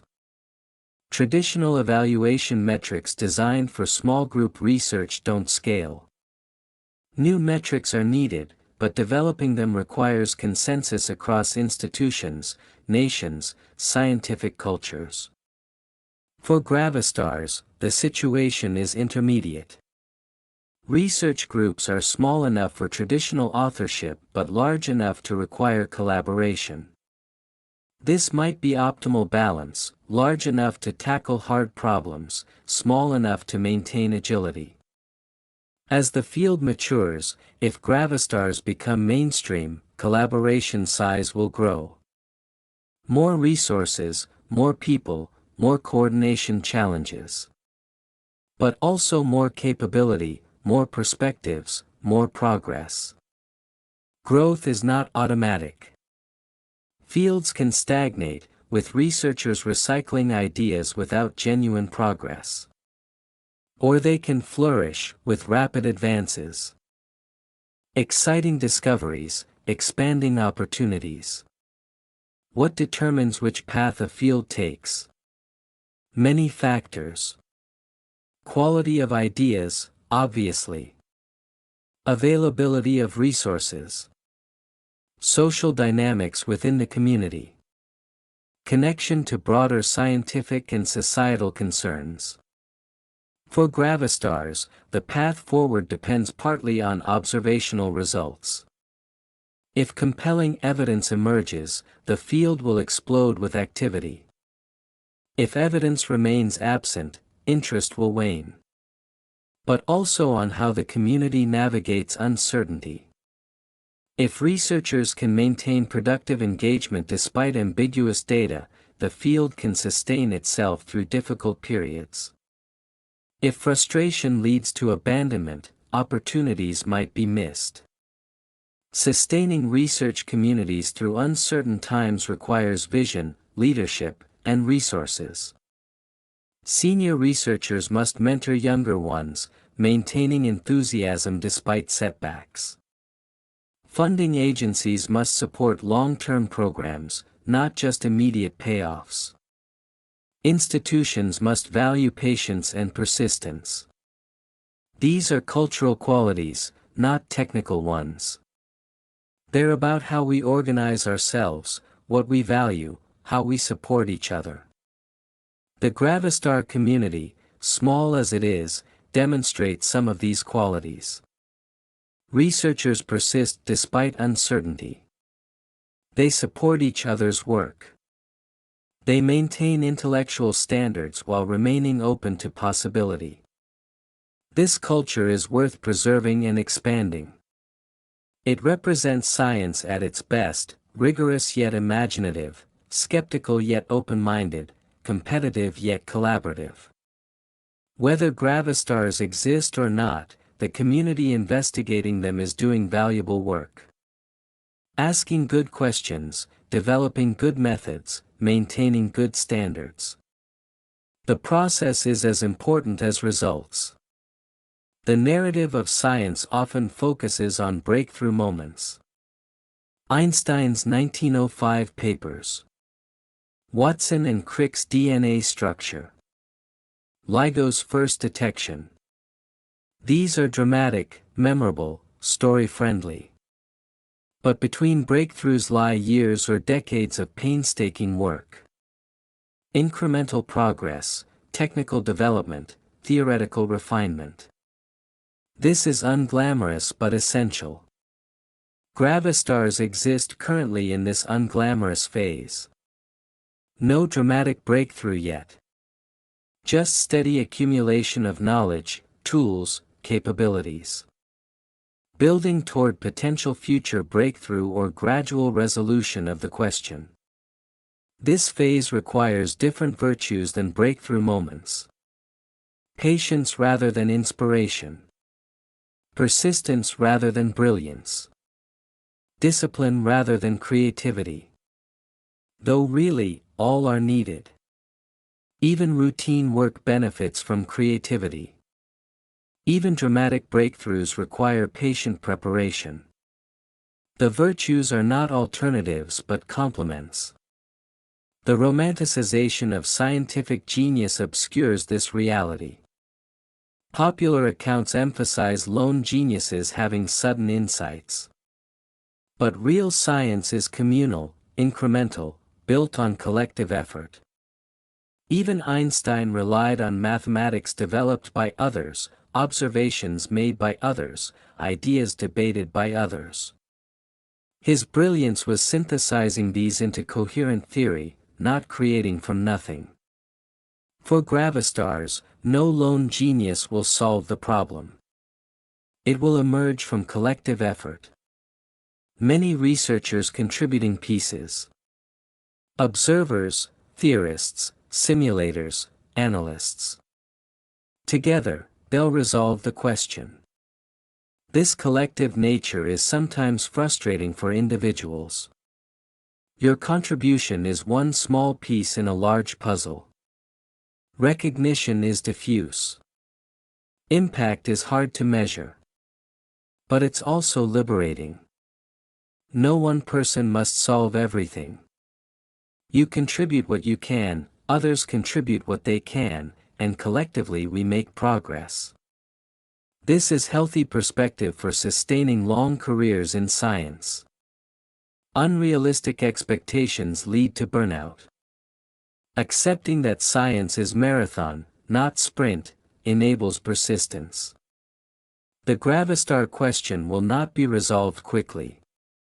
It might take decades. Researchers entering the field now might spend entire careers on it without seeing final resolution. This is daunting but also meaningful. Contributing to long-term quest, adding knowledge that future generations will build upon, there's dignity in this. It's playing long game, investing in future understanding. Not everyone finds this satisfying. Some prefer faster results, quicker gratification. Science offers both. Some questions resolve quickly. Others require generations. Gravastars appear to be generational question. One that will define careers, shape fields, potentially transform understanding. Whether that transformation confirms or refutes Gravastars, future will remember this period as important. Living through it, contributing however modestly, witnessing the unfolding, this is privilege. The uncertainty is uncomfortable but also exciting. The outcome is unknown, genuinely unknown. Real exploration, real discovery, real science. This is what drew many researchers to science originally. The frontier, the unknown, the possibility of discovery. Gravastars exemplify this attraction. They're at the frontier where knowledge fades into speculation, where established physics meets the unexplored. Working at this frontier is intellectually demanding and emotionally challenging. But also deeply rewarding. The sense of pushing boundaries, extending human understanding, exploring reality's deepest layers. These rewards sustain researchers through difficult periods. When experiments fail, when papers are rejected, when funding disappears. The intrinsic satisfaction of intellectual exploration provides meaning beyond external rewards. For the Gravastar community, this intrinsic motivation is crucial. External validation is limited. No Nobel Prizes yet. No major headlines. Just the satisfaction of tackling a deep problem with honest effort. This is enough for those truly committed to understanding. They don't need external validation to continue. The work itself is meaningful. Such intrinsic motivation is science's purest form. When removed from careerism, from fame-seeking, from prize-chasing, science becomes about understanding for its own sake. Not everyone operates from pure intrinsic motivation. Humans are complex, with mixed motives. Career advancement matters. Recognition matters. But the best science often comes from those where intrinsic motivation dominates. For Gravastars, attracting intrinsically motivated researchers is important. The problem is too uncertain for pure careerists. Too risky for those seeking safe advancement. But perfect for those genuinely curious about nature's workings. These are the researchers who'll persist through uncertainty, who'll maintain standards despite pressure, who'll follow evidence wherever it leads. They're science's backbone. Nurturing and supporting such researchers is civilization's investment in its future. Not for immediate payoff but for long-term flourishing. For eventual breakthroughs that transform everything. History shows that fundamental research pays off, though unpredictably. Today's esoteric question becomes tomorrow's transformative technology. Today's curiosity-driven investigation enables tomorrow's practical application. Gravastars might follow this pattern. Or they might remain purely academic. Either way, supporting the investigation is worthwhile. The capabilities developed, the knowledge gained, the researchers trained, all provide value beyond the specific question. This is how to think about funding fundamental science. Not as investment with predictable ROI but as exploration of possibility space. Some explorations fail. Others succeed spectacularly. The portfolio approach makes sense. For Gravastars specifically, the cost is modest. Order of magnitude, perhaps $50 to $100 million globally over 2 decades. Spread across many institutions, many countries. A small fraction of total astrophysics budgets. The potential payoff, understanding quantum gravity, resolving black hole paradoxes, discovering new physics, vastly exceeds the cost. Even if probability of success is modest, expected value is positive. This is rational basis for continued support. Not certainty of success but reasonable probability of important outcomes at acceptable cost. Of course, resource allocation is never purely rational.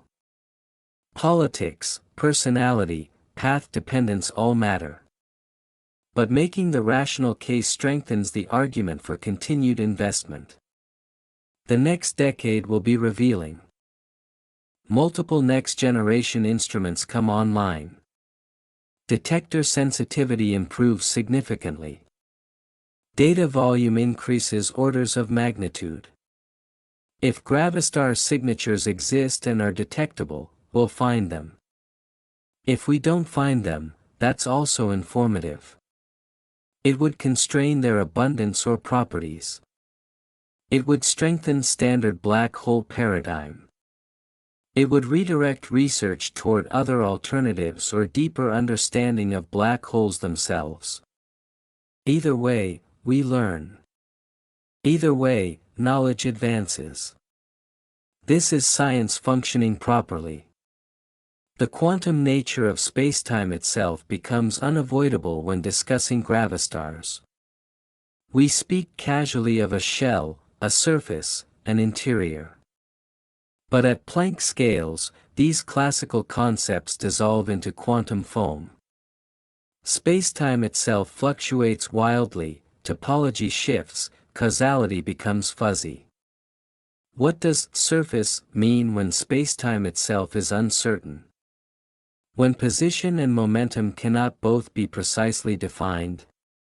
When the very notion of continuous geometry breaks down? These are not idle philosophical musings. They're genuine conceptual challenges confronting anyone trying to understand Planck-scale physics. Our mathematical tools were developed for continuous spacetime. They struggle at scales where continuity fails. Loop quantum gravity attempts to address this by quantizing geometry directly. Space becomes a network of discrete quantum units, spin networks in the technical jargon. These networks evolve through discrete steps, spin foams. Spacetime emerges from quantum geometric degrees of freedom. In this framework, the Gravastar surface is not a smooth manifold but a quantum geometric structure. The shell thickness of one Planck length becomes meaningful as one quantum of spatial extension. Below this, the concept of thickness loses operational meaning. This radical reconceptualization changes what questions we can meaningfully ask. We cannot ask exactly where is the surface, because position at Planck scales is fundamentally indefinite. We can only ask about probabilities, expectation values, quantum uncertainties. String theory offers different but equally radical reconceptualization. Spacetime emerges from string interactions. At fundamental level, there's no space or time, only strings moving in abstract configuration space. Our familiar four-dimensional spacetime is effective description valid at energies below string scale. From this perspective, gravastars are particular string configurations. The shell is not made of conventional matter but of highly excited string states. The interior vacuum is particular string vacuum. The whole object is quantum string phenomenon. These theoretical frameworks are speculative, untested, possibly wrong. But there are best current attempts at quantum gravity. And they profoundly alter how we think about extreme objects like gravastars. If either framework is correct, the classical picture of gravastars as objects with definite surfaces and interiors is oversimplified. The reality is quantum, fuzzy, probabilistic. Observables are expectation values, not sharp quantities. This quantum fuzziness might be detectable. If spacetime near the gravastar surface fluctuates quantum mechanically, these fluctuations could affect gravitational waves. Tiny random variations in waveform, encoding information about quantum geometry. Detecting such effects requires extraordinary sensitivity. The fluctuations are minuscule, Planck scale variations in objects millions of kilometers across. But they're not zero. And with sufficient data and clever analysis, non-zero effects might be extractable. This is frontier of quantum gravity phenomenology. Taking theoretical predictions from quantum gravity and determining what observable consequences they might have. Then searching for those consequences in real data. For decades, quantum gravity seemed forever beyond experimental reach. Planck energies are so high, Planck lengths so small, that direct probes seemed impossible. Quantum gravity was condemned to remain purely theoretical. But clever people realized that certain quantum gravity effects might be amplified in extreme environments. Black holes, or gravastars, accumulate quantum effects over their enormous masses. What's negligible for individual particles becomes potentially observable for solar mass objects. This offers hope for empirical quantum gravity. Not through accelerators, which will never reach relevant energies, but through astrophysical observations of the most extreme natural laboratories. Gravastars are perfect such laboratories. If they exist, they're quantum gravity writ large. Quantum effects normally confined to Planck scales become macroscopic. The quantum becomes classical, or rather, quantum effects persist at scales where we can observe them. This is profound opportunity. If we can observe gravastars in sufficient detail, we're directly probing quantum gravity. Testing theories that seemed untestable. Exploring physics that seemed forever beyond reach. Even null results would be informative. If predicted quantum gravity signatures are absent, theories must adapt. Perhaps quantum effects are smaller than expected. Perhaps different quantum gravity approach is correct. Perhaps gravastars don't exist. Any of these outcomes advances our understanding. This is what makes gravastar research so exciting. It's not just about these specific objects but about probing the deepest layers of physical reality. The connection to cosmology deepens the significance. The very early universe, the first 10 to 43 seconds after the Big Bang, was a quantum gravity regime. Understanding that epoch requires quantum gravity. And we have no direct observations from that era. But if quantum gravity effects manifest in gravastars, studying them provides window into early universe physics. The same mechanisms that might stabilize gravastars could have operated during the Planck epoch. Understanding one illuminates the other. Cosmologists speculate about what happened in those first instants. Inflation, exponential expansion, might have occurred. But what drove it? Some models invoke quantum vacuum effects remarkably similar to those hypothesized in gravastar interiors. If gravastars exist and we understand their internal vacuum states, this could guide cosmological models. Conversely, cosmological observations might constrain gravastar physics. The interplay goes both directions. The cosmic microwave background, afterglow of the Big Bang, encodes information about early universe conditions. Its temperature fluctuations, polarization patterns, spectral distortions all constrain what happened in the first moments. Precision measurements of the CMB have revolutionized cosmology.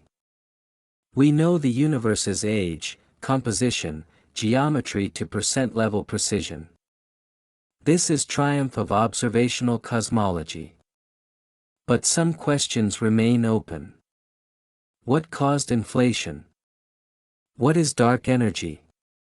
What is dark matter? What happened before inflation or at the Planck epoch? Gravastars might connect to some of these questions. The vacuum phase transitions they involve might relate to inflation's end. Their contribution to dark matter might be non-negligible. Their quantum properties might reveal principles governing Planck epoch physics. These connections are speculative but not absurd. The physics governing the most extreme objects might be continuous with physics governing the universe's first moments. After all, the entire observable universe was once compressed into a volume smaller than a proton. Extreme conditions prevailed everywhere. Understanding any extreme regime improves understanding of all extreme regimes.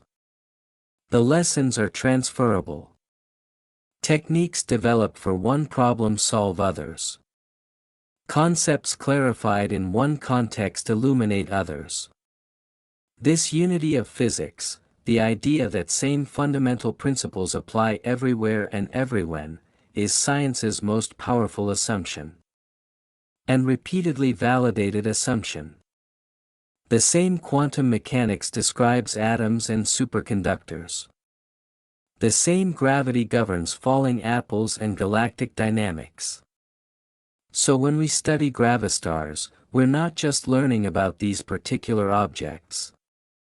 We're learning about extreme states of matter and spacetime, applicable across many contexts. The energy scales involved are staggering. Planck density corresponds to about 10 to 96 kilograms per cubic meter. To put this in perspective, if you compressed entire Earth, 6x 10 to 24 kilograms, to Planck density, it would fit in a volume smaller than a proton. At such densities, all familiar structures dissolve. Atoms, nuclei, even quarks cease to exist as distinct entities. Matter becomes primordial quantum fluid, perhaps strings, perhaps something else entirely. We have no laboratory experience with such conditions. We cannot reproduce them. We can barely compute them, even with our most powerful supercomputers and sophisticated theories. Yet nature might routinely achieve these conditions in gravastar shells. Every gravastar, if they exist, is an experiment in Planck density physics. An experiment we cannot perform ourselves but can observe. This is astrophysics's great advantage and great challenge. Advantage: nature provides experimental conditions far beyond our technological capability. Challenge: we cannot control the experiments, cannot vary parameters, cannot repeat at will. We must take what nature gives us. Observe carefully. Analyze thoroughly. Extract maximum information from each observation. And hope that natural variation provides sufficient parameter coverage to test theories. For gravastars, we need to observe many examples, if they exist, across different masses, spins, environments. Each provides different probe of underlying physics. Collectively, they might map out the Planck density regime. This is long-term program. Decades of observations. Hundreds or thousands of examples. Patient accumulation of data. Gradual convergence toward understanding. Not everyone has appetite for such long timelines. Modern culture favors quick results, immediate gratification. But profound understanding requires time. There are no shortcuts when probing nature's deepest secrets. The alternative is ignorance. We could abandon these questions as too hard, too slow, too uncertain. Focus only on problems yielding quick answers. But then we'd never understand the most fundamental aspects of reality. This would be civilizational tragedy. We have the intellectual capacity to ask these questions. We have the technological capability to investigate them. Not asking would be squandering our potential. So we ask. We investigate. We persist. Even when answers are slow in coming. Even when certainty is elusive. Even when path forward is unclear. This persistence in the face of difficulty defines scientific civilization. We don't give up because problems are hard. We work harder. Develop better tools. Think more carefully. Collaborate more effectively. Gravastars test this persistence. They're demanding enough that only sustained effort over decades might resolve them. They require marshaling our best intellectual and technological resources. They demand patience and rigor in equal measure. Rising to this challenge is itself valuable, regardless of specific outcomes. It develops our capabilities. It trains our minds. It builds infrastructure serving many purposes beyond the immediate question. The gravitational wave detectors built partly to search for gravastars observe many other phenomena. The theoretical frameworks developed to understand gravastars apply to other problems. The analysis techniques refined for gravastar searches transfer to other datasets. This is how scientific investment compounds.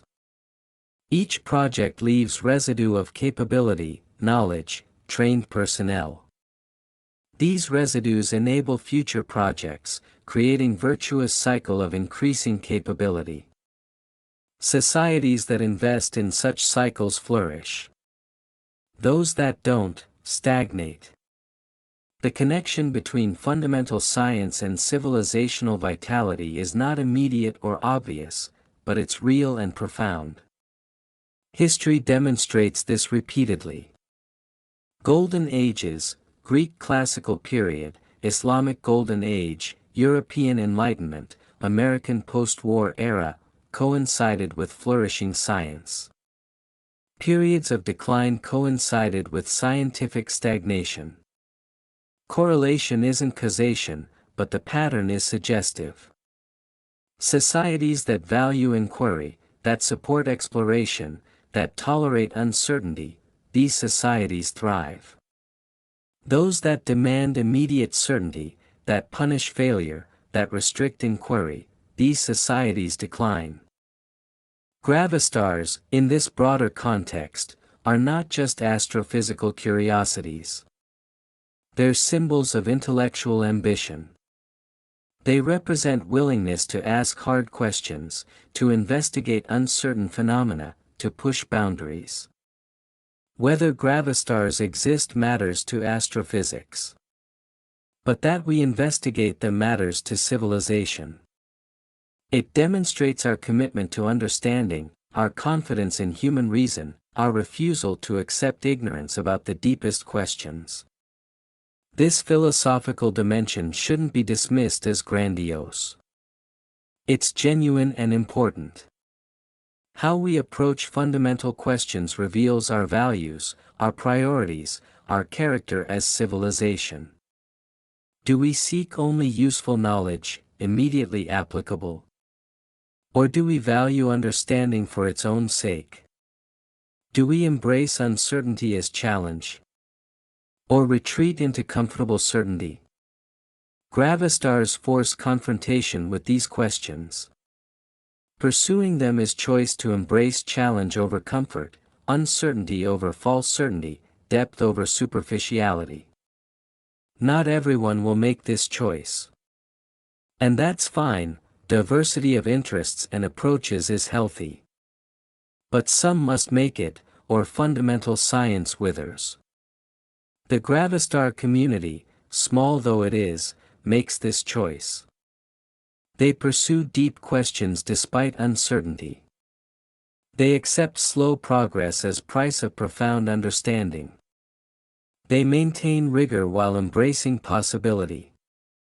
This community is worth supporting not just for what it might discover about gravastars but for what it represents, scientific inquiry at its best, driven by curiosity and rigor in equal measure. As we contemplate the next decades, imagination suggests remarkable possibilities. Suppose gravastars are confirmed. What follows? First, astrophysical implications. Every black hole candidate must be reconsidered. Are they truly black holes? Are they gravastars? Are populations mixed? The field of compact object astronomy undergoes revolution. Second, theoretical implications. Quantum gravity moves from pure theory to empirical science. We have real data constraining quantum spacetime behavior. Theoretical speculations face experimental reality. Some theories survive. Others fail. Understanding advances dramatically. Third, cosmological implications. Early universe models must incorporate gravastar physics. Inflation mechanisms might be related. Dark matter composition might be affected. Our entire cosmological narrative potentially shifts. Fourth, technological implications. Understanding vacuum phase transitions could inspire new materials, new energy sources, new ways of manipulating spacetime. These are speculative but not impossible. History shows that fundamental understanding eventually enables practical application. Fifth, philosophical implications. Our concepts of space, time, matter, causality all require revision to accommodate Planck-scale quantum geometry. This is paradigm shift as profound as quantum mechanics or relativity.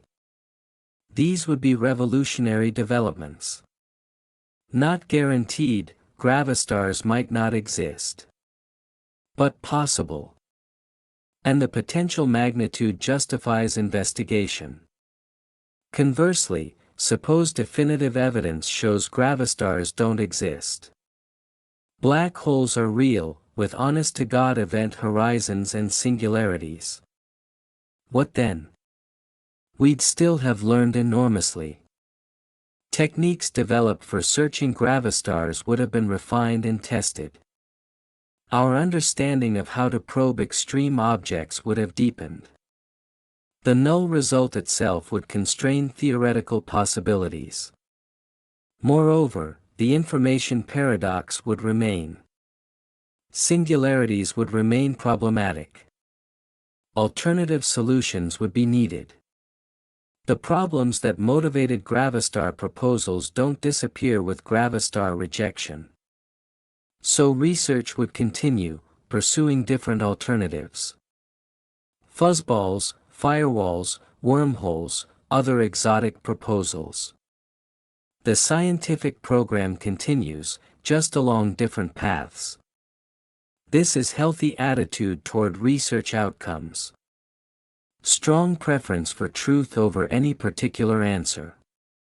Willingness to follow evidence even when it disappoints initial hopes. Commitment to understanding regardless of what understanding reveals. Science is not about confirming our hypotheses. It's about discovering truth. Sometimes truth matches our predictions. Often it doesn't. Either way, we've learned something valuable. The gravastar question will resolve one way or another. When it does, we'll have learned. Whether we've found gravastars or firmly ruled them out, knowledge will have advanced. The investigation will have been worthwhile. And perhaps, as so often in science, the answer will be unexpected. Neither pure gravastars nor pure black holes, but something we hadn't anticipated. Some hybrid structure, some novel configuration, some phenomenon outside our current conceptual frameworks. Nature has habit of being more creative than physicists. Our theories are human constructions, limited by our imagination and understanding. Reality is not constrained by our limitations. It can surprise us, and frequently does. Remaining open to surprise is essential. Not so open that we believe everything, that leads to credulity. But open enough to recognize genuine novelty when it appears. This balance, skeptical yet open, rigorous yet imaginative, is science's ideal. Hard to maintain. Easy to slip toward excessive skepticism or excessive credulity. But essential for making progress on genuinely hard problems. The decades ahead will be fascinating regardless of specific outcomes. Detector sensitivity improves. Observational capabilities expand. Data accumulates. Understanding deepens. We're living through golden age of gravitational wave astronomy. The field barely a decade old but already transformative. Discoveries come regularly. Each observation teaches something new. Compact object astronomy more broadly is flourishing. New telescopes across the electromagnetic spectrum. Multi-messenger observations combining different techniques. Computational capabilities enabling sophisticated modeling. Into this rich environment, the gravastar question inserts itself. One question among many, but connected to deepest issues in physics. Its resolution will illuminate much beyond itself. So we watch with anticipation. We build instruments. We make observations. We develop theories. We analyze data. We debate interpretations. We gradually converge on truth. This is science in action. Not the mythical sudden revelation but the actual patient process. Messy, uncertain, challenging, profoundly rewarding. And somewhere out there in the cosmos, the objects we're discussing, whatever they are, continue their existence, indifferent to our efforts to understand them. They are what they are. They behave according to physical law. They care nothing for our theories. Our job is to figure them out anyway. To observe carefully enough, think clearly enough, persist long enough that understanding emerges. It's audacious undertaking. Tiny humans on tiny planet attempting to understand the universe's most extreme phenomena. But audacity is human specialty. We've asked outrageous questions before and found answers. Why should Gravastars be different? The universe is comprehensible. Difficult, yes. But not impossible. So we continue. The search goes on. The data accumulates. The theories refine. The debate continues. And eventually, in time, perhaps soon, perhaps distant, clarity will emerge. When it does, when we finally know whether Gravastars exist or not, we'll look back at this period with nostalgia. The time of uncertainty, of possibility, of exploration. The time before we knew. There's something precious about that uncertainty. Once resolved, it can never be recaptured. The question becomes answered, moves from frontier to textbook, loses its mystique. So perhaps we should savor this moment. The not knowing. The genuine uncertainty about fundamental questions. The sense of standing at frontier between known and unknown. This is where science lives most vividly. Not in the certainties of established knowledge but in the uncertainties of active investigation. Not in answers but in questions. Not in what we know but in what we're trying to learn. Gravastars embody this beautifully. Their perfect question, deep, well-posed, empirically testable, conceptually rich. Answering it will advance multiple fields. But the question itself, in its uncertainty and depth, is already valuable. It focuses our attention on important issues. It drives technological development. It trains researchers. It inspires imagination. It connects fundamental physics to observable phenomena. It bridges theory and experiment, mathematics and reality, speculation and science. These are the functions of good scientific questions. They organize research programs. They motivate investigation. They provide targets for effort. They give meaning to technical work by connecting it to larger understanding. Without such questions, science becomes routine. Technical competence without vision. Measurement without meaning. Questions provide the vision, the meaning, the inspiration. Gravastars, whether real or imaginary, serve this purpose admirably. They've organized research, motivated investigation, provided targets. They've been productive question regardless of ultimate answer. And this productivity will continue. As long as the question remains open, as long as observation and theory haven't definitively converged, the research continues. The investigation proceeds. The understanding deepens. We are privileged to participate in this process. To contribute however modestly to this collective effort.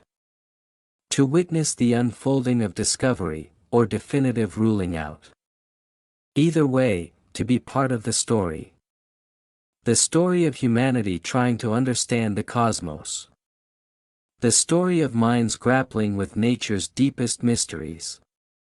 The story of persistence in the face of difficulty, rigor in the face of uncertainty, imagination in the face of the unknown. This is what science is about. Not certainty but honest inquiry. Not immediate answers but sustained effort. Not individual genius but collective enterprise. Not knowing everything but learning more. Gravastars are one chapter in this endless story.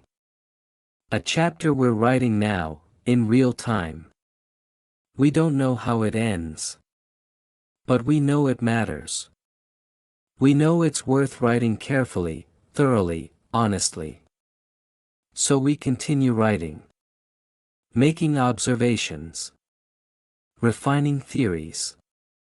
Testing predictions. Debating interpretations. Building consensus or maintaining productive disagreement. Doing science. And in doing so, we're not just learning about gravastars. We're learning how to learn. We're developing methods, building capabilities, training minds. We're advancing human understanding one careful step at a time. This is the real value of frontier science. Not just the specific discoveries but the general advancement of capability and understanding. Each problem solved makes the next problem more tractable. Each method developed applies to other questions. Each researcher trained enables future research. Science is cumulative enterprise. Each generation builds on previous generations' work. We stand on shoulders of giants, as Newton said, seeing farther because others have lifted us up. And we, in turn, lift up future generations. Through our work, through our teaching, through our example. We show that deep questions can be asked and answered. That difficult problems can be solved. That persistent effort pays off. Gravastars are teaching us these lessons now. Whether they exist or not, whether we find them or not, the lessons are being learned. About extreme physics, about quantum gravity, about observational technique, about scientific methodology. These lessons will outlast the specific question. Long after Gravastar question is settled, the understanding gained, the methods developed, the capabilities built will remain. They'll enable future investigations we cannot yet imagine. This is how science progresses over centuries. Not through linear accumulation of facts but through expanding capability and deepening understanding. Each generation asks questions previous generations couldn't formulate. Uses tools previous generations couldn't build. Achieves understanding previous generations couldn't imagine. We're part of this grand progression. Contributors to eternal human quest for understanding. Links in chains stretching from ancient philosophers to distant future scientists. This is both humbling and inspiring. Humbling because we're small parts of vast enterprise. Inspiring because we're parts at all, because we can contribute, because our work matters. Gravastars give us opportunity to contribute. To add our piece to the puzzle. To advance understanding incrementally. To participate in the grandest intellectual project humans have ever undertaken. This is worth celebrating. Worth supporting. Worth dedicating careers to, even when progress is slow, even when outcomes are uncertain, even when recognition is limited. Because ultimately, science is its own reward. The joy of understanding, of solving puzzles, of glimpsing truth, these are intrinsic goods. External rewards are nice but secondary. The work itself is what matters. And what work it is. Trying to understand whether exotic objects with shells of Planck-scale thickness exist in the cosmos. Using gravitational wave detectors measuring distance changes smaller than a proton's width. Applying quantum field theory in curved spacetime. Simulating nuclear density matter on supercomputers. Collaborating across continents and cultures. This is science at its most ambitious, its most sophisticated, its most collaborative. It represents pinnacle of human intellectual achievement. And we get to be part of it. So as we look toward future, toward continued investigation, toward eventual resolution, whatever it may be, we do so with appreciation for the journey. The uncertainty, the difficulty, the slow progress. These are not bugs but features. They're what make the quest meaningful. Easy answers satisfy briefly. Hard-won understanding satisfies deeply. Gravastars, by being hard, by requiring persistent effort, by demanding our best work, they give us opportunity for deep satisfaction. Whether we find them or not, we'll have earned our understanding. We'll have done the work, asked the questions, followed the evidence, accepted the conclusions. We'll have done science properly. And that's enough. That's everything. That's why we do this.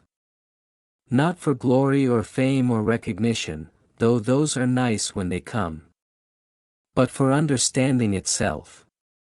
For the satisfaction of comprehending something profound about reality. For the privilege of pushing human knowledge fractionally forward. Gravastars offer this opportunity. Real or imaginary, deadly or benign, common or rare, they offer us the chance to learn something fundamental about the universe we inhabit. And we're taking that chance. Building the instruments, making the observations, developing the theories, analyzing the data. Doing the work, one careful step at a time. This is how mountains are climbed. This is how unknowns become knowns. This is how science advances. One question at a time. One observation at a time. One insight at a time. Until finally, perhaps unexpectedly, we reach summit. We see clearly. We understand. And then we look around for the next mountain to climb. Because that's what scientists do. We don't stop at one answer. We keep asking questions. Keep exploring. Keep pushing boundaries. Gravastars are one mountain among many. Important, challenging, rewarding. But not the last. Never the last. There will always be more questions. More mysteries. More frontiers. And there will always be people willing to explore them. Driven by curiosity, sustained by passion, guided by reason. These people are humanity's explorers. Not explorers of geographical space but of conceptual space. Not discovering new lands but new understanding. And their discoveries transform everything. Change how we see reality. Change what we think is possible. Change who we are. Gravastars might be one such transformative discovery. Or they might not. But the exploration itself transforms us. Makes us more capable, more knowledgeable, more sophisticated. And in that transformation lies science's deepest value. Not just what we learn about nature but how we grow through learning it. So we embrace the uncertainty. Welcome the challenge. Commit to the journey. Because this is what it means to be human. To ask why. To seek understanding. To refuse to accept ignorance about the deepest questions. Gravastars, terrifying or not, deadlier or not, real or not, invite us to be fully human. To exercise our highest capacities. To participate in the greatest adventure humans have ever undertaken. The adventure of understanding reality itself. And what could be more worth doing than that? Coda, the abyss that looks back. Stand for a moment at the edge of what we know. Behind us stretches the comfortable territory of established physics, tested, verified, reliable. Ahead lies the darkness of the unknown, where our equations break down and our intuitions fail. Gravastars exist somewhere in that darkness. Perhaps. They're question marks at the boundary between knowledge and mystery, between classical certainty and quantum ambiguity, between what we can imagine and what actually is. We've spent decades now probing that boundary. Building instruments of impossible precision. Developing theories of extraordinary sophistication. Collecting data point by precious data point. And still, we cannot say with confidence, do they exist? This should frustrate us. It should drive us mad with uncertainty. We're scientists. We want answers. We demand clarity. We crave certainty. But perhaps the uncertainty itself is the answer. Perhaps the universe is telling us something profound by making gravastars, if they exist, so difficult to distinguish from black holes. Perhaps nature is reminding us that reality is subtle. That truth is layered. That the deepest questions don't yield to simple investigations. That we must work harder, think more carefully, observe more precisely than we ever imagined necessary. Or perhaps gravastars are nature's joke. An elaborate cosmic prank. Mathematical possibilities that tease us with apparent plausibility but ultimately prove mere artifacts of our imperfect theories. Shadows cast by our limited understanding, mistaken for real objects. We don't know. Can't know. Not yet. And maybe that's exactly right. Maybe we're supposed to live with this uncertainty. To grow comfortable with not knowing. To accept that some questions take generations to answer, if they can be answered at all. This is maturity. Scientific maturity.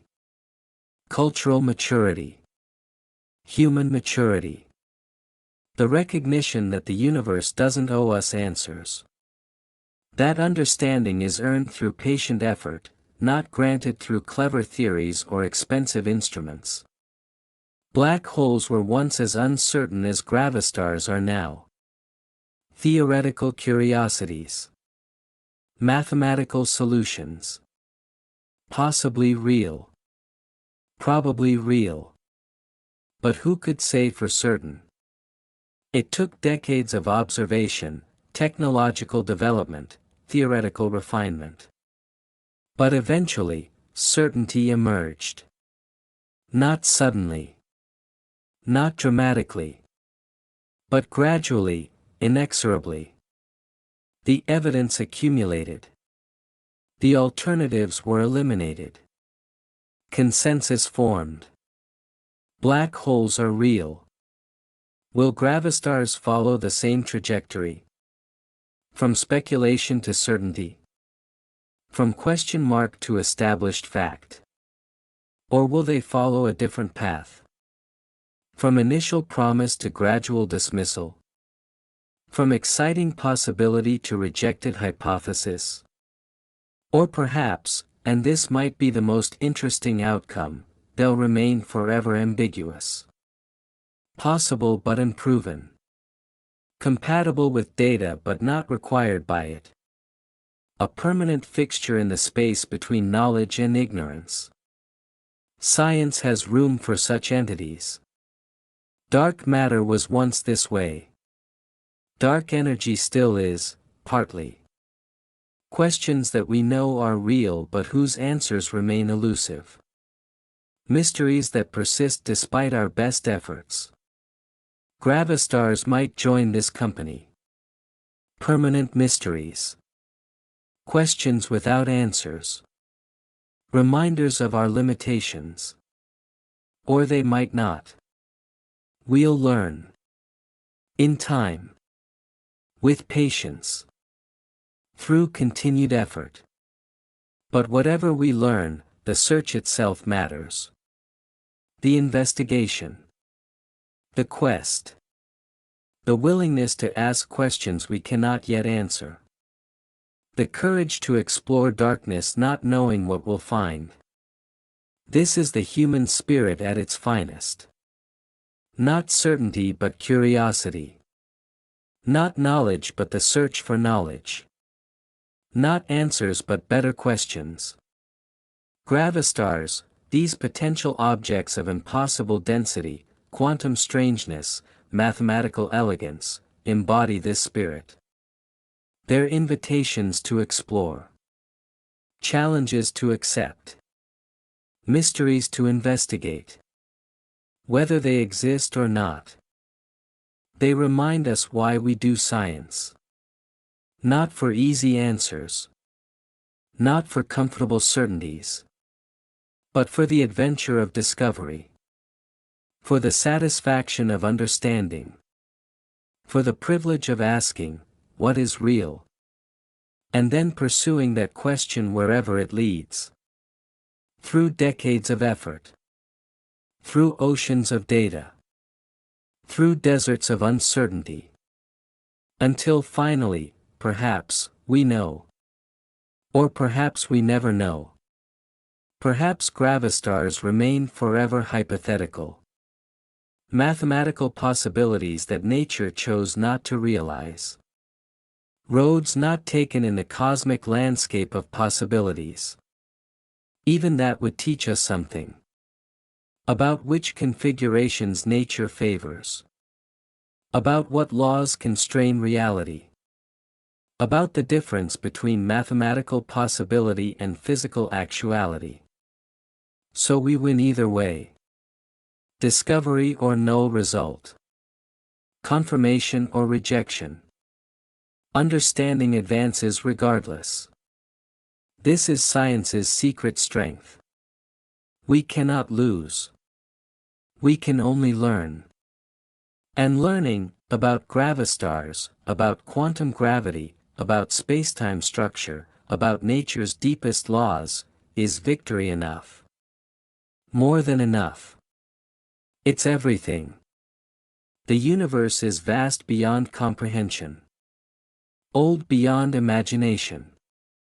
Complex beyond full understanding. And yet we comprehend something. We imagine somewhat. We understand partially. This partial understanding is miraculous. That matter organized into brains can comprehend the laws governing matter. That conscious minds emerged from mindless physics can grasp something of physics' deep structure. That we exist at all, and existing, can ask these questions. Gravastars or not, quantum gravity or classical, this remains true, we are the universe becoming conscious of itself. We are matter understanding matter. We are reality investigating reality. And in that investigation lies our meaning. Our purpose. Our reason for being. Not given by external authority. Not imposed from above. But chosen. Created. Earned through honest inquiry. Gravastars are part of this inquiry. One question among countless others. But connected to the deepest questions. Who are we? Where do we come from? What is the universe? How does it work? Questions humans have asked since we first looked up at stars and wondered. Questions that drove ancients to map the heavens, build observatories, develop mathematics. Questions that drive us still to build gravitational wave detectors, launch telescopes, formulate theories. The questions don't change. Only our ability to answer them improves.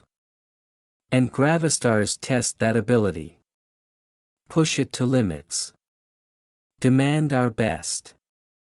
Whether we're ready or not, the universe doesn't care. It is what it is. It challenges us to understand. Offers no assistance. Provides no easy answers. But it can be understood. Partially. Imperfectly. Gradually. This we know from history. From centuries of successful science. From countless questions that seemed impossible but yielded to persistent effort. Gravastars might yield similarly. Or might not. But the trying, the honest, rigorous, persistent trying, that's what makes us human. That's what makes us scientists. That's what makes us worthy of the universe's mysteries.